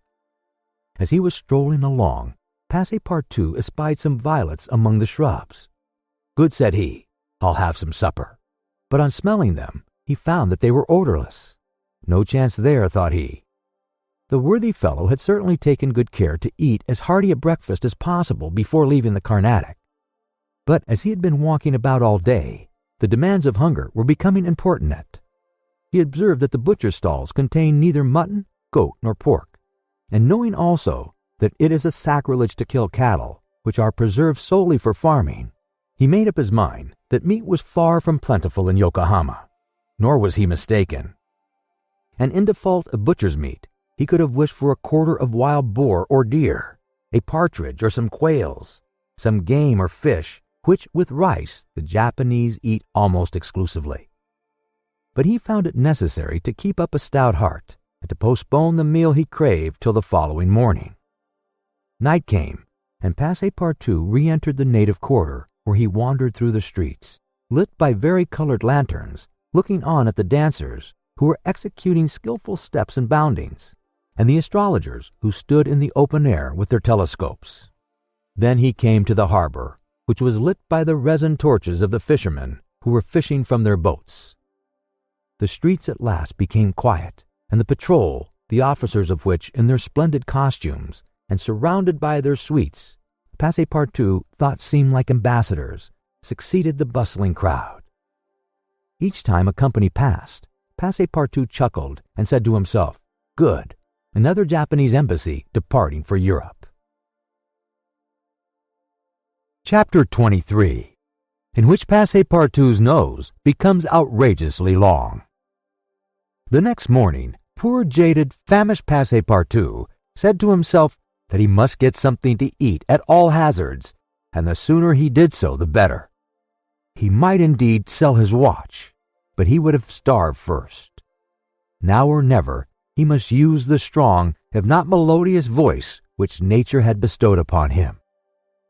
He knew several French and English songs, and resolved to try them upon the Japanese, who must be lovers of music, since they were forever pounding on their cymbals, tam-tams, and tambourines, and could not but appreciate European talent.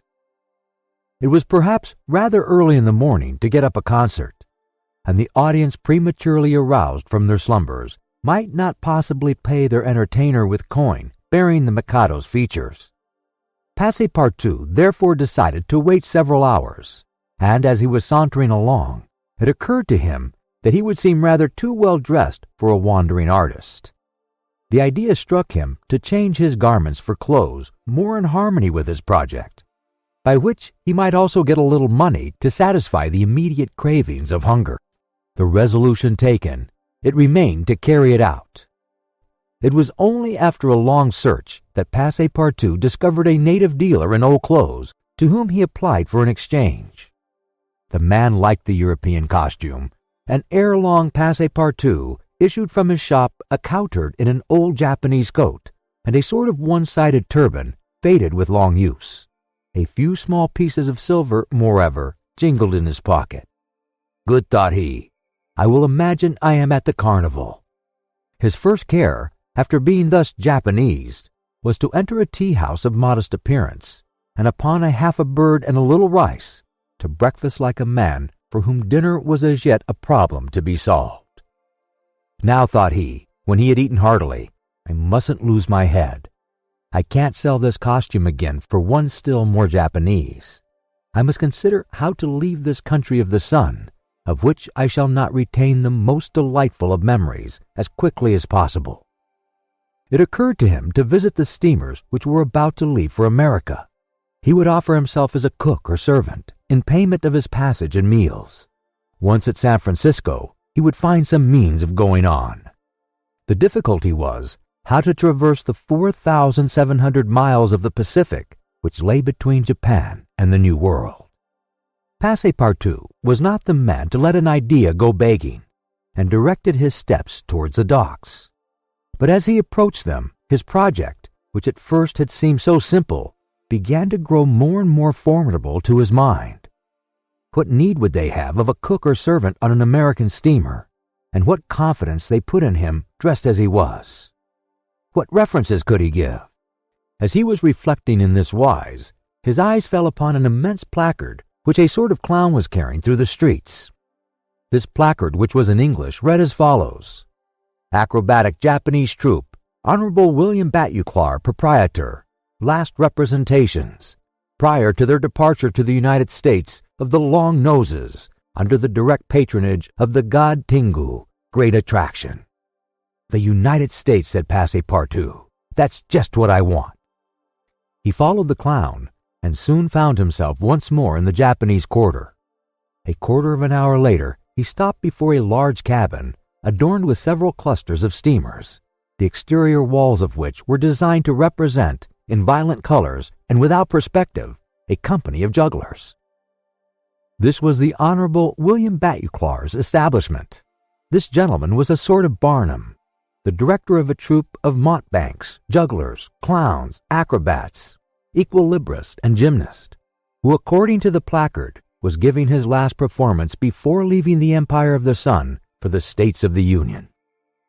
Passepartout entered and asked for Mr. Batuclar, who straightway appeared in person.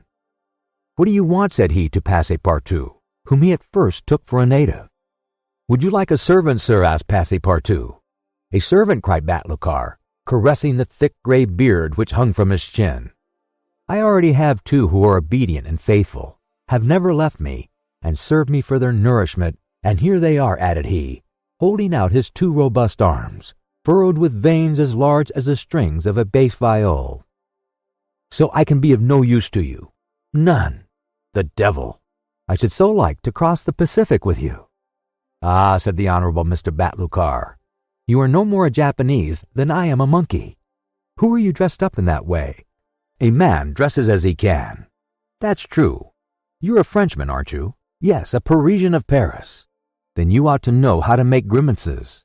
"Why," replied Passepartout, a little vexed that his nationality should cause this question, "we Frenchmen know how to make grimaces, it is true, but not any better than the Americans do." "True. Well, if I can't take you as a servant, I can as a clown. You see, my friend, in France they exhibit foreign clowns, and in foreign parts French clowns." "Ah, you are pretty good, huh? Especially after a good meal. And you can sing." "Yes," returned Passepartout, who had formerly been wont to sing in the streets. "But can you sing standing on your head, with a top spinning on your left foot, and a saber balanced on your right?" "I think so," replied Passepartout, recalling the exercises of his younger days. "Well, that's enough," said the Honorable William Batuclar. The engagement was concluded there and then. Passepartout had at last found something to do. He was engaged to act in the celebrated Japanese troupe. It was not a very dignified position, but within a week he would be on his way to San Francisco. The performance, so noisily announced by the Honorable Mr. Batuclar, was to commence at 3 o'clock, and soon the deafening instruments of a Japanese orchestra resounded at the door. Passepartout, though he had not been able to study or rehearse a part, was designated to lend the aid of his sturdy shoulders in the great exhibition of the human pyramid, executed by the long noses of the god Tingo. This great attraction was to close the performance. Before 3 o'clock, the large shed was invaded by the spectators, comprising Europeans and natives, Chinese and Japanese, men, women, and children, who precipitated themselves upon the narrow benches and into the boxes opposite the stage. The musicians took up a position inside and were vigorously performing on their gongs, tam-tams, flutes, bones, tambourines, and immense drums. The performance was much like all acrobatic displays, but it must be confessed that the Japanese are the first equilibrists in the world. One with a fan and some bits of paper performed the graceful trick of the butterflies and the flowers. Another traced in the air, with the odorous smoke of his blue pipe, a series of blue words which composed a compliment to the audience, while a third juggled with some lighted candles, which he extinguished successively as they passed his lips, and relit again without interrupting for an instant his juggling. Another reproduced the most singular combinations with a spinning top. In his hands the revolving tops seemed to be animated with a life of their own in their interminable whirling. They ran over pipe stems, the edges of sabers, wires, and even hair stretched across the stage. they turned around on the edges of large glasses, crossed bamboo ladders, dispersed into all the corners, and produced strange musical effects by the combination of their various pitches of tone. The jugglers tossed them in the air, threw them like shuttlecocks with wooden battledores, and yet they kept on spinning. They put them into their pockets and took them out still whirling as before. It is useless to describe the astonishing performance of the acrobats and gymnasts. The turning on ladders, poles, balls, barrels, etc., was executed with wonderful precision. But the principal attraction was the exhibition of the long noses, a show to which Europe is as yet a stranger. The long noses form a peculiar company under the direct patronage of the god Tingu. Attired after the fashion of the Middle Ages, they bore upon their shoulders a splendid pair of wings. But what especially distinguished them was the long noses which were fastened to their faces, and the uses which they made of them. These noses were made of bamboo, and were 5, 6, and even 10 feet long, some straight, others curved, some ribboned, and some having imitation warts upon them. It was upon these appendages, fixed tightly on their real noses, that they performed their gymnastic exercises. A dozen of these sectaries of Tingao lay flat upon their backs, while others, dressed to represent lightning rods, came and frolicked on their noses, jumping from one to another, and performing the most skillful leapings and somersaults. As a last scene, a human pyramid had been announced, in which 50 long noses were to represent the car of Juggernaut. But instead of forming a pyramid by mounting each other's shoulders, the artists were to group themselves on top of the noses. It happened that the performer who had hitherto formed the base of the car had quitted the troupe, and as to fill this part, only strength and adroitness were necessary. Passepartout had been chosen to take his place. The poor fellow really felt sad when, melancholy remnants of his youth, he donned his costume, adorned with vari-colored wings, and fastened to his natural feature a false nose 6 feet long. But he cheered when he thought that this nose was winning him something to eat. He went upon the stage and took his place beside the rest who were to compose the base of the car of Juggernaut. They all stretched themselves on the floor, their noses pointing to the ceiling. A second group of artists disposed themselves on these long appendages, then a third above these, then a fourth, until a human monument reaching to the very cornices of the theater soon arose on top of the noses. This elicited loud applause, in the midst of which the orchestra was just striking up a deafening air, when the pyramid tottered, the balance was lost, one of the lower noses vanished from the pyramid, and the human monument was shattered like a castle built of cards. It was Passepartout's fault. Abandoning his position, clearing the footlights without the aid of his wings, and clambering up to the right-hand gallery, he fell at the feet of one of the spectators, crying, "Ah, my master, my master! You here? Myself! Very well, then let us go to the steamer, young man." Mr. Fogg, Aouda, and Passepartout passed through the lobby of the theater to the outside, where they encountered the Honorable Mr. Batloucar, furious with rage.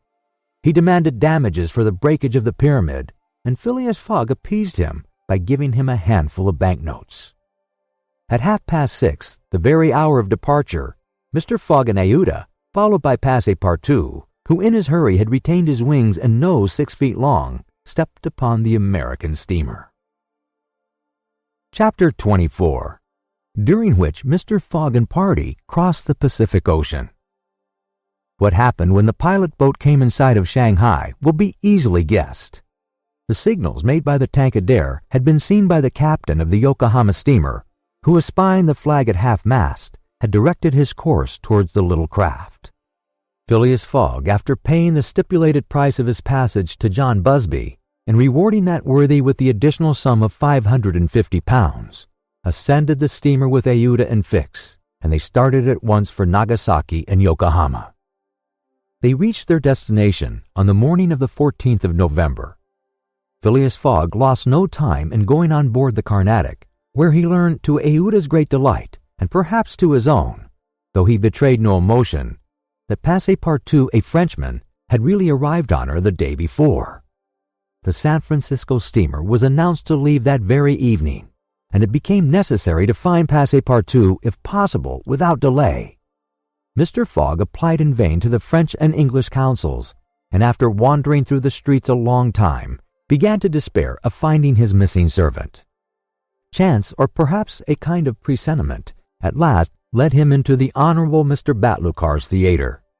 He certainly would not have recognized Passepartout in the eccentric mountebank's costume, but the latter, lying on his back, perceived his master in the gallery.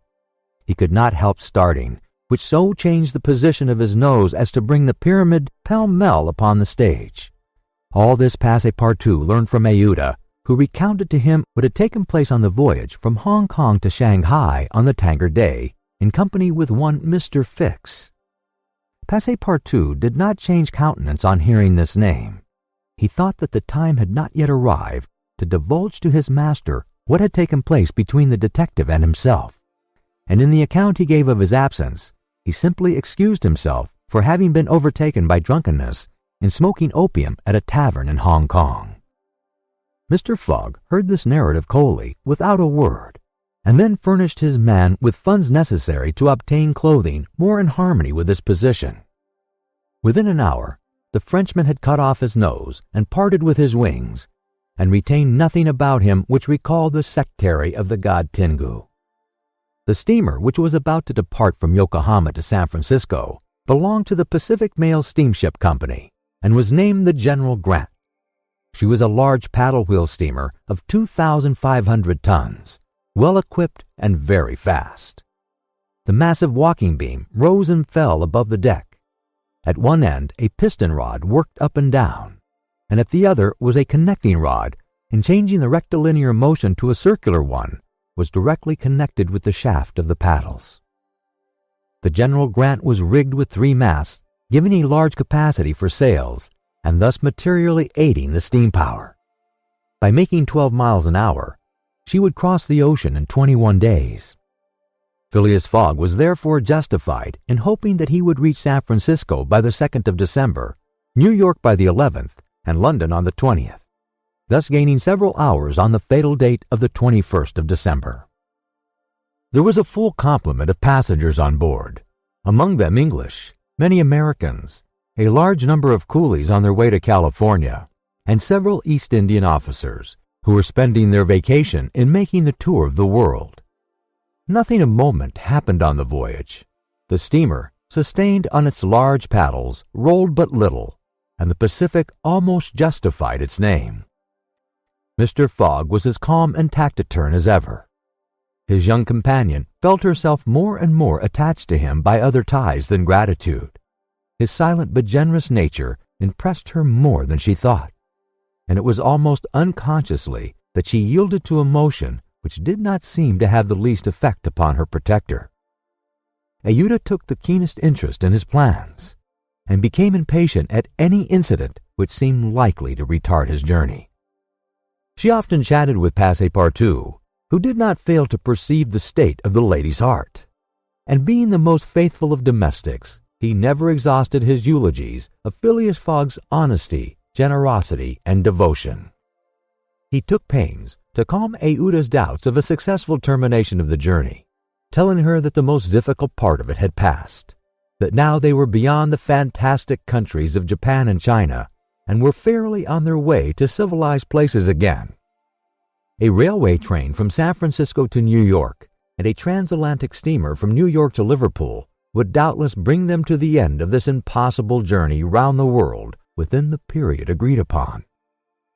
On the 9th day after leaving Yokohama, Phileas Fogg had traversed exactly 1/2 of the terrestrial globe. The General Grant passed on the 23rd of November the 180th meridian, and was at the very antipodes of London. Mr. Fogg had, it is true, exhausted 52 of the 80 days in which he was to complete the tour, and there were only 28 left.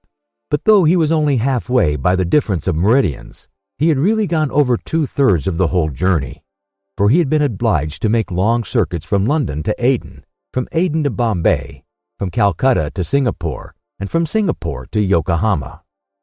Could he have followed without deviation the 50th parallel, which is that of London, the whole distance would only have been about 12,000 miles, whereas he would be forced by the irregular methods of locomotion to traverse 26,000, of which he had, on the 23rd of November, accomplished 17,500. And now the course was a straight one, and Fix was no longer there to put obstacles in their way. It happened also, on the 23rd of November, that Passepartout made a joyful discovery. It will be remembered that the obstinate fellow had insisted on keeping his famous family watch at London time, and on regarding that of the countries he had passed through as quite false and unreliable. Now on this day, though he had not changed the hands, he found that his watch exactly agreed with the ship's chronometers. His triumph was hilarious. He would have liked to know what Fix would say if he were aboard. "The rogue told me a lot of stories," repeated Passepartout, "about the meridians, the sun and the moon. Moon indeed. Moonshine more likely. If one listened to that sort of people, a pretty sort of time one would keep. I was sure that the sun would some day regulate itself by my watch." Passepartout was ignorant that, if the face of his watch had been divided into 24 hours, like the Italian clocks, he would have no reason for exultation. For the hands of his watch would then, instead of as now indicating 9 o'clock in the morning, indicate 9 o'clock in the evening, that is, the 21st hour after midnight, precisely the difference between London time and that of the 180th meridian. But if Fix had been able to explain this purely physical event, Passepartout would not have admitted, even if he comprehended it. Moreover, if the detective had been on board at that moment, Passepartout would have joined issue with him on a quite different subject, and in an entirely different manner. Where was Fix at that moment? He was actually on board the General Grant.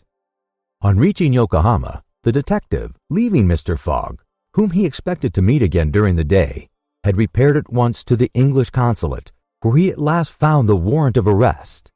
It had followed him from Bombay, and had come by the Carnatic, on which steamer he himself was supposed to be. Fix's disappointment may be imagined when he reflected that the warrant was now useless. Mr. Fogg had left English ground, and it was now necessary to procure his extradition. "Well," thought Fix, after a moment of anger, "my warrant is not good here, but it will be in England. The rogue evidently intended to return to his own country, thinking he has thrown the police off his track. Good. I will follow him across the Atlantic. As for the money, heaven grant there may be some left. But the fellow has already spent in traveling, rewards, trials, bail, elephants, and all sorts of charges, more than £5,000. Yet after all, the bank is rich." His course decided on, he went on board the General Grant, and was there when Mr. Fogg and Aouda arrived. To his utter amazement, he recognized Passepartout, despite his theatrical disguise. He quickly concealed himself in his cabin to avoid an awkward explanation, and hoped, thanks to the numbers of passengers, to remain unperceived by Mr. Fogg's servant.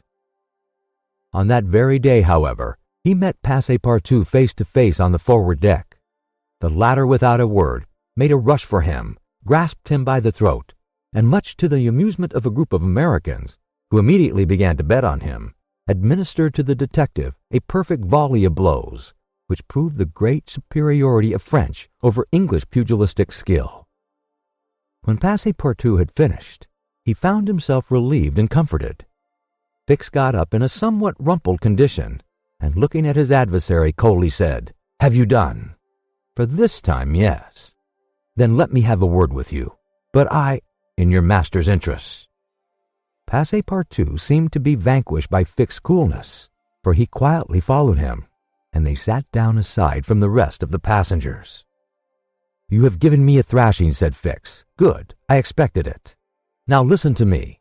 Up to this time I have been Mr. Fogg's adversary. I am now in his game." "Aha!" cried Passepartout. "You are convinced he is an honest man?" "No," replied Fix coldly. "I think him a rascal." "Shh! Don't budge, and let me speak.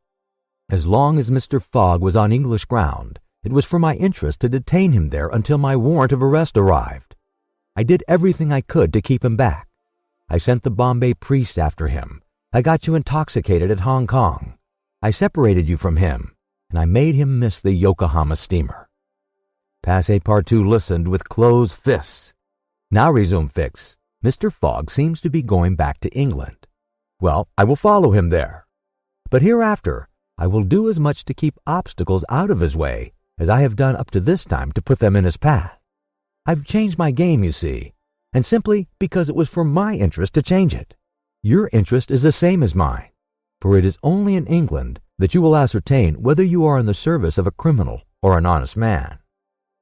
Passepartout listened very attentively to Fix, and was convinced that he spoke with entire good faith. "Are we friends?" asked the detective. "Friends, no," replied Passepartout, "but allies, perhaps.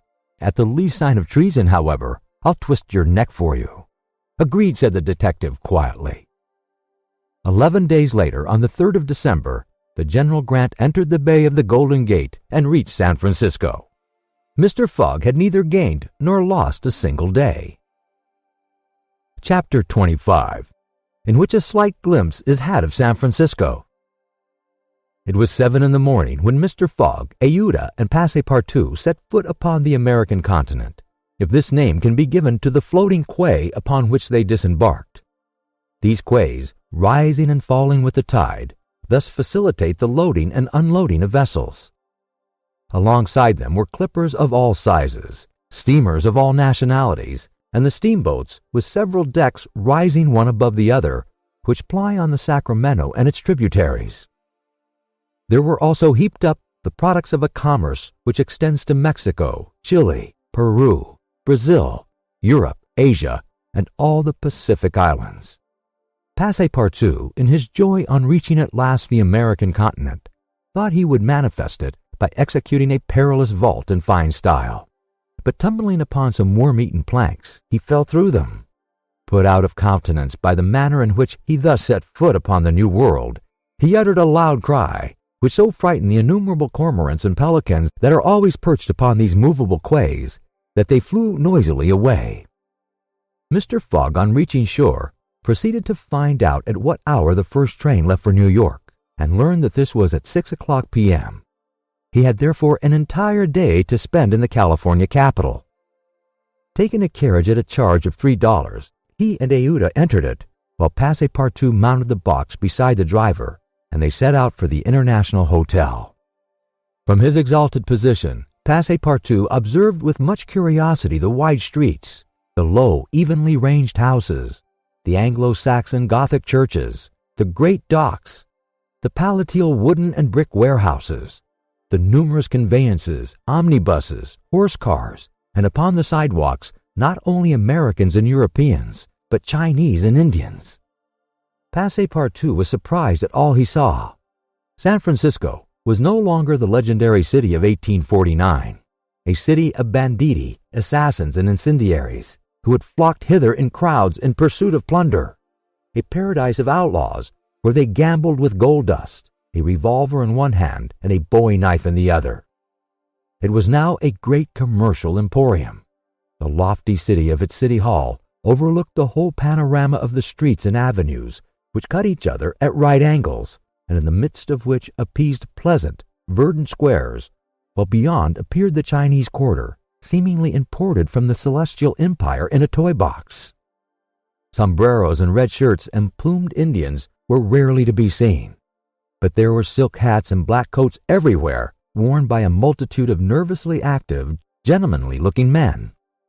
Some of the streets, especially Montgomery Street, which is to San Francisco what Regent Street is to London, and Boulevard des Italiens to Paris, and Broadway to New York, were lined with splendid and spacious stores which exposed in their windows the products of the entire world. When Passepartout reached the International Hotel, it did not seem to him as if he had left England at all. The ground floor of the hotel was occupied by a large bar, a sort of restaurant freely open to all passerbyers, who might partake of dried beef, oyster soup, biscuits, and cheese without taking out their purses. Payment was made only for the ale, porter, or sherry which was drunk. This seemed very American to Passepartout. The hotel refreshment rooms were comfortable, and Mr. Fogg and Aouda, installing themselves at a table, were abundantly served on diminutive plates by negroes of darkest hue.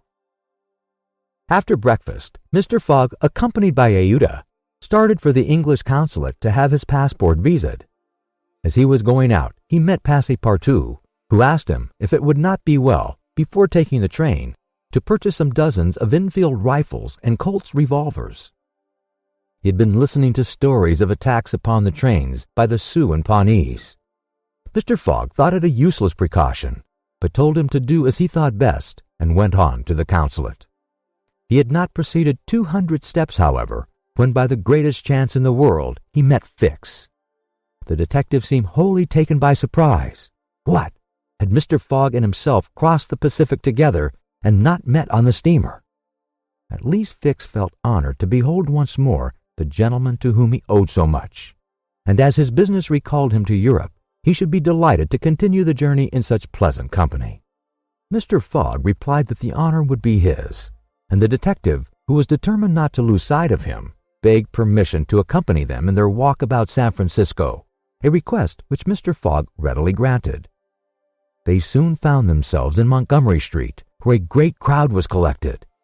The sidewalks, street, horse-car rails, the shop doors, the windows of the houses, and even the roofs were full of people.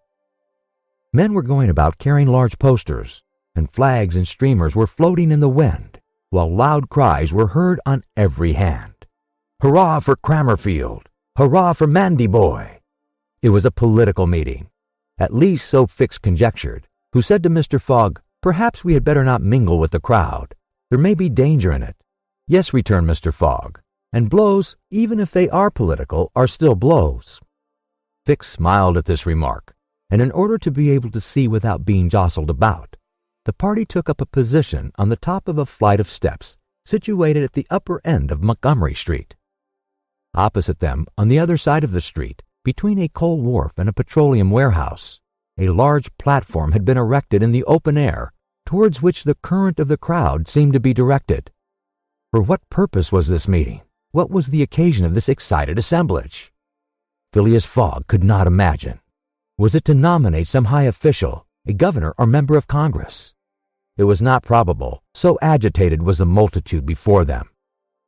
Just at this moment, there was an unusual stir in the human mass. All the hands were raised in the air. Some, tightly closed, seemed to disappear suddenly in the midst of the cries, an energetic way, no doubt, of casting a vote. The crowd swayed back.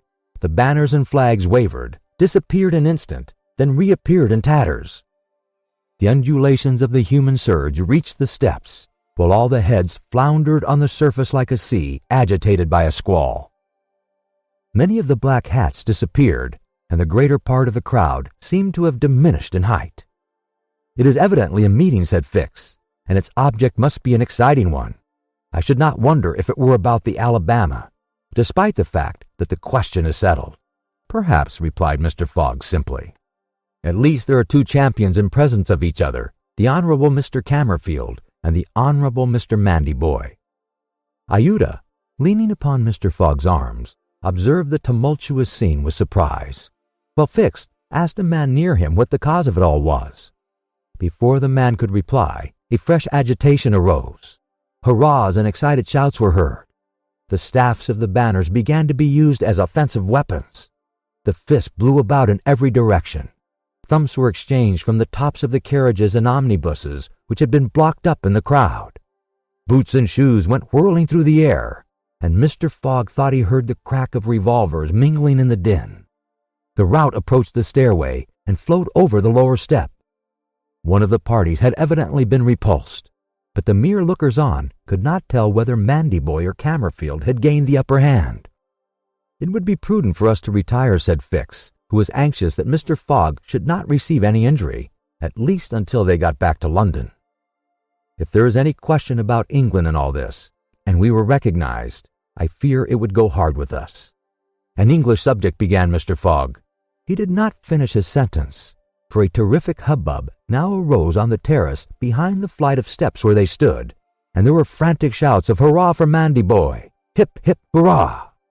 It was a band of voters coming to the rescue of their allies and taking the Cammerfield forces in flank. Mr. Fogg, Iuta, and Fix found themselves between two fires. It was too late to escape. The torrent of men, armed with loaded canes and sticks, were irresistible. Phileas Fogg and Fix were roughly hustled in their attempts to protect their fair companion. The former, as cool as ever, tried to defend himself with the weapons which nature has placed at the end of every Englishman's arm, but in vain. A big, brawny fellow with a red beard, flush-faced, and broad shoulders, who seemed to be the chief of the band, raised his clenched fist to strike Mr. Fogg, whom he could have given a crushing blow, had not Fix rushed in and received it in his stead. An enormous bruise immediately made its appearance under the detective's silk hat, which was completely smashed in. "Yankee!" exclaimed Mr. Fogg, darting a contemptuous look at the ruffian. "Englishman," returned the other. "We will meet again." "When you please. What is your name?" "Phileas Fogg." "And yours?" "Colonel Stamp Proctor." The human tide now swept by after overturning Fix, who speedily got upon his feet again, though with tattered clothes. Happily, he was not seriously hurt. His traveling overcoat was divided into 2 equal parts, and his trousers resembled those of certain Indians, which fit less compactly than they are easy to put on. Aouda had escaped unharmed, and Fix alone bore marks of the fray in his black and blue bruise. "Thanks," said Mr. Fogg to the detective, as soon as they were out of the crowd. "No thanks are necessary," replied Fix, "but let us go." "Where?" "To a tailor's." Such a visit was indeed opportune. The clothing of both Mr. Fogg and Fix was in rags, as if they had themselves been actively engaged in the contest between Cammerfield and Mandyboy. An hour later, they were once more suitably attired, and with Aouda returned to the International Hotel. Passepartout was waiting for his master, armed with a half-dozen 6-barreled revolvers. When he perceived Fix, he knit his brows. But Aouda, having in a few words told him of their adventure, his countenance resumed its placid expression. Fix evidently was no longer an enemy, but an ally. He was faithfully keeping his word. Dinner over, the coach which was to convey the passengers and their luggage to the station drew up to the door. As he was getting in, Mr. Fogg said to Fix, "You have not seen this Colonel Proctor again?" "No." "I will come back to America to find him," said Phileas Fogg calmly. "It would not be right for an Englishman to permit himself to be treated in that way without retaliating." The detective smiled, but did not reply. It was clear that Mr. Fogg was one of those Englishmen who, while they do not tolerate dueling at home, fight abroad when their honor is attacked. At 6:15, the travelers reached the station and found the train ready to depart. As he was about to enter it, Mr. Fogg called a porter and said to him, "My friend, was there not some trouble today in San Francisco?" "It was a political meeting, sir," replied the porter. "But I thought there was a great deal of disturbance in the streets." "It was only a meeting assembled for an election." "The election of a general-in-chief, no doubt?" asked Mr. Fogg. "No, sir, of a justice of the peace." Phileas Fogg got into the train, which started off at full speed. Chapter 26, in which Phileas Fogg and party travel by the Pacific Railroad. From ocean to ocean, so say the Americans, and these 4 words compose the general designation of the great trunk line which crosses the entire width of the United States. The Pacific Railroad is, however, really divided into 2 distinct lines: the Central Pacific between San Francisco and Ogden, and the Union Pacific between Ogden and Omaha. 5 main lines connect Omaha with New York. New York and San Francisco are thus united by an uninterrupted metal ribbon which measures no less than 3,785 miles. Between Omaha and the Pacific, the railway crosses a territory which is still infested by Indians and wild beasts, and a large tract which the Mormons, after they were driven from Illinois in 1845, began to colonize.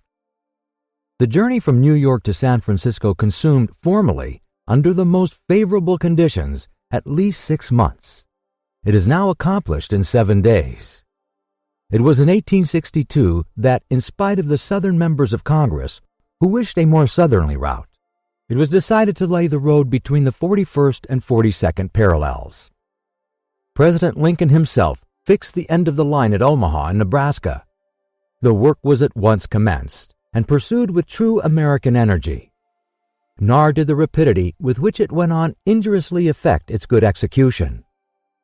the road grew on the prairies 1.5 miles a day.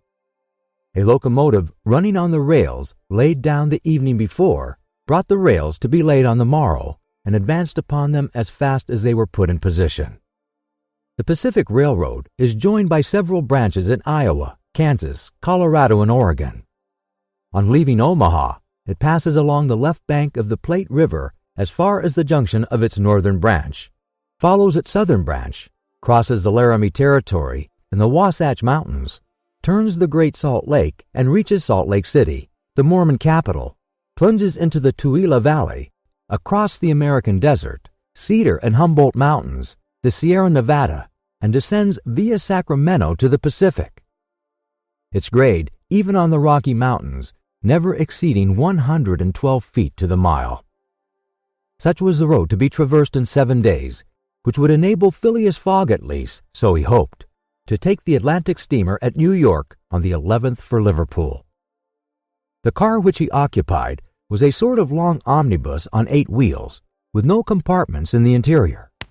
It was supplied with 2 rows of seats, perpendicular to the direction of the train on either side of an aisle, which conducted to the front and rear platforms.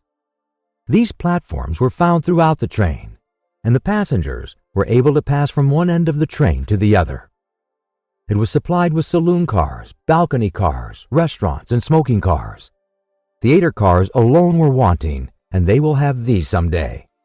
Books and news dealers, sellers of edibles, drinkables, and cigars, who seemed to have plenty of customers, were continually circulating in the aisles. The train left Oakland Station at 6 o'clock. It was already night, cold and cheerless, the heavens being overcast with clouds which seemed to threaten snow.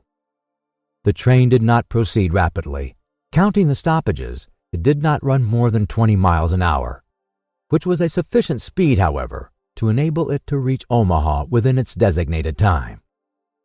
There was but little conversation in the car, and soon many of the passengers were overcome with sleep. Passepartout found himself beside the detective, but he did not talk to him. After recent events, their relations with each other had grown somewhat cold. There could no longer be mutual sympathy or intimacy between them. Fix's manner had not changed, but Passepartout was very reserved and ready to strangle his former friend on the slightest provocation. Snow soon began to fall an hour after they started, a fine snow, however, which happily could not obstruct the train. Nothing could be seen from the windows but a vast white sheet, against which the smoke of the locomotive had a grayish aspect. At 8 o'clock a steward entered the car and announced that the time for going to bed had arrived, and in a few minutes the car was transformed into a dormitory. The backs of the seats were thrown back, bedsteads carefully packed were rolled out by an ingenious system, berths were suddenly improvised, and each traveler had soon at his disposition a comfortable bed protected from curious eyes by thick curtains. The sheets were clean and the pillows soft. It only remained to go to bed and sleep, which everybody did, while the train sped on across the state of California. The country between San Francisco and Sacramento is not very hilly. The Central Pacific, taking Sacramento for its starting point, extends eastward to meet the road from Omaha. The line from San Francisco to Sacramento runs in a northeasterly direction along the American River, which empties into San Pablo Bay. The 120 miles between these cities was accomplished in 6 hours, and toward midnight, while fast asleep, the travelers passed through Sacramento, so that they saw nothing of that important place, the seat of the state government, with its fine quays, its broad streets, its noble hotels, squares, and churches. The train, on leaving Sacramento and passing the junction, Rocklin, Auburn, and Colfax, entered the range of the Sierra Nevada.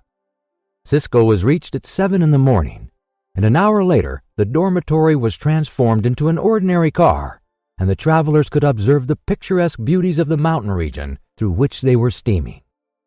The railway track wound in and out among the passes, now approaching the mountainsides, now suspended over precipices, avoiding abrupt angles by bold curves, plunging into narrow defiles which seemed to have no outlet. The locomotive, its great funnel emitting a weird light, with its sharp bell and its cowcatcher extended like a spur, mingled its shrieks and bellowings with the noise of torrents and cascades, and twined its smoke among the branches of the gigantic pines. There were few or no bridges or tunnels on the route. The railway turned around the sides of the mountains and did not attempt to violate nature by taking the shortest cut from one point to another. The train entered the state of Nevada through the Carson Valley about 9 o'clock, going always northeasterly, and at midday reached Reno, where there was a delay of 20 minutes for breakfast. From this point, the road, running along Humboldt River, passed northward for several miles by its banks. Then it turned eastward and kept by the river until it reached the Humboldt Range, nearly at the extreme eastern limit of Nevada. Having breakfast, Mr. Fogg and his companions resumed their places in the car and observed the varied landscapes which unfolded itself as they passed along the vast prairies, the mountains lining the horizon, and the creeks with their frothy, foaming streams. Sometimes a great herd of buffaloes, massing together in the distance, seemed like a movable dam. These innumerable multitudes of ruminating beasts often form an insurmountable obstacle to the passage of the trains. Thousands of them have been passing over the track for hours together in compact ranks. The locomotive is then forced to stop and wait till the road is once more clear. This happened indeed to the train in which Mr. Fogg was traveling. About 12 o'clock, a group of 10 or 12,000 head of buffalo encumbered the track. The locomotive, slackening its speed, tried to clear the way with its cowcatcher, but the mass of animals was too great. The buffaloes marched along with a tranquil gait, uttering now and then deafening bellowings. There was no use of interrupting them, for having taken a particular direction, nothing can moderate and change their course. It is a torrent of living flesh which no dam could contain. The travelers gazed on this curious spectacle from the platforms, but Phileas Fogg, who had the most reason of all to be in a hurry, remained in his seat and waited philosophically until it should please the buffaloes to get out of the way. Passepartout was furious at the delay they occasioned and longed to discharge his arsenal of revolvers upon them. "What a country!" cried he. "Mere cattle stop the trains and go by in a procession, just as if they were not impeding travel. Parbleu! I should like to know if Mr. Fogg foresaw this mishap in his program. And here's an engineer who doesn't dare to run the locomotive into this herd of beasts." The engineer did not try to overcome the obstacle, and he was wise. He would have crushed the first buffaloes, no doubt, with the cowcatcher, but the locomotive, however powerful, would soon have been checked. The train would inevitably have been thrown off the track, and would then have been helpless. The best course was to wait patiently, and regain the lost time by greater speed when the obstacle was removed. The procession of buffaloes lasted 3 full hours, and it was night before the track was clear. The last ranks of the herd were now passing over the rails, while the first had already disappeared below the southern horizon. It was 8 o'clock when the train passed through the defiles of the Humboldt Range, and 9:30 when it penetrated Utah, the region of the Great Salt Lake, the singular colony of the Mormons. Chapter 27, in which Passepartout undergoes, at a speed of 20 miles an hour, a course of Mormon history. During the night of the 5th of December, the train ran southeasterly for about 50 miles, then rose an equal distance in a northeasterly direction towards the Great Salt Lake. Passepartout, about 9 o'clock, went out upon the platform to take the air. The weather was cold, the heavens gray, but it was not snowing. The sun's disk, enlarged by the mist, seemed an enormous ring of gold, and Passepartout was amusing himself by calculating its value in pounds sterling, when he was diverted from this interesting study by a strange-looking personage who made his appearance on the platform. This personage, who had taken the train at Elko, was tall and dark, with black mustache, black stockings, a black silk hat, a black waistcoat, black trousers, a white cravat, and dogskin gloves. He might have been taken for a clergyman. He went from one end of the train to the other, and affixed to the door of each car a notice written in manuscript. Passepartout approached and read one of these notices, which stated that Elder William Hitch, Mormon missionary, taking advantage of his presence on train number 48, would deliver a lecture on Mormonism in car number 117 from 11 to 12 o'clock, and that he invited all who were desirous of being instructed concerning the mysteries of the religion of the Latter-day Saints to attend. "I'll go," said Passepartout to himself. He knew nothing of Mormonism except the custom of polygamy, which is its foundation. The news quickly spread through the train, which contained about 100 passengers, 30 of whom at most, attracted by the notice, ensconced themselves in car number 117. Passepartout took one of the front seats. Neither Mr. Fogg nor Fix cared to attend. At the appointed hour, Elder William Hitch rose, and in an irritated voice, as if he had already been contradicted, said, "I'll tell you that Joe Smith is a martyr, that his brother Hiram is a martyr, and that the persecutions of the United States government against the prophets will also make a martyr of Brigham Young. Who dares to say the contrary?" No one ventured to gainsay the missionary, whose excited tone contrasted curiously with his naturally calm visage. No doubt his anger arose from the hardships to which the Mormons were actually subjected. The government had just succeeded, with some difficulty, in reducing these independent fanatics to its rule. It had made itself master of Utah and subjected that territory to the laws of the Union, after imprisoning Brigham Young on a charge of rebellion and polygamy. The disciples of the prophet had since redoubled their efforts and resisted, by words at least, the authority of Congress. Elder Hitch, as it is seen, was trying to make proselytes on the very railway trains. Then, emphasizing his words with his loud voice and frequent gestures, he related the history of the Mormons from biblical times. How that in Israel, a Mormon prophet of the tribe of Joseph published the annals of the new religion and bequeathed them to his son Mormon. How many centuries later, a translation of this precious book, which was written in Egyptian, was made by Joseph Smith, Jr., a Vermont farmer who revealed himself as a mystical prophet in 1825. And how, in short, the celestial messenger appeared to him in an illuminated forest and gave him the annals of the Lord. Several of the audience, not being much interested in the missionary's narrative, here left the car. But Elder Hitch, continuing his lecture, related how Smith, Jr., with his father, 2 brothers, and a few disciples, founded the Church of the Latter-day Saints, which adopted not only in America, but in England, Norway, and Sweden, and Germany, counts many artisans as well as men engaged in the liberal professions among its members. How a colony was established in Ohio, a temple erected there at a cost of $200,000, and a town built at Kirkland. How Smith became an enterprising banker and received from a single mummy showman a papyrus scroll written by Abraham and several famous Egyptians. The elder's story became somewhat wearisome, and his audience grew gradually less until it was reduced to 20 passengers. But this did not disconcert the enthusiast, who proceeded with the story of Joseph Smith's bankruptcy in 1837, how his ruined creditors gave him a coat of tar and feathers, his reappearance some years afterwards, more honorable and honored than ever, at Independence, Missouri, the chief of a flourishing colony of 3,000 disciples, and his pursuit thence by outraged Gentiles, and retirement into the far west.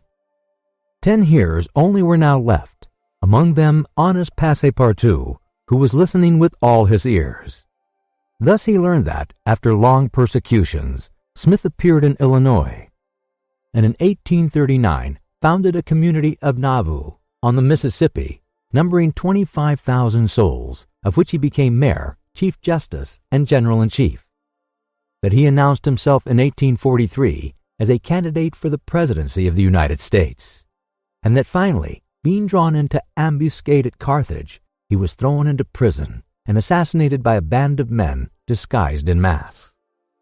Passepartout was now the only person left in the car, and the elder, looking him full in the face, reminded him that, 2 years after the assassination of Joseph Smith, the inspired prophet, Brigham Young, his successor, left Nauvoo for the banks of the Great Salt Lake, where in the midst of that fertile region, directly on the route of the immigrants who crossed Utah on their way to California, the new colony, thanks to the polygamy practiced by the Mormons, had flourished beyond expectations.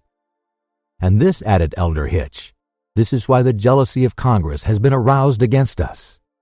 Why have the soldiers of the Union invaded the soil of Utah? Why has Brigham Young, our chief, been in prison in contempt of all justice? Shall we yield to force? Never. Driven from Vermont, driven from Illinois, driven from Ohio, driven from Missouri, driven from Utah, we shall yet find some independent territory on which to plant our tents. And you, my brother, continued the elder, fixing his angry eyes upon his single auditor, will you not plant yours there too, under the shadow of our flag? No, replied Passepartout courageously, in his turn retiring from the car and leaving the elder to preach to vacancy. During the lecture, the train had been making good progress, and towards 12:30 it reached the northwest border of the Great Salt Lake. Thence the passengers could observe the vast extent of this interior sea, which is also called the Dead Sea, and to which flows an American Jordan. It is a picturesque expanse, framed in lofty crags in large strata, encrusted with white salt, a superb sheet of water, which was formerly of larger extent than now, its shores having encroached with the lapse of time, and thus at once reduced its breadth and increased its depth.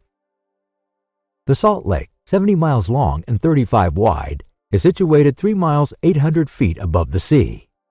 Quite different from Lake Asphaltite, whose depression is 1,200 feet below the sea, it contains considerable salt, and 1/4 of the weight of its water is solid matter, its specific weight being 1,170, and after being distilled 1,000. Fishes are, of course, unable to live in it, and those which descend through the Jordan, the Weber, and other streams soon perish.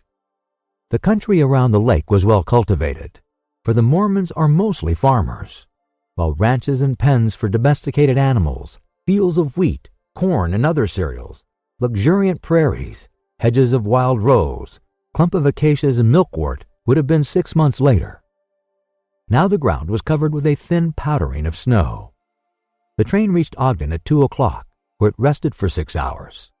Mr. Fogg and his party had time to pay a visit to Salt Lake City, connected with Ogden by a branch road, and they spent 2 hours in this strikingly American town, built on the pattern of other cities of the Union, like a checkerboard, with the somber sadness of right angles, as Victor Hugo expresses it. The founder of the city of the saints could not escape from the taste of symmetry which distinguishes the Anglo-Saxons. In this strange country, where the people are certainly not up to the level of their institutions, everything is done squarely, cities, houses, and follies. The travelers then were promenading at 3 o'clock about the streets of the town built between the banks of the Jordan and the spurs of the Wasatch Range. They saw few or no churches, but the prophet's mansion, the courthouse, and the arsenal, blue brick houses with verandas and porches, surrounded by gardens bordered with acacias, palms, and locusts. A clay and pebble wall, built in 1853, surrounded the town, and in the principal street were the market and several hotels adorned with pavilions. The place did not seem thickly populated. The streets were almost deserted, except in the vicinity of the temple, which they only reached after having traversed several quarters surrounded by palisades. There were many women, which was easily accounted for by the peculiar institution of the Mormons. But it must not be supposed that all Mormons are polygamists. They are free to marry or not as they please, but it is worth nothing that it is mainly the female citizens of Utah who are anxious to marry, as according to the Mormon religion, maiden ladies are not admitted to the possession of its highest joys. These poor creatures seemed to be neither well off nor happy. Some, the more well-to-do no doubt, wore short, open black silk dresses under a hood or modest shawl. Others were habited in Indian fashion. Passepartout could not behold without a certain fright these women, charged in groups with conferring happiness on a single Mormon. His common sense pitied, above all, the husband. It seemed to him a terrible thing to have to guide so many wives at once across the vicissitudes of life, and to conduct them, as it were, in a body to the Mormon paradise, with the prospect of seeing them in the company of the glorious Smith, who doubtless was the chief ornament of that delightful place to all eternity. He felt decidedly repelled for such a vocation, and he imagined perhaps he was mistaken, that the fair ones of Salt Lake City cast rather alarming glances on his person. Happily, his stay there was but brief. At 4, the party found themselves again at the station, took their places in the train, and the whistle sounded for starting. Just at that moment, however, that the locomotive wheels began to move, cries of "Stop, stop" were heard. Trains, like time and tide, stopped for no one. The gentleman who uttered the cries was evidently a belated Mormon. He was breathless with running. Happily for him, the station had neither gates nor barriers. He rushed along the track, jumped on the rear platform of the train, and fell exhausted into one of the seats. Passepartout, who had been anxiously watching this amateur gymnast, approached him with lively interest and learned that he had taken flight after an unpleasant domestic scene. When the Mormon had recovered his breath, Passepartout ventured to ask him politely how many wives he had, for from the manner in which he had decamped, it might be thought that he had 20 at least. "One, sir," replied the Mormon, raising his arms heavenward. "One, and that was enough." Chapter 28, in which Passepartout does not succeed in making anybody listen to reason. The train, on leaving Great Salt Lake at Ogden, passed northward for an hour as far as Weber River, having completed nearly 900 miles from San Francisco. From this point, it took an easterly direction towards the jagged Wasatch Mountains. It was in the section included between this range and the Rocky Mountains that the American engineers found the most formidable difficulties in laying the road, and that the government granted a subsidy of $48,000 per mile instead of $16,000 allowed for the work done on the plains. But the engineers, instead of violating nature, avoided its difficulties by winding around instead of penetrating the rocks. One tunnel only, 14,000 feet in length, was pierced in order to arrive at the Great Basin.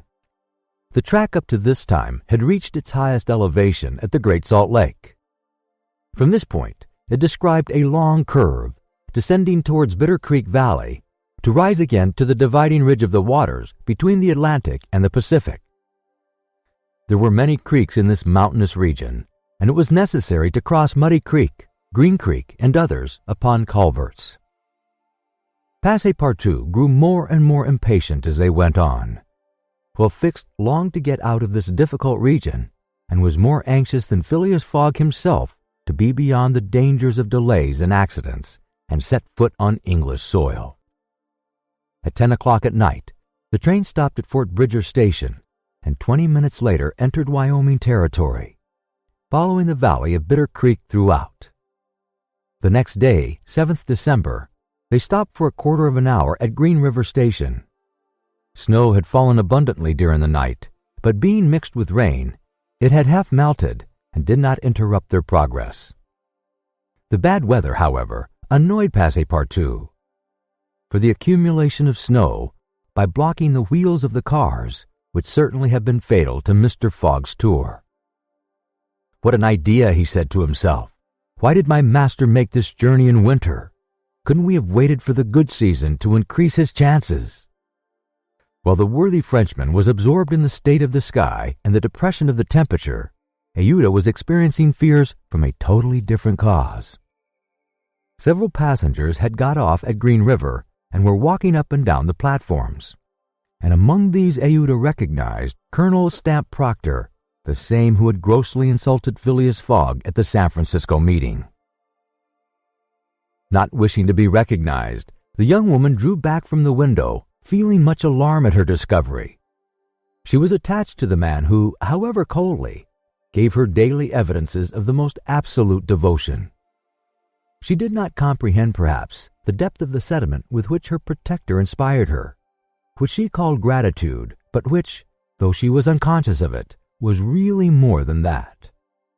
Her heart sank within her when she recognized the man whom Mr. Fogg desired, sooner or later, to call to account for his conduct. Chance alone, it was clear, had brought Colonel Proctor on this train, but there he was, and it was necessary at all hazards that Phileas Fogg should not perceive his adversary. Aouda seized a moment when Mr. Fogg was asleep to tell Fix and Passepartout whom she had seen.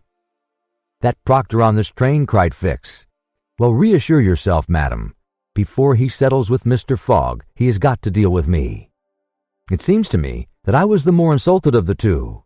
And besides," added Passepartout, "I'll take charge of him, colonel as he is." "Mr. Fix," resumed Aouda, "Mr. Fogg will allow no one to avenge him.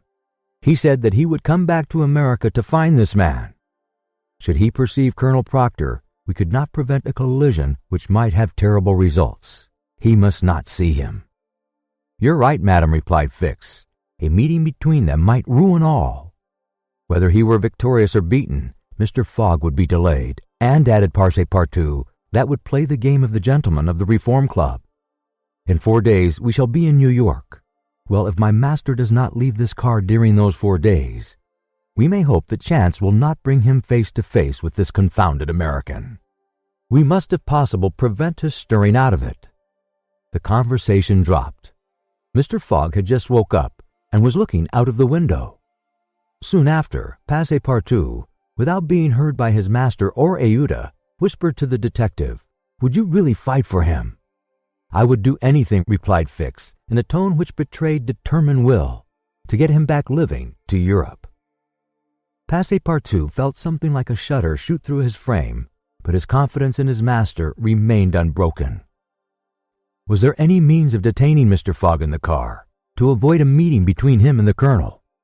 It ought not to be a difficult task, since that gentleman was naturally sedentary and little curious. The detective, at least, seemed to have found a way, for after a few moments he said to Mr. Fogg, "These are long and slow hours, sir, that we are passing on the railway." "Yes," replied Mr. Fogg, "but they pass." "You were in the habit of playing whist," resumed Fix, "on the steamers." "Yes, but it would be difficult to do so here. I have neither cards nor partners." "Oh, but we can easily buy some cards, for they are sold on all the American trains. As for partners, if Madame plays—" "Certainly, sir," Aouda quickly replied. "I understand whist. It is part of an English education. I myself have some pretensions to playing a good game. Well, here are 3 of us and a dummy." "As you please, sir," replied Phileas Fogg, heartily glad to resume his favorite pastime even on the railway. Passepartout was dispatched in search of the steward, and soon returned with 2 packs of cards, some pins, counters, and a shelf covered with cloth. The game commenced. Aouda understood whist sufficiently well, and even received some compliments on her playing from Mr. Fogg. As for the detective, he was simply an adept, and worthy of being matched against his present opponent. "Now," thought Passepartout, "we've got him. He won't budge." At 11 in the morning, the train had reached the dividing ridge of the waters at Bridger Pass, 7,524 feet above the level of the sea, one of the highest points attained by the track in crossing the Rocky Mountains. After going about 200 miles, the travelers at last found themselves on one of those vast plains which extend to the Atlantic, and which nature has made so propitious for laying the iron road. On the declivity of the Atlantic basin, the first streams, branches of the North Platte River, already appeared. The whole northern and eastern horizon were bounded by the immense semicircular curtain which is formed by the southern portion of the Rocky Mountains, the highest being Laramie Peak. Between this and the railway extended vast plains, plentifully irrigated. On the right rose the lower spurs of the mountain's mass, which extends southward to the sources of the Arkansas River, one of the great tributaries of the Missouri. At 12:30, the travelers caught sight for an instant of Fort Halleck, which commands that section, and in a few more hours the Rocky Mountains were crossed. There was reason to hope, then, that no accident would mark the journey through this difficult country. The snow had ceased falling, and the air became crisp and cold. Large birds, frightened by the locomotive, rose and flew off in the distance. No wild beast appeared on the plain. It was a desert in its vast nakedness. After a comfortable breakfast served in the car, Mr. Fogg and his partners had just resumed whist, when a violent whistling was heard, and the train stopped. Passepartout put his head out of the door, and saw nothing to cause the delay. No station was in view. Aouda and Fix feared that Mr. Fogg might take it into his head to get out, but that gentleman contented himself with saying to his servant, See what is the matter." Passepartout rushed out of the car. 30 or 40 passengers had already descended, amongst them Colonel Stamp Proctor. The train had stopped before a red signal which blocked the way. The engineer and conductor were talking excitedly with a signalman whom the station master at Medicine Bow, the next stopping place, had sent on before. The passengers drew around and took part in the discussion, in which Colonel Proctor, with his insolent manner, was conspicuous. Passepartout joined the group, heard the signalman say, "No, you can't pass. The bridge at Medicine Bow is shaky and would not bear the weight of the train." There was a suspension bridge thrown out over some rapids about a mile from the place they now were. According to the signalman, it was a ruinous condition, several of the iron wires being broken, and it was impossible to risk the passage. He did not in any way exaggerate the condition of the bridge. It may be taken for granted that, rash as the Americans usually are, when they are prudent, there is a good reason for it. Passepartout, not daring to appraise his master of what he heard, listened with set teeth, immovable as a statue. Cried Colonel Proctor. "But we are not going to stay here, I imagine, and take root in the snow." "Colonel," replied the conductor, "we have telegraphed to Omaha for a train, but it is not likely that it will reach Medicine Bow in less than 6 hours." "6 hours!" cried Passepartout. "Certainly," returned the conductor. "Besides, it will take us as long as that to reach Medicine Bow on foot." "But it is only a mile from here," said one of the passengers. "Yes, but it's on the other side of the river." "And we can't cross that in a boat?" asked the colonel. "That's impossible. The creek is swelled by the rains. It is a rapid, and we will have to make a circuit of 10 miles to the north to find a ford." The colonel launched a volley of oaths, denouncing the railway company and the conductor, and Passepartout, who was furious, was not disinclined to make common cause with him. Here was an obstacle indeed, which all his master's banknotes could not remove. There was a general disappointment among the passengers, who, without reckoning the delay, saw themselves compelled to trudge 15 miles over a plain covered with snow. They grumbled and protested, and would certainly have thus attracted Phileas Fogg's attention if he had not been completely absorbed in his game. Passepartout found that he could not avoid telling his master what had occurred, and with hanging head he was turning towards the car when the engineer, a true Yankee, named Forster, called out, "Gentlemen, perhaps there is a way, after all, to get over." "On the bridge?" asked a passenger. "On the bridge, with our train." Passepartout stopped short and eagerly listened to the engineer. "But the bridge is unsafe," urged the conductor. "No matter," replied Forster. "I think that by putting on the very highest speed, we might have a chance of getting over." "The devil!" muttered Passepartout.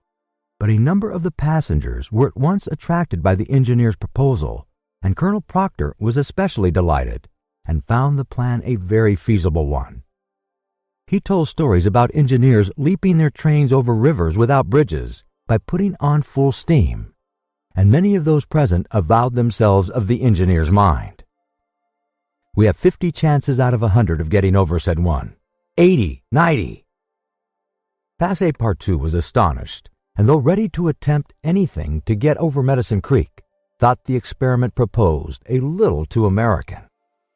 Besides, thought he, there is still a more simple way, and it does not even occur to any of these people. "Sir," said he aloud to one of the passengers, "the engineer's plan seems to me a little dangerous, but—" 80 chances, replied the passenger, turning his back on him. "I know it," said Passepartout, turning to another passenger, "but a simple idea—" "Ideas are no use," returned the American, shrugging his shoulders, "as the engineer assures us that we can pass." "Doubtless," urged Passepartout, "we can pass, but perhaps it would be more prudent." "What, prudent?" cried Colonel Proctor, whom this word seemed to excite prodigiously. "At full speed, don't you see? At full speed." "I know, I see," repeated Passepartout, "but it would be, if not more prudent, since that word displeases you, at least more natural." "Who? What? What's the matter with this fellow?" cried several. The poor fellow did not know to whom to address himself. "Are you afraid?" asked Colonel Proctor. "I afraid? Very well. I will show these people that a Frenchman can be as American as they. All aboard!" cried the conductor. "Yes, all aboard," repeated Passepartout, "and immediately. But they can't prevent me from thinking that it would be more natural for us to cross the bridge on foot and let the train come after." But no one heard this sage reflection, nor would anyone have acknowledged its justice. The passengers resumed their places in the cars. Passepartout took his seat without telling what had passed.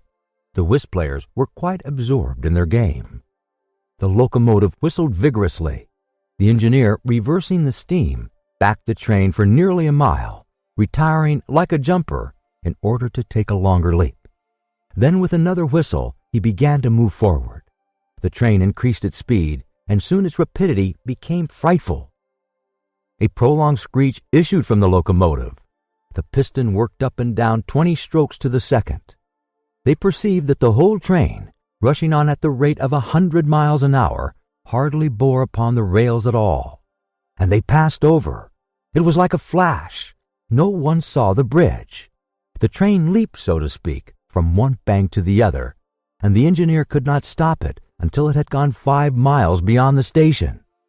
But scarcely had the train passed the river when the bridge, completely ruined, fell with a crash into the rapids of Medicine Bow. Chapter 29, in which certain incidents are narrated which are only to be met with on American railroads. The train pursued its course that evening without interruption, passing Fort Saunders, crossing Cheyenne Pass, and reaching Evans Pass. The road here attained the highest elevation of the journey, 8,092 feet above the level of the sea. The travelers had now only to descend to the Atlantic by limitless plains leveled by nature. A branch of the Grand Trunk led off southward to Denver, the capital of Colorado. The country round about is rich in gold and silver, and more than 50,000 inhabitants are already settled there. 1,382 miles had been passed over from San Francisco in 3 days and 3 nights. 4 days and nights more would probably bring them to New York. Phileas Fogg was not yet behindhand. During the night, Camp Walbeck was passed on the left. Lodgepole Creek ran parallel with the road, marking the boundary between the territories of Wyoming and Colorado. They entered Nebraska at 11, passed near Sedgwick, and touching in Julesburg on the southern branch of the Plate River. It was here that the Union Pacific Railroad was inaugurated on the 23rd of October, 1867, by the chief engineer, General Dodge. 2 powerful locomotives carrying 9 cars of invited guests, amongst whom was Thomas C. Durant, vice president of the road, stopped at this point. Cheers were given, the Sioux and Pawnees performed an imitation Indian battle, fireworks were let off, and the first number of the Railway Pioneer was printed by a press brought on the train. Thus was celebrated the inauguration of this great railroad, a mighty instrument of progress and civilization, thrown across the desert and destined to link together cities and towns which do not yet exist. The whistle of the locomotive, more powerful than Amphion's lyre, was about to bid them rise from American soil. Fort McPherson was left behind at 8 in the morning, and 357 miles had yet to be traversed before reaching Omaha. The road followed the capricious windings of the southern branch of the Plate River on its left bank. At 9, the train stopped at the important town of North Plate, built between the 2 arms of the river, which rejoin each other around it and form a single artery, a large tributary whose waters empty into the Missouri a little above Omaha. The 101st meridian was passed. Mr. Fogg and his partners had resumed their game. No one, not even the dummy, complained of the length of the trip. Fix had begun by winning several guineas, which he seemed likely to lose, but he showed himself a not less eager whist player than Mr. Fogg. During the morning, chance distinctly favored that gentleman. Trumps and honors were showered upon his hands. Once, having resolved on a bold stroke, he was on the point of playing a spade when a voice behind him said, "I should play a diamond." Mr. Fogg, Euda, and Fix raised their heads and beheld Colonel Proctor. Stamp Proctor and Phileas Fogg recognized each other at once. "Ah, it's you, is it, Englishman?" cried the colonel. "It's you who are going to play a spade." "And who plays it?" replied Phileas Fogg coolly. throwing down the 10 of spades. "Well, it pleases me to have it diamonds," replied Colonel Proctor in an insolent tone. He made a movement as if to seize the card which had just been played, adding, "You don't understand anything about whist." "Perhaps I do as well as another," said Phileas Fogg, rising. "You only have to try, son of John Bull," replied the colonel. Aouda turned pale, and her blood ran cold. She seized Mr. Fogg's arm and gently pulled him back. Passepartout was ready to pounce upon the American, who was staring insolently at his opponent. But Fix got up, and going to Colonel Proctor said, "You forget that it is I with whom you have to deal, sir, for it was I whom you not only insulted, but struck." "Mr. Fix," said Mr. Fogg, "pardon me, but this affair is mine, and mine only. The colonel has again insulted me by insisting that I should not play a spade, and he shall give me satisfaction for it." "When and where you will," replied the American, "and with whatever weapon you choose." Aouda in vain attempted to retain Mr. Fogg, as vainly did the detective endeavor to make the quarrel his. Passepartout wished to throw the colonel out of the window, but a sign from his master checked him. Phileas Fogg left the car, and the American followed him upon the platform. "Sir," said Mr. Fogg to his adversary, "I am in a great hurry to get back to Europe, and any delay whatever will be greatly to my disadvantage." "Well, what's that to me?" replied Colonel Proctor. "Sir," said Mr. Fogg very politely, "after our meeting at San Francisco, I determined to return to America and find you as soon as I had completed the business which called me to England." "Really? Will you appoint a meeting for 6 months hence?" "Why not 10 years hence?" "I say 6 months," returned Phileas Fogg, "and I shall be at the place of meeting promptly." "All this is an evasion," cried Stamp Proctor. "Now or never." "Very good." "You are going to New York?" "No." "To Chicago?" "No." "To Omaha?" "What difference is it to you? Do you know Plum Creek?" "No," replied Mr. Fogg. "It's the next station. The train will be there in an hour, and will stop there 10 minutes. In 10 minutes, several revolver shots should be exchanged." "Very well," said Mr. Fogg. "I will stop at Plum Creek." "And I guess you'll stay there, too," added the American insolently. "Who knows?" replied Mr. Fogg, returning to the car as coolly as usual. He began to reassure Aouda, telling her that blusterers were never to be feared, and begged Fix to be his second at the approaching duel, a request which the detective could not refuse. Mr. Fogg resumed the interrupted game with perfect calmness. At 11 o'clock, the locomotive's whistle announced that they were approaching Plum Creek Station. Mr. Fogg rose, and followed by Fix, went out upon the platform. Passepartout accompanied him, carrying a pair of revolvers. Aouda remained in the car, as pale as death. The door of the next car opened, and Colonel Proctor appeared on the platform, attended by a Yankee of his own stamp as his second.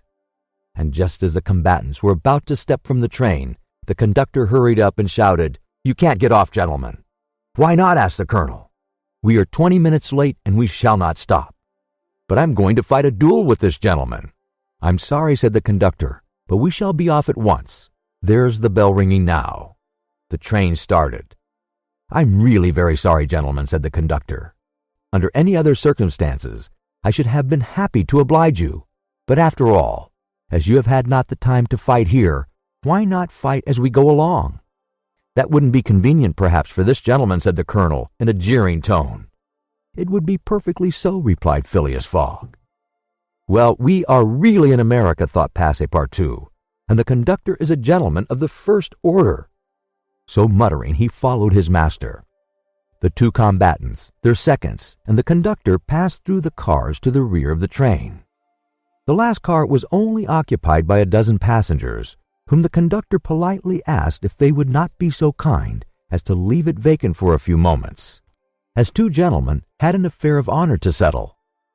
The passengers granted the request with alacrity, and straightway disappeared on the platform. The car, which was some 50 feet long, was very convenient for their purpose. The adversaries might march on each other in the aisle and fire at their ease. Never was duel more easily arranged. Mr. Fogg and Colonel Proctor, each provided with 2 6-barreled revolvers, entered the car. The seconds, remaining outside, shut them in. They were to begin firing at the first whistle of the locomotive. After an interval of 2 minutes, what remained of the 2 gentlemen would be taken from the car. Nothing could be more simple. Indeed, it was all so simple that Fix and Passepartout felt their hearts beating as if they would crack. They were listening for the whistle agreed upon, when suddenly savage cries resounded in the air, accompanied by reports which certainly did not issue from the car where the duelists were. The reports continued in front and the whole length of the train. Cries of terror proceeded from the interior of the cars. Colonel Proctor and Mr. Fogg, revolvers in hand, hastily quitted their prison and rushed forward where the noise was most clamorous. They then perceived that the train was attacked by a band of Sioux. This was not the first attempt of these daring Indians, for more than once they had waylaid trains on the road. 100 of them had, according to their habit, jumped upon the steps without stopping the train, with the ease of a clown mounting a horse at full gallop.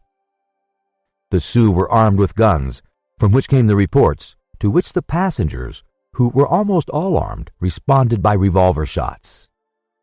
The Indians had first mounted the engine and half stunned the engineer and stoker with blows from their muskets. A Sioux chief, wishing to stop the train, but not knowing how to work the regulator, had opened wide instead of closing the steam valve, and the locomotive was plunging forward with terrific velocity. The Sioux had at the same time invaded the cars, skipping like enraged monkeys over the roofs, thrusting open the doors, and fighting hand to hand with the passengers. Penetrating the baggage car, they pillaged it, throwing the trunks out of the train. The cries and shouts were constant. The travelers defended themselves bravely. Some of the cars were barricaded and sustained a siege like moving forts carried along at a speed of 100 miles an hour. Aouda behaved courageously from the first. She defended herself like a true heroine with a revolver, which she shot through the broken windows whenever a savage made his appearance.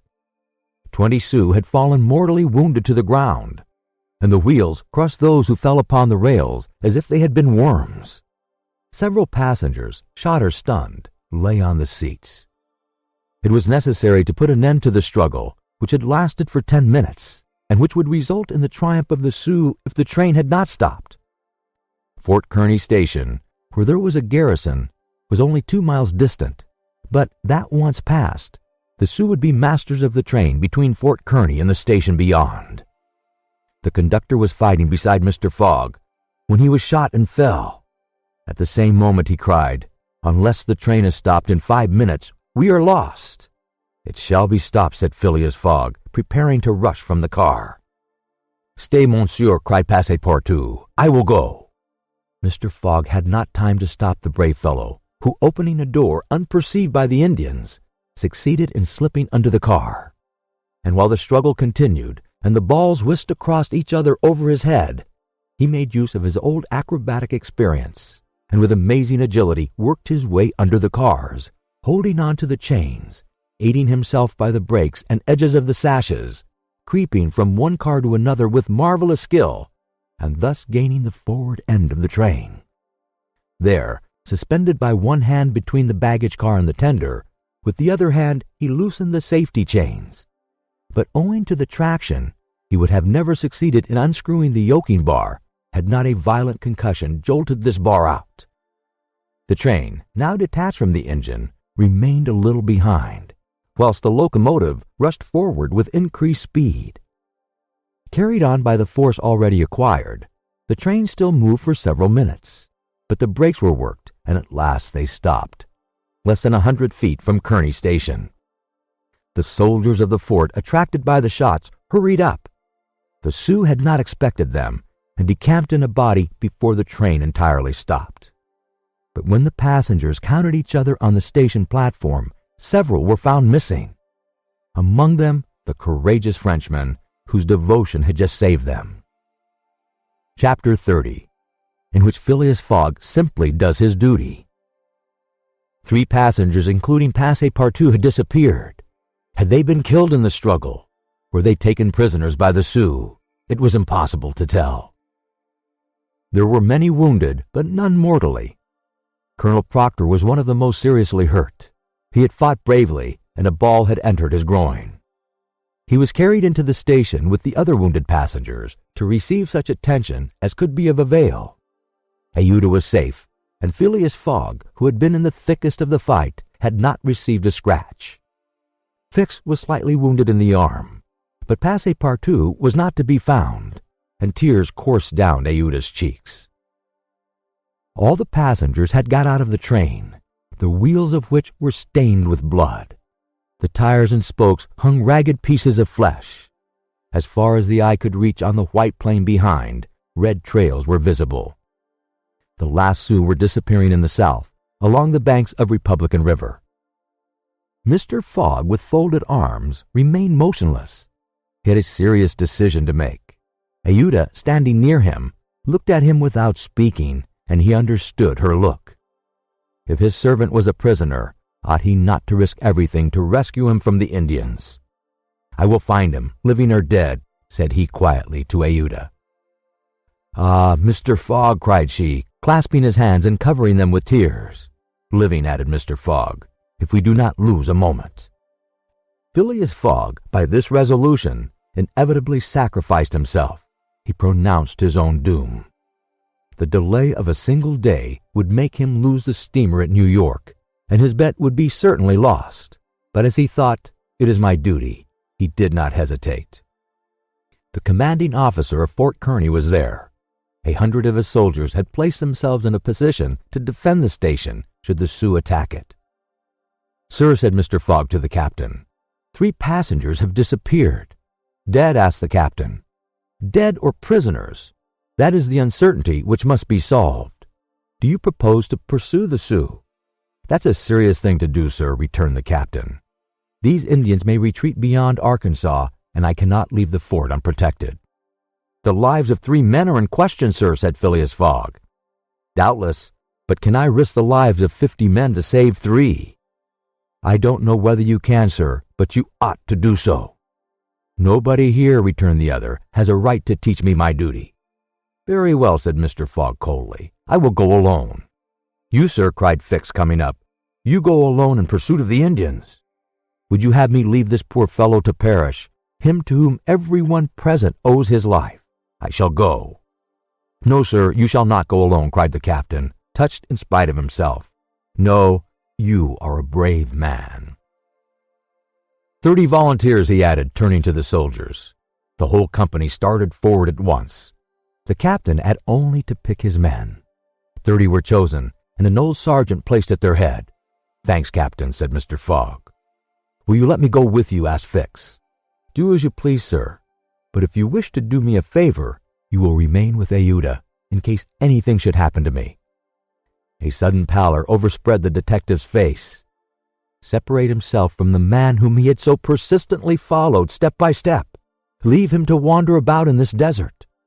Fix gazed attentively at Mr. Fogg, and despite his suspicions and of the struggle which was going on within him, he lowered his eyes before that calm and frank look. "I will stay," said he. A few moments later, Mr. Fogg pressed the young woman's hand, and having confided to her his precious carpet-bag, went off with the sergeant and his little squad. But before going, he had said to the soldiers, "My friends, I will divide $5,000 among you if we save the prisoners." It was then a little past noon. Aouda retired to a waiting room, and there she waited alone, thinking of the simple and noble generosity, the tranquil courage of Phileas Fogg. He had sacrificed his fortune, and was now risking his life, all without hesitation from duty, in silence. Fix did not have the same thoughts, and could scarcely conceal his agitation. He walked feverishly up and down that platform, but soon resumed his outward composure. He now saw the folly of which he had been guilty in letting Fogg go alone. What? This man, whom he had just followed around the world, was permitted now to separate himself from him. He began to accuse and abuse himself, and if he were director of police, administered to himself a sound lecture for his greenness. "I have been an idiot," he thought, "and this man will see it. He is gone and won't come back. But how is it that I, Fix, who have in my pocket a warrant for his arrest, have been so fascinated by him. Decidedly, I am nothing but an ass." So reasoned the detective, while the hours crept by all too slowly. He did not know what to do. Sometimes he was tempted to tell Aouda all, but he could not doubt how the young woman would receive his confidences. What course should he take? He thought of pursuing Fogg across the vast white plains. It did not seem impossible that he might overtake him. Footsteps were easily printed on the snow, but soon under a new sheet, every imprint would be effaced. Fix became discouraged. He felt a sort of insurmountable longing to abandon the game altogether. He could now leave Fort Kearny station and pursue his journey homeward in peace. Towards 2 o'clock in the afternoon, while it was snowing hard, long whistles were heard approaching from the east. A great shadow, preceded by a wild light, had slowly advanced, appearing still larger through the mist, which gave it a fantastic aspect. No train was expected from the east, neither had there been time for the succor asked for by telegraph to arrive. The train from Omaha to San Francisco was not due till the next day. The mystery was soon explained. The locomotive, which was slowly approaching with deafening whistles, was that which, having been detached from the train, had continued its route with such terrific rapidity, carrying off the unconscious engineer and stoker. It had run several miles, when the fire becoming low for want of fuel, the steam had slackened, and it had finally stopped an hour after, some 20 miles beyond Fort Kearny. Neither the engineer nor the stoker was dead, and after remaining for some time in their swoon, had come to themselves. The train had then stopped. The engineer, when he found himself in the desert, and the locomotive without cars, understood what had happened. He could not imagine how the locomotive had become separated from the train, but he did not doubt that the train left behind was in distress.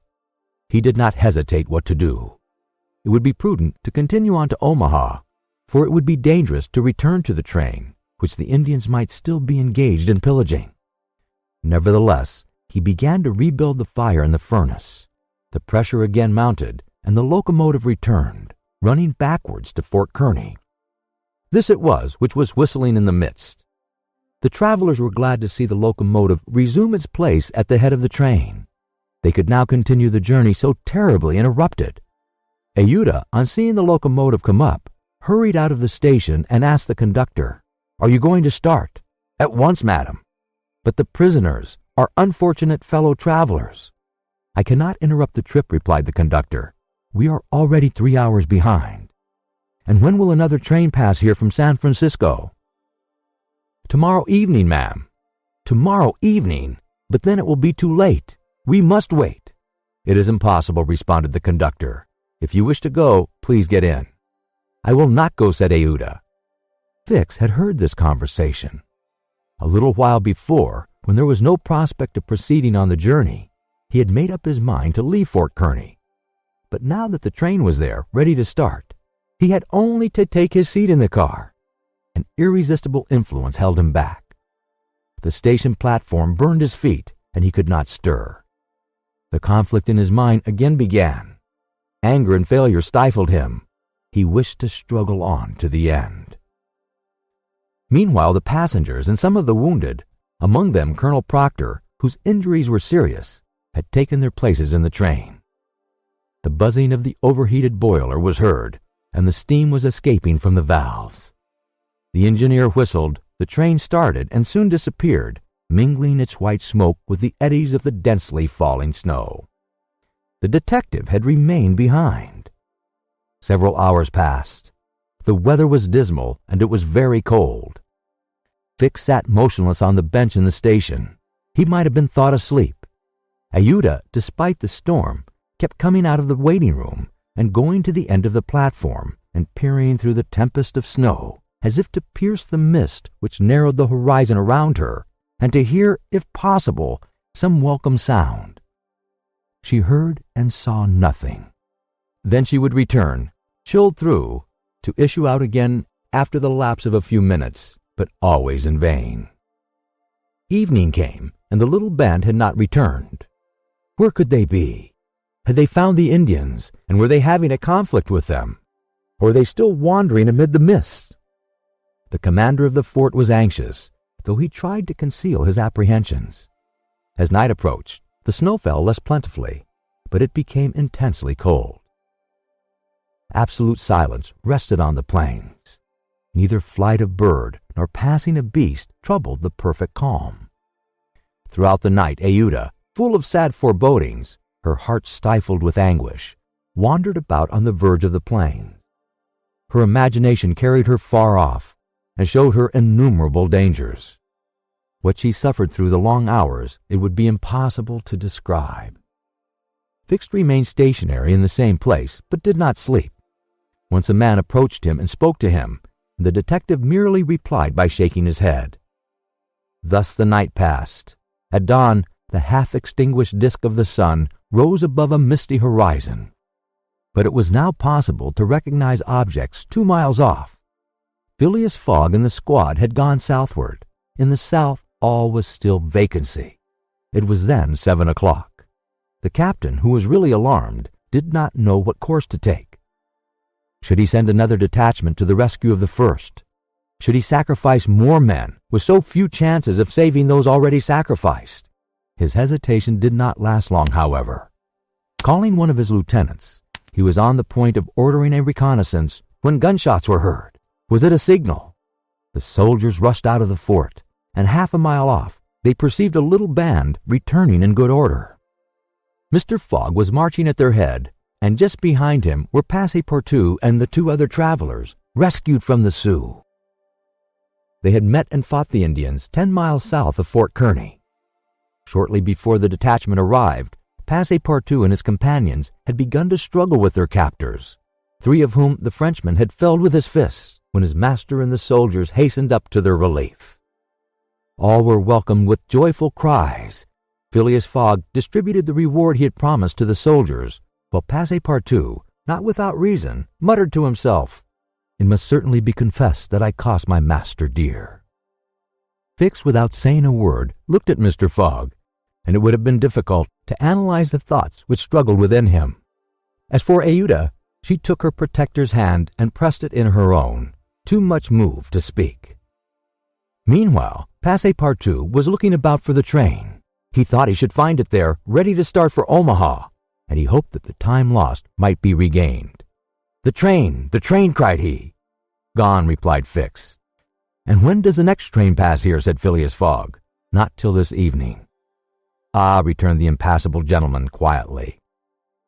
Chapter 31, in which Fix, the detective, considerably furthers the interest of Phileas Fogg. Phileas Fogg found himself 20 hours behind time.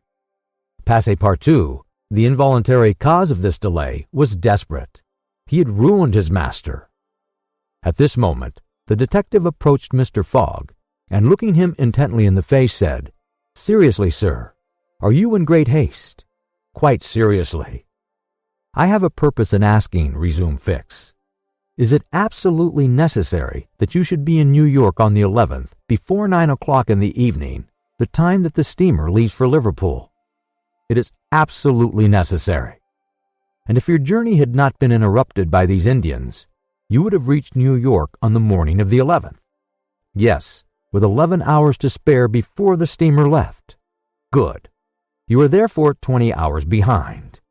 12 from 20 leaves 8. You must regain 8 hours.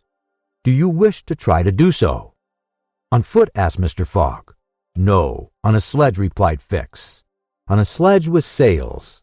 A man has proposed such a method to me."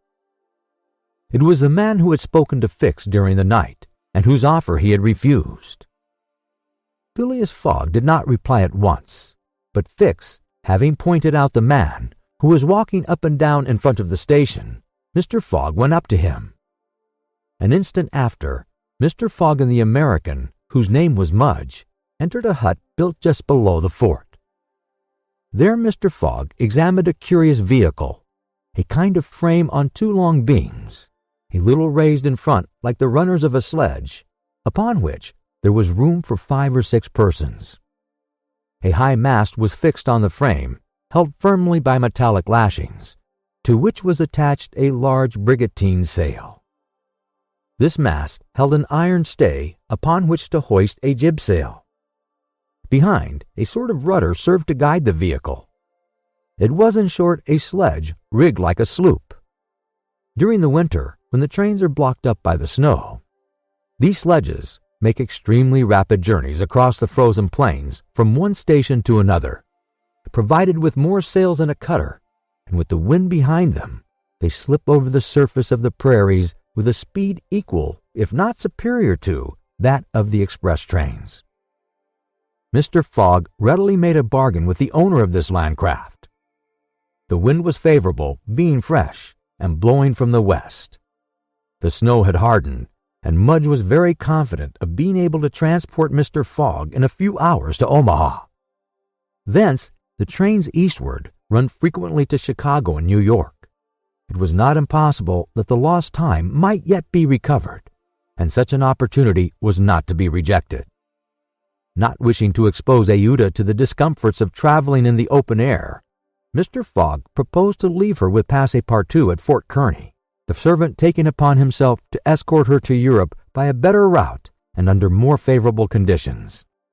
But Aouda refused to separate from Mr. Fogg, and Passepartout was delighted with her decision, for nothing could induce him to leave his master while Fix was with him. It would be difficult to guess the detective's thoughts. Was this conviction shaken by Phileas Fogg's return, or did he still regard him as an exceedingly shrewd rascal, who, his journey round the world completed, would think himself absolutely safe in England? Perhaps Fix's opinion of Phileas Fogg was somewhat modified, but he was nevertheless resolved to do his duty, and to hasten the return of the whole party to England as much as possible. At 8 o'clock, the sledge was ready to start. The passengers took their places on it and wrapped themselves up closely in their traveling cloaks. The two great sails were hoisted, and under the pressure of the wind, the sledge slid over the hardened snow with a velocity of 40 miles an hour. The distance between Fort Kearny and Omaha, as the birds fly, is at most 200 miles. If the wind held good, the distance might be traversed in 5 hours. If no accident happened, the sledge might reach Omaha by 1 o'clock. What a journey! The travelers, huddled close together, could not speak for the cold, intensified by the rapidity at which they were going. The sledge sped on as lightly as a boat over the waves. When the breeze came skimming the earth, the sledge seemed to be lifted off the ground by its sails. Mudge, who was at the rudder, kept in a straight line, and by a turn of his hand checked the lurches which the vehicle had a tendency to make. All the sails were up, and the jib was so arranged as to not screen the brigantine. A topmast was hoisted, and another jib, held out to the wind, added its force to the other sails. Although the speed could not be exactly estimated, the sledge could not be going at less than 40 miles an hour. "If nothing breaks," said Midge, "we shall get there." Mr. Fogg had made it for Mudge's interest to reach Omaha within the time agreed upon by the offer of a handsome reward. The prairie, across which the sledge was moving in a straight line, was as flat as a sea. It seemed like a vast frozen lake.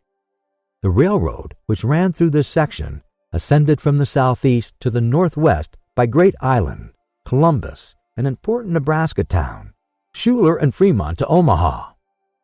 It followed throughout the right bank of the Plate River. The sledge, shortening this route, took a chord of the arc described by the railway. Mudge was not afraid of being stopped by the Plate River because it was frozen. The road, then, was quite clear of obstacles, and Phileas Fogg had but two things to fear: an accident to the sledge and a change or calm in the wind. But the breeze, far from lessening its force, blew as if to bend the mast, which, however, the metallic lashings held firmly. These lashings, like the chords of a stringed instrument, resounded as if vibrated by a violin bow. The sledge slid along in the midst of a plaintively intense melody. "These chords give the fifth and the octave," said Mr. Fogg. These were the only words he uttered during the journey. Aouda, cozily packed in furs and cloaks, was sheltered as much as possible from the attacks of the freezing wind. As for Passepartout, his face was as red as the sun's disk when it sets in the midst, and he laboriously inhaled the biting air. With his natural buoyancy of spirits, he began to hope again. They would reach New York on the evening, if not on the morning of the 11th, and there was still some chances that it would be before the steamer sailed for Liverpool. Passepartout even felt a strong desire to grasp his ally Fix by the hand. He remembered that it was the detective who procured the sledge, the only means of reaching Omaha in time. But, checked by some presentiment, he kept his usual reserve. One thing, however, Passepartout would never forget, and that was the sacrifice which Mr. Fogg had made, without hesitation, to rescue him from the Sioux. Mr. Fogg had risked his fortune and his life. No, his servant would never forget that. While each of the party was absorbed in reflections so different, the sledge flew past over the vast carpet of snow. The creeks it passed over were not perceived. Fields and streams disappeared under the uniform whiteness. The plain was absolutely deserted. Between the Union Pacific Road and the branch which unites Kearney with St. Joseph, it formed a great uninhabited island. Neither village, station, nor fort appeared. From time to time, they sped by some phantom-like tree, whose white skeleton twisted and rattled in the wind. Sometimes flocks of wild birds rose, or bands of gaunt, famished, ferocious prairie wolves ran howling after the sledge. Passepartout, revolver in hand, held himself ready to fire on those which came too near. Had an accident then happened to the sledge, the travelers attacked by these beasts would have been in the most terrible danger. But it held on its even course, soon gained on the wolves, and ere long left the howling band at a safe distance behind. About noon, Mudge perceived by certain landmarks that he was crossing the Plate River. He said nothing, but he felt certain that he was now within 20 miles of Omaha. In less than an hour, he left the rudder and furled his sails, whilst the sledge, carried forward by the great impetus the wind had given it, went on a half-mile further with its sails unspread. It stopped at last, and Mudge, pointing to a mass of roofs white with snow, said, "We have got there. Arrived at the station which is in daily communication by numerous trains with the Atlantic seaboard." Passepartout and Fix jumped off, stretched their stiffened limbs, and aided Mr. Fogg and the young woman to descend from the sledge. Phileas Fogg generously rewarded Mudge, whose hand Passepartout warmly grasped, and the party directed their steps to the Omaha railway station. The Pacific Railroad proper finds its terminus at this important Nebraska town. Omaha is connected with Chicago by the Chicago and Rock Island Railroad, which runs directly east and passes 50 stations. A train was ready to start when Mr. Fogg and his party reached the station, and they only had time to get into the cars. They had seen nothing of Omaha, but Passepartout confessed to himself that this was not to be regretted, as they were not traveling to see the sights. The train passed rapidly across the state of Iowa by Council Bluffs, Des Moines, and Iowa City. During the night, it crossed the Mississippi at Davenport, and by Rock Island entered Illinois.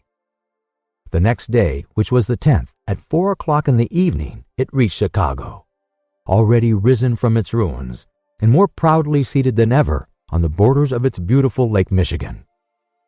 900 miles separated Chicago from New York, but trains are not wanting at Chicago. Mr. Fogg passed at once from one to the other, and the locomotive of the Pittsburgh, Fort Wayne, and Chicago Railway left at full speed, as if it fully comprehended that the gentleman had no time to lose. It traversed Indiana, Ohio, Pennsylvania, and New Jersey like a flash, rushing through towns with antique names, some of which had streets and car tracks, but as yet no houses. At last the Hudson came into view, and at 11:15 in the evening of the 11th, the train stopped in the station on the right bank of the river, before the very pier of the Cunard line. The China for Liverpool had started 3/4 of an hour before. Chapter 32, in which Phileas Fogg engages in a direct struggle with bad fortune. The China in leaving seemed to have carried off Phileas Fogg's last hope. None of the other steamers were able to serve his projects.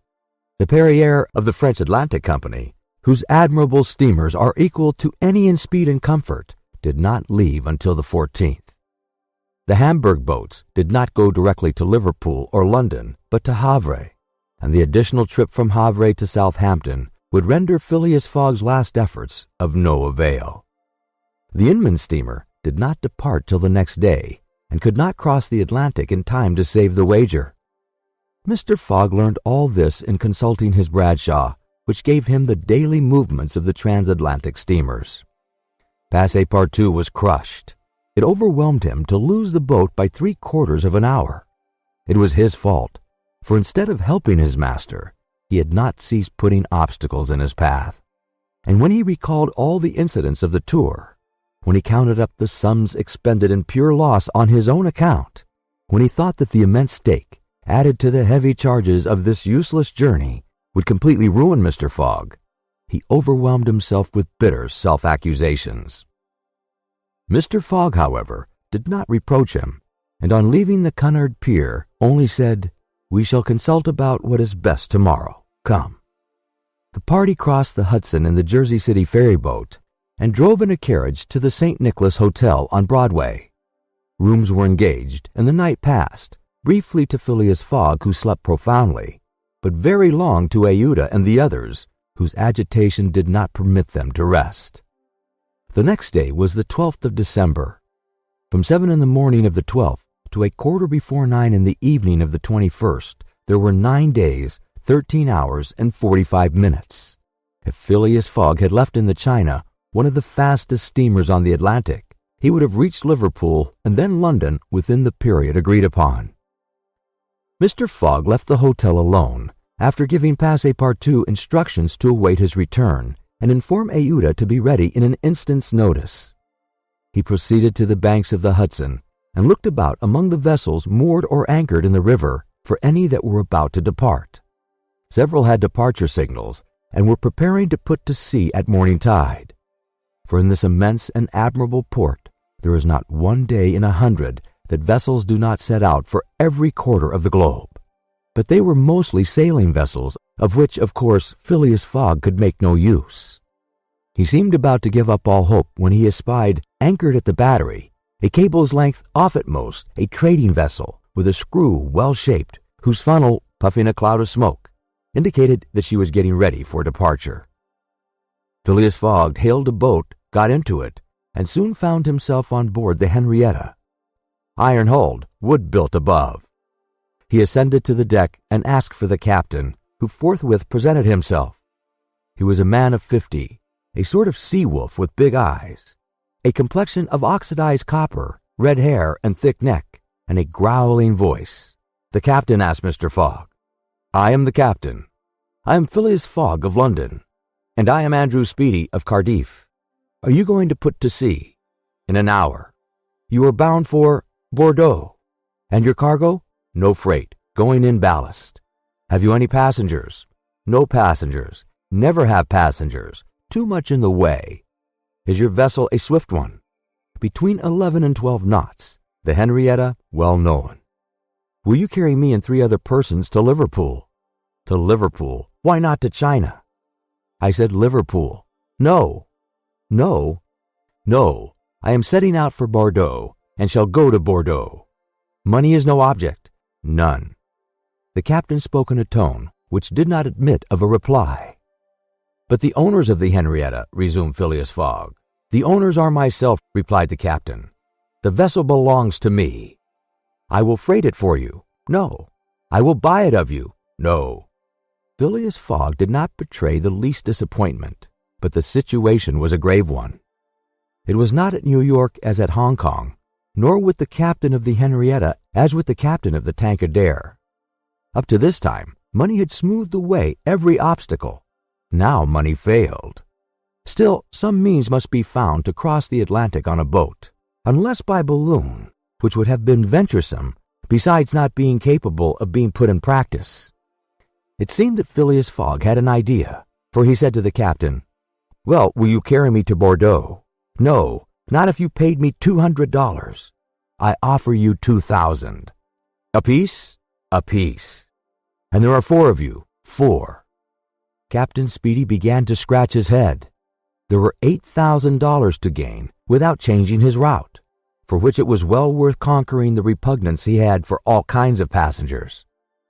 Besides, passengers at $2,000 are no longer passengers, but valuable merchandise. I start at 9 o'clock, said Captain Speedy simply. Are you and your party ready? We will be on board at 9 o'clock, replied no less simply Mr. Fogg. It was 8:30. To disembark from the Henrietta, jump into a hack, hurry to the St. Nicholas, and return with Aouda, Passepartout, and even the inseparable Fix was the work of a brief time, and was performed by Mr. Fogg with the coolness which never abandoned him. They were on board when the Henrietta made ready to weigh anchor. When Passepartout heard what this last voyage was going to cost, he uttered a prolonged "oh," which extended throughout his vocal gamut. As for Fix, he said to himself that the Bank of England would certainly not come out of this affair well indemnified. When they reached England, even if Mr. Fogg did not throw some handfuls of bank bills into the sea, more than £7,000 would have been spent. Chapter 33, in which Phileas Fogg shows himself equal to the occasion. An hour after, the Henrietta passed the lighthouse which marks the entrance of the Hudson, turned to the point of Sandy Hook, and put to sea. During the day, she skirted Long Island, passed Fire Island, and directed her course rapidly eastward. At noon the next day, a man mounted the bridge to ascertain the vessel's position. It might be thought that this was Captain Speedy. Not the least in the world. It was Phileas Fogg, Esquire. As for Captain Speedy, he was shut up in his cabin under lock and key, and was uttering loud cries, which signified an anger at once pardonable and excessive. What had happened to him was very simple. Phileas Fogg wished to go to Liverpool, but the captain would not carry him there. Then Phileas Fogg had taken passage for Bordeaux, and during the 30 hours he had been on board, had so shrewdly managed with his banknotes that the sailors and stokers, who were only an occasional crew, were not on the best terms with the captain, went over to him in a body. This was why Phileas Fogg was in command instead of Captain Speedy, why the captain was a prisoner in his cabin, and why, in short, the Henrietta was directing her course towards Liverpool. It was very clear to see Mr. Fogg manage the craft that he had been a sailor. How the adventure ended will be seen anon. Aouda was anxious, though she said nothing. As for Passepartout, he thought Mr. Fogg's maneuver simply glorious. The captain had said between 11 and 12 knots, and the Henrietta confirmed his prediction. If then, for there were ifs still, the sea did not become too boisterous, if the wind did not veer round to the east, if no accident happened to the boat or its machinery, the Henrietta might cross the 3,000 miles from New York to Liverpool in the 9 days between the 12th and the 21st of December.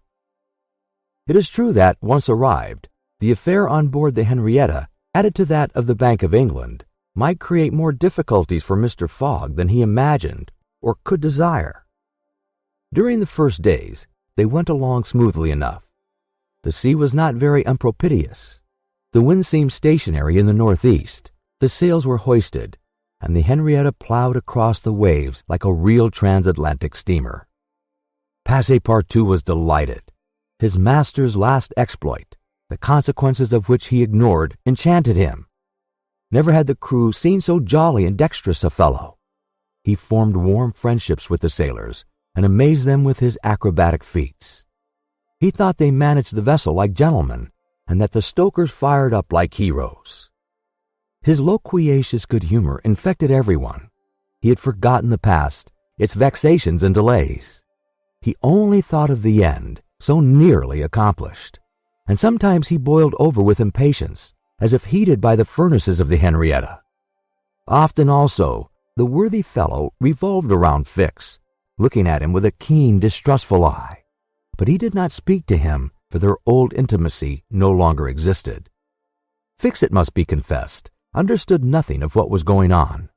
The conquest of the Henrietta, the bribery of the crew, Fogg managing the boat like a skilled seaman, amazed and confused him. He did not know what to think.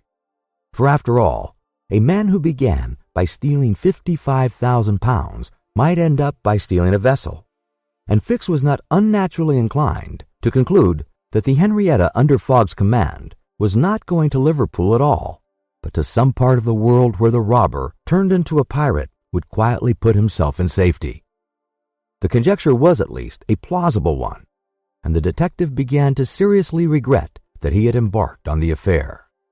As for Captain Speedy, he continued to howl and growl in his cabin, and Passepartout, whose duty it was to carry him his meals, courageous as he was, took the greatest precautions.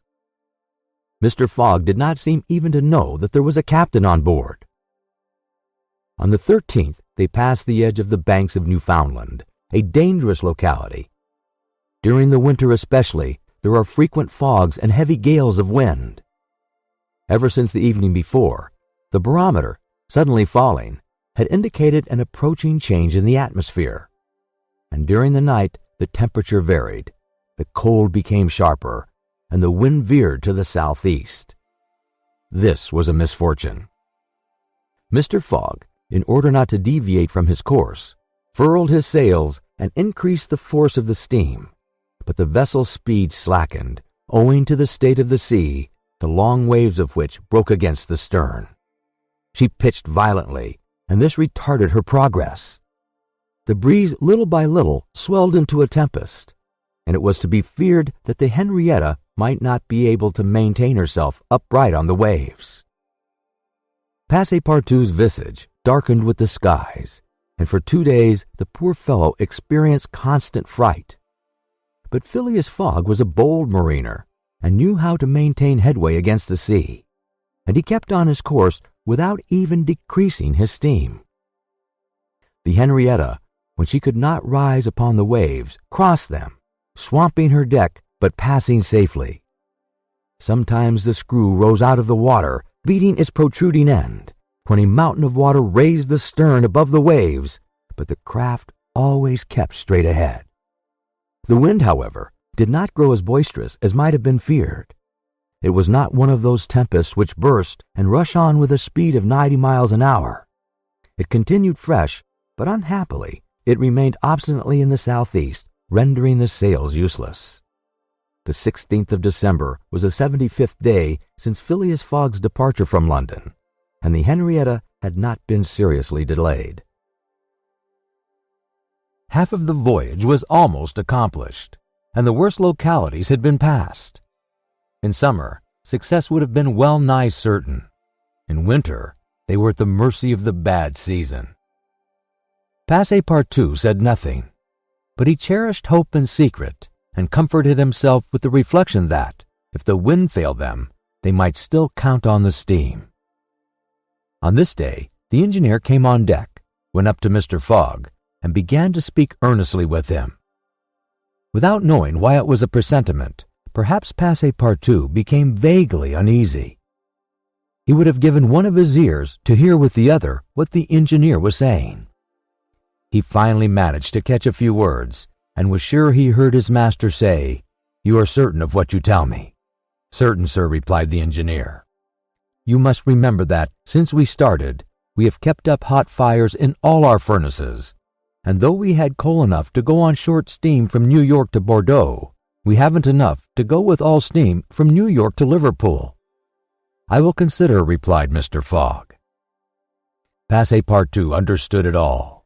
He was seized with mortal anxiety. The coal was giving out. "Ah, if my master can get over that," muttered he, "he'll be a famous man." He could not help imparting to Fix what he had overheard. "Then you believe that we really are going to Liverpool?" "Of course."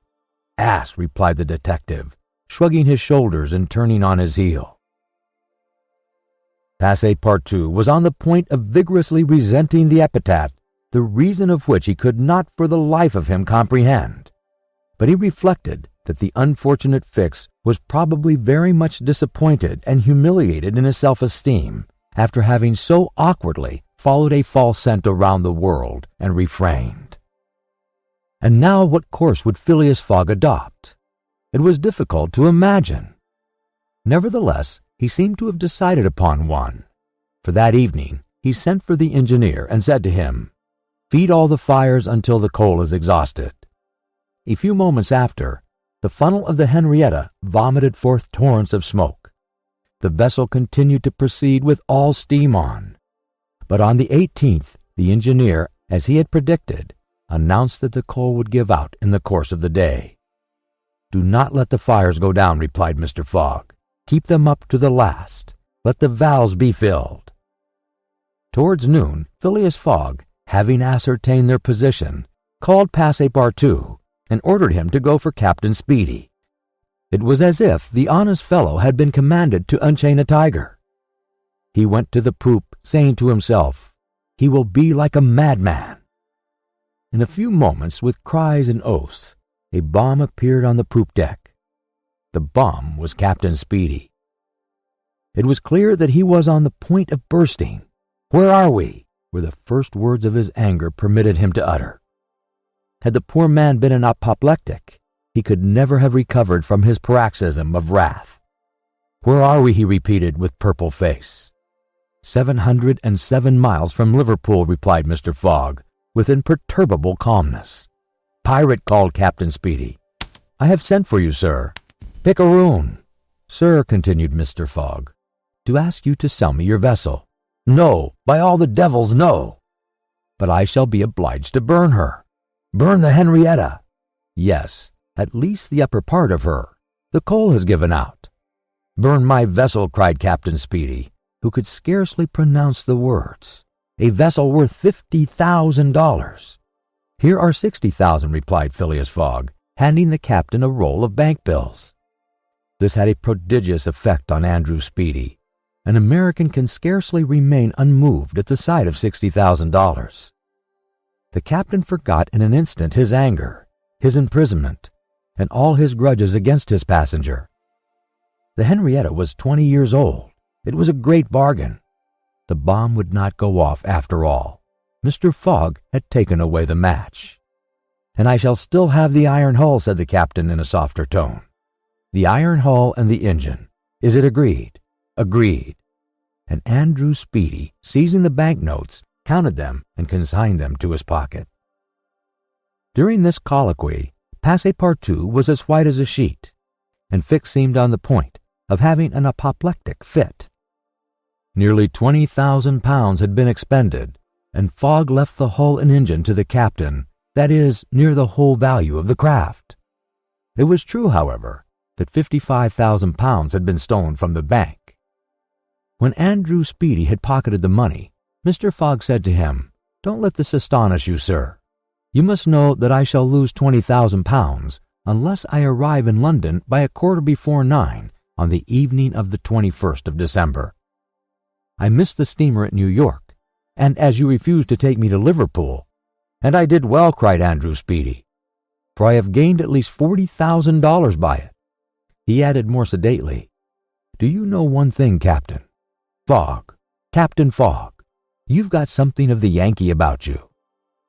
And having paid his passenger what he considered a high compliment, he was going away when Mr. Fogg said, "The vessel now belongs to me." "Certainly, from the keel to the trunk of the mast, all the wood, that is." "Very well. Have the interior seats, bunks, and frames pulled down and burn them." It was necessary to have dry wood to keep the steam up to the adequate pressure, and on that day the poop, cabins, bunks, and the spare deck were sacrificed. On the next day, the 19th of December, the masts, rafts, and spars were burned. The crew worked lustily, keeping up the fires. Passepartout hewed, cut, and sawed away with all his might. There was a perfect rage for demolition. The railings, fittings, the great part of the deck, and top sides disappeared on the 20th, and the Henrietta was now only a flat hulk. But on this day they sighted the Irish coast and Fastnet Light. By 10 in the evening they were passing Queenstown. Phileas Fogg had only 24 hours more in which to get to London. That length of time was necessary to reach Liverpool with all steam on, and the steam was about to give out altogether. "Sir," said Captain Speedy, who was now deeply interested in Mr. Fogg's project.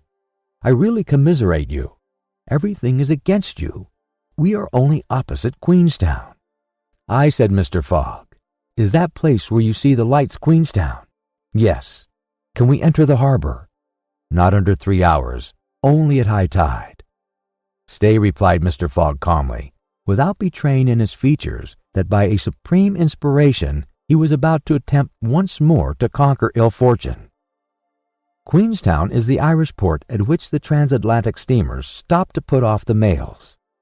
These mails are carried to Dublin by express trains always held in readiness to start. From Dublin they are sent on to Liverpool by the most rapid boats, and thus gain 12 hours on the Atlantic steamers. Phileas Fogg counted on gaining 12 hours in the same way. Instead of arriving at Liverpool the next evening by the Henrietta, he would be there by noon, and would therefore have time to reach London before 9:15 in the evening. The Henrietta entered Queenstown harbor at 1 o'clock in the morning, it then being high tide, and Phileas Fogg, after being grasped heartily by the hand by Captain Speedy, left that gentleman on the levelled hulk of his craft, which was still worth half what he had sold it for. The party went on shore at once. Fix was greatly tempted to arrest Mr. Fogg on the spot, but he did not. Why? What struggle was going on within him? Had he changed his mind about his man? Did he understand that he had made a grave mistake? He did not, however, abandon Mr. Fogg. They all got upon the train, which was just ready to start at 1:30. At dawn of day they were in Dublin, and they lost no time in embarking on a steamer which, disdaining to raise upon the waves, invariably cut through them. Phileas Fogg at last disembarked on the Liverpool quay at 20 minutes before 12, 21st December. He was only 6 hours distant from London. But at this moment Fix came up, put his hand upon Mr. Fogg's shoulder, and showing his warrant said, "You are really Phileas Fogg?" "I am. I arrest you in the Queen's name." Chapter 34, in which Phileas Fogg at last reaches London. Phileas Fogg was in prison. He had been shut up in the custom house, and he was to be transferred to London the next day. Passepartout, when he saw his master arrested, would have fallen upon Fix had he not been held back by some policemen. Aouda was thunderstruck at the suddenness of an event which she could not understand. Passepartout explained to her how it was that the honest and courageous Fogg was arrested as a robber. The young woman's heart revolted against so heinous a charge, and when she saw that she could attempt to do nothing to save her protector, she wept bitterly.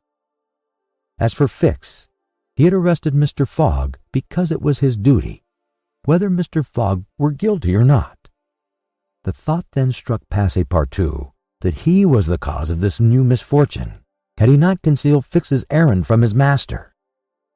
When Fix revealed his true character and purpose, why had he not told Mr. Fogg? If the latter had been warned, he would no doubt have given Fix proof of his innocence and satisfied him of his mistake. At least, Fix would have not continued his journey at the expense and on the heels of his master, only to arrest him the moment he set foot on English soil. Passepartout wept till he was blind, and felt like blowing his brains out. Aouda and he had remained, despite the cold, under the portico of the custom house. Neither wished to leave the place. Both were anxious to see Mr. Fogg again. That gentleman was really ruined, and that at the moment when he was about to attain his end. This arrest was fatal. Having arrived at Liverpool at 20 minutes before 12 on the 21st of December, he had till 9:15 that evening to reach the Reform Club. That is, 9 hours and a quarter. The journey from Liverpool to London was 6 hours. If anyone at this moment had entered the custom house, he would have found Mr. Fogg seated, motionless, calm, and without apparent anger upon a wooden bench. He was not, it is true, resigned, but this last blow failed to force him into an outward betrayal of any emotion. Was he being devoured by one of those secret rages, all the more terrible because contained, and which only burst forth with an irresistible force at the last moment? No one could tell. There he sat, calmly waiting. For what? Did he still cherish hope? Did he still believe, now that the door of this prison was closed upon him, that he would succeed?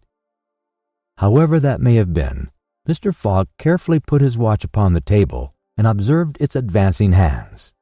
Not a word escaped his lips, but his look was singularly set and stern. The situation in any event was a terrible one, and might be thus stated. If Phileas Fogg was honest, he was ruined. If he was a knave, he was caught. Did escape occur to him? Did he examine to see if there were any practical outlet from his prison? Did he think of escaping from it? Possibly, for once he walked slowly around the room. But the door was locked, and the window heavily barred with iron rods. He sat down again and drew his journal from his pocket. On the line where these words were written, 21st December, Saturday, Liverpool, he added 80th day, 11:40 a.m., and waited. The custom-house clock struck 1. Mr. Fogg observed that his watch was 2 hours too fast. 2 hours! Admitting that he was at this moment taking an express train, he could reach London and the Reform Club by 9:15. His forehead slightly wrinkled.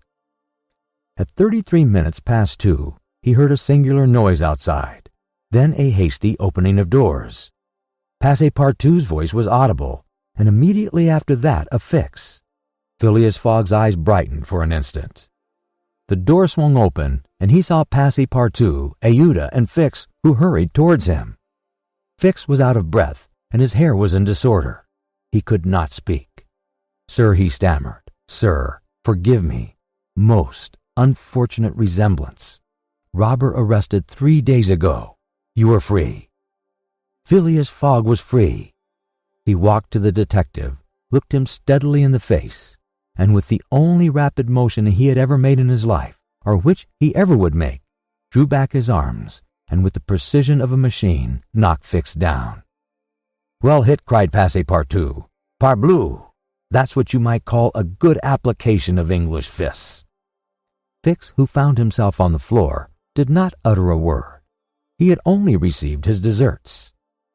Mr. Fogg, Aouda, and Passepartout left the custom-house without delay, got into a cab, and in a few moments descended at the station. Phileas Fogg asked if there was an express train about to leave for London. It was 40 minutes past 2. The express train had left 35 minutes before. Phileas Fogg then ordered a special train. There were several rapid locomotives on hand, but the railway arrangements did not permit the special train to leave until 3 o'clock. At that hour, Phileas Fogg, having stimulated the engineer by the offer of a generous reward, at last set out towards London with Aouda and his faithful servant. It was necessary to make the journey in 5 hours and a half, and this would have been easy on a clear road throughout. But there were forced delays, and when Mr. Fogg stepped from the train at the terminus, all the clocks in London were striking 10 minutes before 9. Having made the tour of the world, he was behindhand 5 minutes. He had lost the wager. Chapter 35, in which Phileas Fogg does not have to repeat his orders to Passepartout twice. The dwellers in Savile Row would have been surprised the next day if they had been told that Phileas Fogg had returned home. His doors and windows were still closed. No appearance of change was visible. After leaving the station, Mr. Fogg gave Passepartout instructions to purchase some provisions and quietly went to his domicile. He bore his misfortune with his habitual tranquillity, ruined, and by the blundering of the detective. After having steadily traversed that long journey, overcome 100 obstacles, braved many dangers, and still found time to do some good on his way, to fail near the goal by a sudden event which he could not have foreseen, and against which he was unarmed, it was terrible. But a few pounds were left of the large sum he had carried with him. There only remained of his fortune the £20,000 deposited at Barings, and this amount he owed to his friends of the Reform Club. So great had been the expense of his tour that, even had he won, it would have not enriched him, and it is probably that he had not sought to enrich himself, being a man who rather laid wagers for honor's sake than for the stake proposed. but this wager totally ruined him. Mr. Fogg's course, however, was fully decided upon. He knew what remained for him to do. A room in the house in Savile Row was set apart for Aouda, who was overwhelmed with grief at her protector's misfortune. From the words which Mr. Fogg dropped, she saw that he was meditating some serious project. Knowing that Englishmen, governed by a fixed idea, sometimes resort to the desperate expedient of suicide, Passepartout kept a narrow watch upon his master, though he carefully concealed the appearance of so doing. First of all, the worthy fellow had gone up to his room and had extinguished the gas burner, which had been burning for 80 days. He had found in the letter box a bill from the gas company, and he thought it more than time to put a stop to this expense, which he had been doomed to bear. The night passed. Mr. Fogg went to bed, but did he sleep? Aouda did not once close her eyes. Passepartout watched all night like a faithful dog at his master's door. Mr. Fogg called him in the morning and told him to get Aouda's breakfast and a cup of tea and a chop for himself. He desired Aouda to excuse him from breakfast and dinner, as his time would be absorbed all day in putting his affairs to rights. In the evening, he would ask permission to have a few moments' conversation with the young lady. Passepartout, having received his orders, had nothing to do but obey them. He looked at his imperturbable master and could scarcely bring his mind to leave him. His heart was full and his conscience tortured by remorse, for he accused himself more bitterly than ever of being the cause of the irretrievable disaster. Yes, if he had warned Mr. Fogg and had betrayed Fix's projects to him, his master would certainly not have given the detective passage to Liverpool, and then— Passepartout could hold in no longer. "My master, Mr. Fogg," he cried, "why do you not curse me? It was my fault that—" "I blame no one," returned Phileas Fogg, with perfect calmness. "Go." Passepartout left the room and went to find Aouda, to whom he delivered his master's message. "Madam," he added, "I can do nothing myself, nothing. I have no influence over my master. But you, perhaps." "What influence could I have?" replied Aouda. "Mr. Fogg is influenced by no one. Has he ever understood that my gratitude to him is overflowing?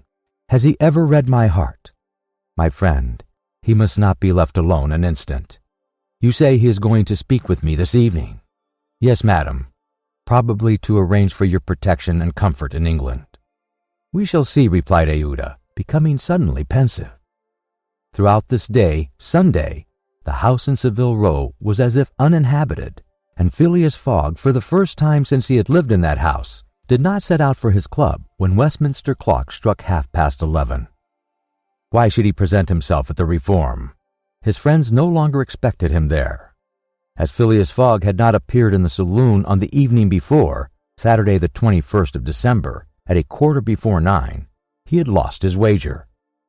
It was not even necessary that he should go to his bankers for the £20,000, for his antagonists already had his cheque in their hands, and they had only to fill it out and to send it to the Barings to have the amount transferred to their credit.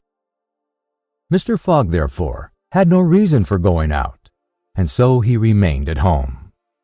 He shut himself up in his room and busied himself putting his affairs in order. Passepartout continually ascended and descended the stairs. The hours were long for him. He listened at his master's door and looked through the keyhole as if he had a perfect right to do so, and as if he feared that something terrible might happen at any moment. Sometimes he thought of Fix, but no longer in anger.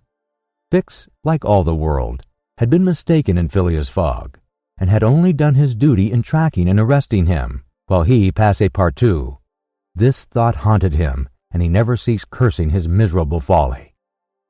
Finding himself too wretched to remain alone, he knocked at Aouda's door, went into her room, seated himself without speaking in a corner, and looked ruefully at the young woman. Aouda was still pensive. About 7:30 in the evening, Mr. Fogg sent to know if Aouda would receive him, and in a few moments he found himself alone with her. Phileas Fogg took a chair and sat down near the fireplace opposite Aouda. No emotion was visible on his face. Fogg returned was exactly the Fogg who had gone away. There was the same calm, the same impassibility. He sat several minutes without speaking. Then, bending his eyes on Aouda, "Madam," said he, "will you pardon me for bringing you to England?" "Aye, Mr. Fogg," replied Aouda, checking the pulsations of her heart. "Please let me finish," returned Mr. Fogg. "When I decided to bring you far away from the country which was so unsafe for you, I was rich, and counted on putting a portion of my fortune at your disposal. Then your existence would have been free and happy. But now I am ruined." "I know it, Mr. Fogg," replied Aouda, "and I ask you in my turn, will you forgive me for having followed you, and who knows, for having perhaps delayed you, and thus contributed to your ruin? Madam, you could not remain in India, and your safety could only be assured by bringing you to such a distance that your persecutors could not take you." "So, Mr. Fogg," resumed Aouda, "not content with rescuing me from a terrible death, you thought yourself bound to secure my comfort in a foreign land." "Yes, madame, but circumstances have been against me. Still, I beg to place the little I have left at your service. But what will become of you, Mr. Fogg?" "As for me, madam," replied the gentleman coldly, "I have need of nothing." "But how do you look upon the fate, sir, which awaits you?" "I am in the habit of doing." "At least," said Aouda, "want should not overtake a man like you. Your friends—" "I have no friends, madame." "Your relatives—" "I have no longer any relatives." "I pity you then, Mr. Fogg, for solitude is a bad thing, with no heart to which to comfort your griefs. They say, though, that misery itself, shared by two sympathetic souls, may be borne with patience."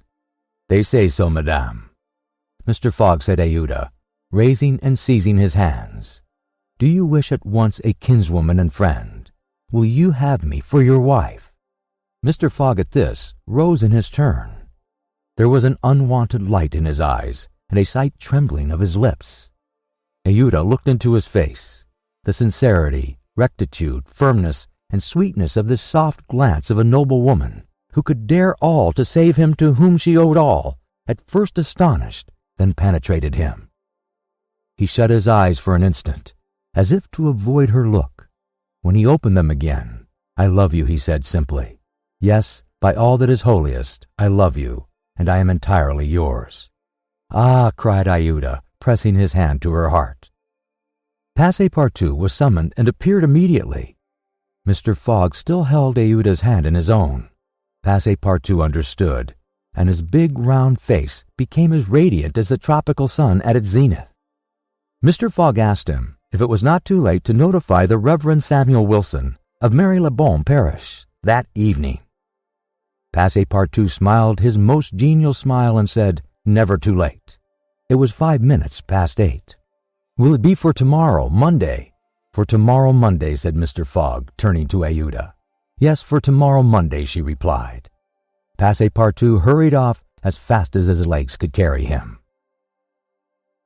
Chapter 36, in which Phileas Fogg's name is once more at a premium on change. It is time to relate what a change took place in English public opinion when it transpired that the real bank robber, a certain James Strand, had been arrested on the 17th day of December at Edinburgh. 3 days before, Phileas Fogg had been a criminal who was being desperately followed up by the police. Now he was an honorable gentleman, mathematically pursuing his eccentric journey round the world. The papers resumed their discussion about the wager. All those who had laid bets for or against him revived their interest as if by magic. The Phileas Fogg bonds again became negotiable, and many new wagers were made. Phileas Fogg's name was once more at a premium on change. His 5 friends of the Reform Club passed these 3 days in a state of feverish suspense. Would Phileas Fogg, whom they had forgotten, reappear before their eyes? Where was he at this moment? The 17th of December, the day of James Strand's arrest, was the 76th since Phileas Fogg's departure, and no news of him had been received. Was he dead? Had he abandoned the effort, or was he continuing his journey along the route agreed upon? And would he appear on Saturday, the 21st of December, at 9:15 in the evening, on the threshold of the Reform Club saloon? The anxiety in which, for 3 days, London society existed cannot be described. Telegrams were sent to America and Asia for news of Phileas Fogg. Messengers were dispatched to the house in Savile Road morning and evening. No news. The police were ignorant what had become of the detective Fix, who had so unfortunately followed up a false scent. Bets increased, nevertheless, in number and value. Phileas Fogg, like a racehorse, was drawing near his last turning point. The bonds were quoted, no longer at 100 below par, but at 20, at 10, and at 5. And the paralytic old Lord Albemarle bet even in his favor. A great crowd was collected in Pall Mall and the neighboring streets on Saturday evening. It seemed like a multitude of brokers permanently established round the Reform Club. Circulation was impeded, and everywhere disputes, discussions, and financial transactions were going on. The police had great difficulty in keeping back the crowd, and as the hour when Phileas Fogg was due approached, the excitement rose to its highest pitch. The 5 antagonists of Phileas Fogg had met in the great saloon of the club. John Sullivan and Samuel Fallentin, the bankers, Andrew Stewart, the engineer, Gauthier Ralph, the director of the Bank of England, and Thomas Flanagan, the brewer, one and all waited anxiously. When the clock indicated 20 minutes past 8, Andrew Stewart got up, saying, "Gentlemen, in 20 minutes the time agreed upon between Mr. Fogg and ourselves will have expired." "What time did the last train arrive from Liverpool?" asked Thomas Flanagan. "At 23 minutes past 7, replied Gauthier Ralph, "and the next does not arrive till 10 minutes after 12. "Well, gentlemen," resumed Andrew Stewart, "if Phileas Fogg had come in the 7:23 train, he would have got here by this time. We can therefore regard the bet as won."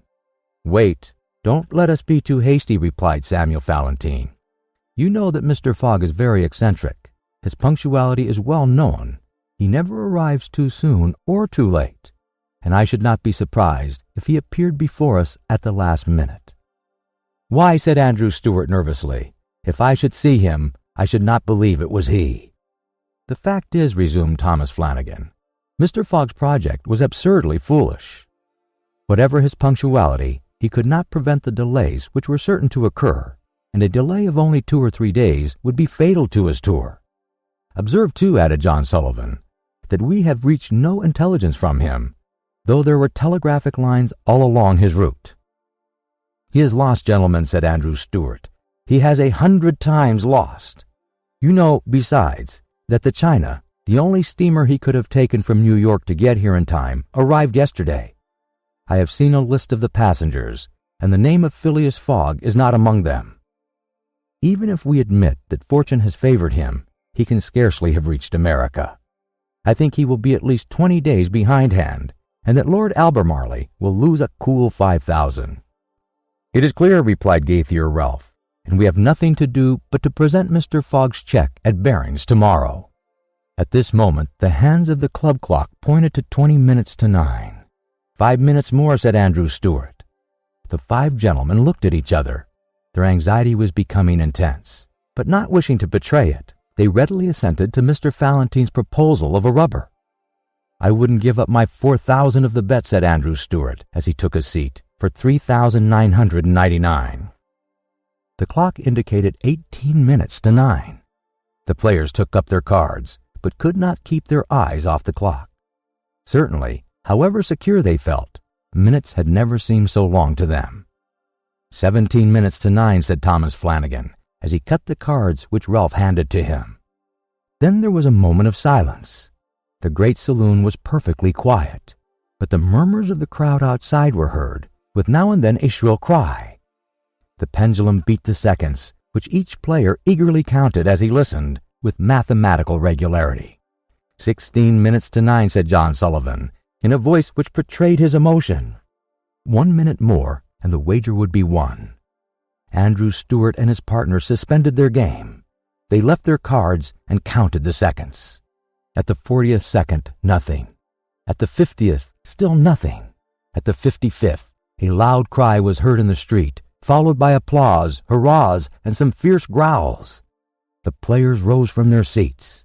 At the 57th second, the door of the saloon opened, and the pendulum had not beat the 60th second when Phileas Fogg appeared, followed by an excited crowd who had forced their way through the club doors, and in his calm voice said, Here I am, gentlemen. Chapter 37, in which it is shown that Phileas Fogg gained nothing by his tour around the world, unless it were happiness. Yes, Phileas Fogg in person.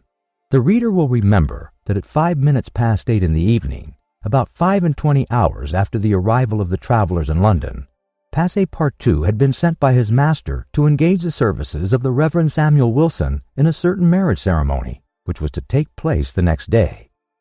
Passepartout went on his errand enchanted. He soon reached the clergyman's house, but found him not at home.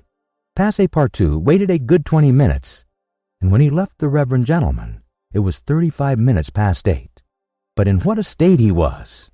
With his hair in disorder, and without his hat, he ran along the street as never man was seen to run before, overturning passers-by, rushing over the sidewalk like a waterspout. In 3 minutes he was in Savile Row again, and staggered back into Mr. Fogg's room. He could not speak. "What is the matter?" asked Mr. Fogg. "My master," gasped Passepartout. "Marriage impossible. Impossible. Impossible for tomorrow." "Why so?" "Because tomorrow is Sunday." "Monday," replied Mr. Fogg. "No, today is Saturday." "Saturday? Impossible." "Yes, yes, yes, yes," cried Passepartout. "You have made a mistake of 1 day. We arrived 24 hours ahead of time, but there are only 10 minutes left." Passepartout had seized his master by the collar and was dragging him along with irresistible force. Phileas Fogg, thus kidnapped, without having time to think, left his house, jumped into a cab, promised £100 to the cabman, and having run over 2 dogs and overturned 5 carriages, reached the Reform Club. The clock indicated 9:15 when he appeared in the great saloon. Phileas Fogg had accomplished the journey round the world in 80 days. Phileas Fogg had won his wager of £20,000. How was it that a man so exact and fastidious could have made this error of a day? How came he to think that he had arrived in London on Saturday, the 21st day of December, when it was really Friday, the 20th, the 79th day only from his departure? The cause of his error is very simple. Phileas Fogg had, without suspecting it, gained 1 day on his journey, and this merely because he had traveled constantly eastward. He would, on the contrary, have lost a day had he gone in the opposite direction, that is, westward. In journeying eastward, he had gone towards the sun, and the days therefore diminished for him as many times 4 minutes as he crossed degrees in this direction. There are 360 degrees on the circumference of the earth, and these 360 degrees, multiplied by 4 minutes, gives precisely 24 hours, that is, the day unconsciously gained. In other words, while Phileas Fogg, going eastward, saw the sun pass the meridian 80 times, his friends in London only saw it pass the meridian 79 times. This is why they awaited him at the Reform Club on Saturday and not Sunday as Mr. Fogg thought. And Passepartout's famous family watch, which he had always kept London time, would have betrayed this fact if it had marked the days as well as the hours and the minutes. Mr. Fogg, then, had won the £20,000, but as he had spent nearly 19,000 on the way, the pecuniary gain was small. His object was, however, to be victorious and not to win money. He divided the £1,000 that remained between Passepartout and the unfortunate Fix, against whom he cherished no grudge. He deducted, however, from Passepartout's share the cost of the gas which had burned in his room for 1,920 hours, for the sake of regularity. That evening, Mr. Fogg, as tranquil and phlegmatic as ever, said to Aouda, "Is our marriage still agreeable to you?" "Mr. Fogg," replied she, "it is for me to ask that question. You were ruined, but now you are rich again." "Pardon me, madame, my fortune belongs to you. If you had not suggested our marriage, my servant would not have gone to the Reverend Samuel Wilson's, and I should not have been appraised of my error, and—" "Dear Mr. Fogg," said the young woman. "Dear Aouda," replied Phileas Fogg. It need not be said that the marriage took place 48 hours after, and that Passepartout, glowing and dazzling, gave the bride away. Had he not saved her, and was he not entitled to this honor? The next day, as soon as it was light, Passepartout rapped vigorously at his master's door. Mr. Fogg opened it and asked, "What's the matter, Passepartout?" "What is it, sir? Why, I've just this instant found out, what? That we might have made the tour of the world in only 78 days. No doubt, returned Mr. Fogg, by not crossing India. But if I had not crossed India, I should not have saved Aouda. She would not have been my wife, and— Mr. Fogg quietly shut the door. Phileas Fogg had won his wager, and had made his journey around the world in 80 days. To this he had employed every means of conveyance: steamers, railways, carriages, yachts, trading vessels, sledges, elephants. The eccentric gentleman had throughout displayed all his marvelous qualities of coolness and exactitude. But what then? What had he really gained by all this trouble? What had he brought back from this long and weary journey? Nothing, say you? Perhaps so. Nothing but a charming woman, who, strange as it may appear, made him the happiest of men. Truly, would you not for less than that make the tour around the world?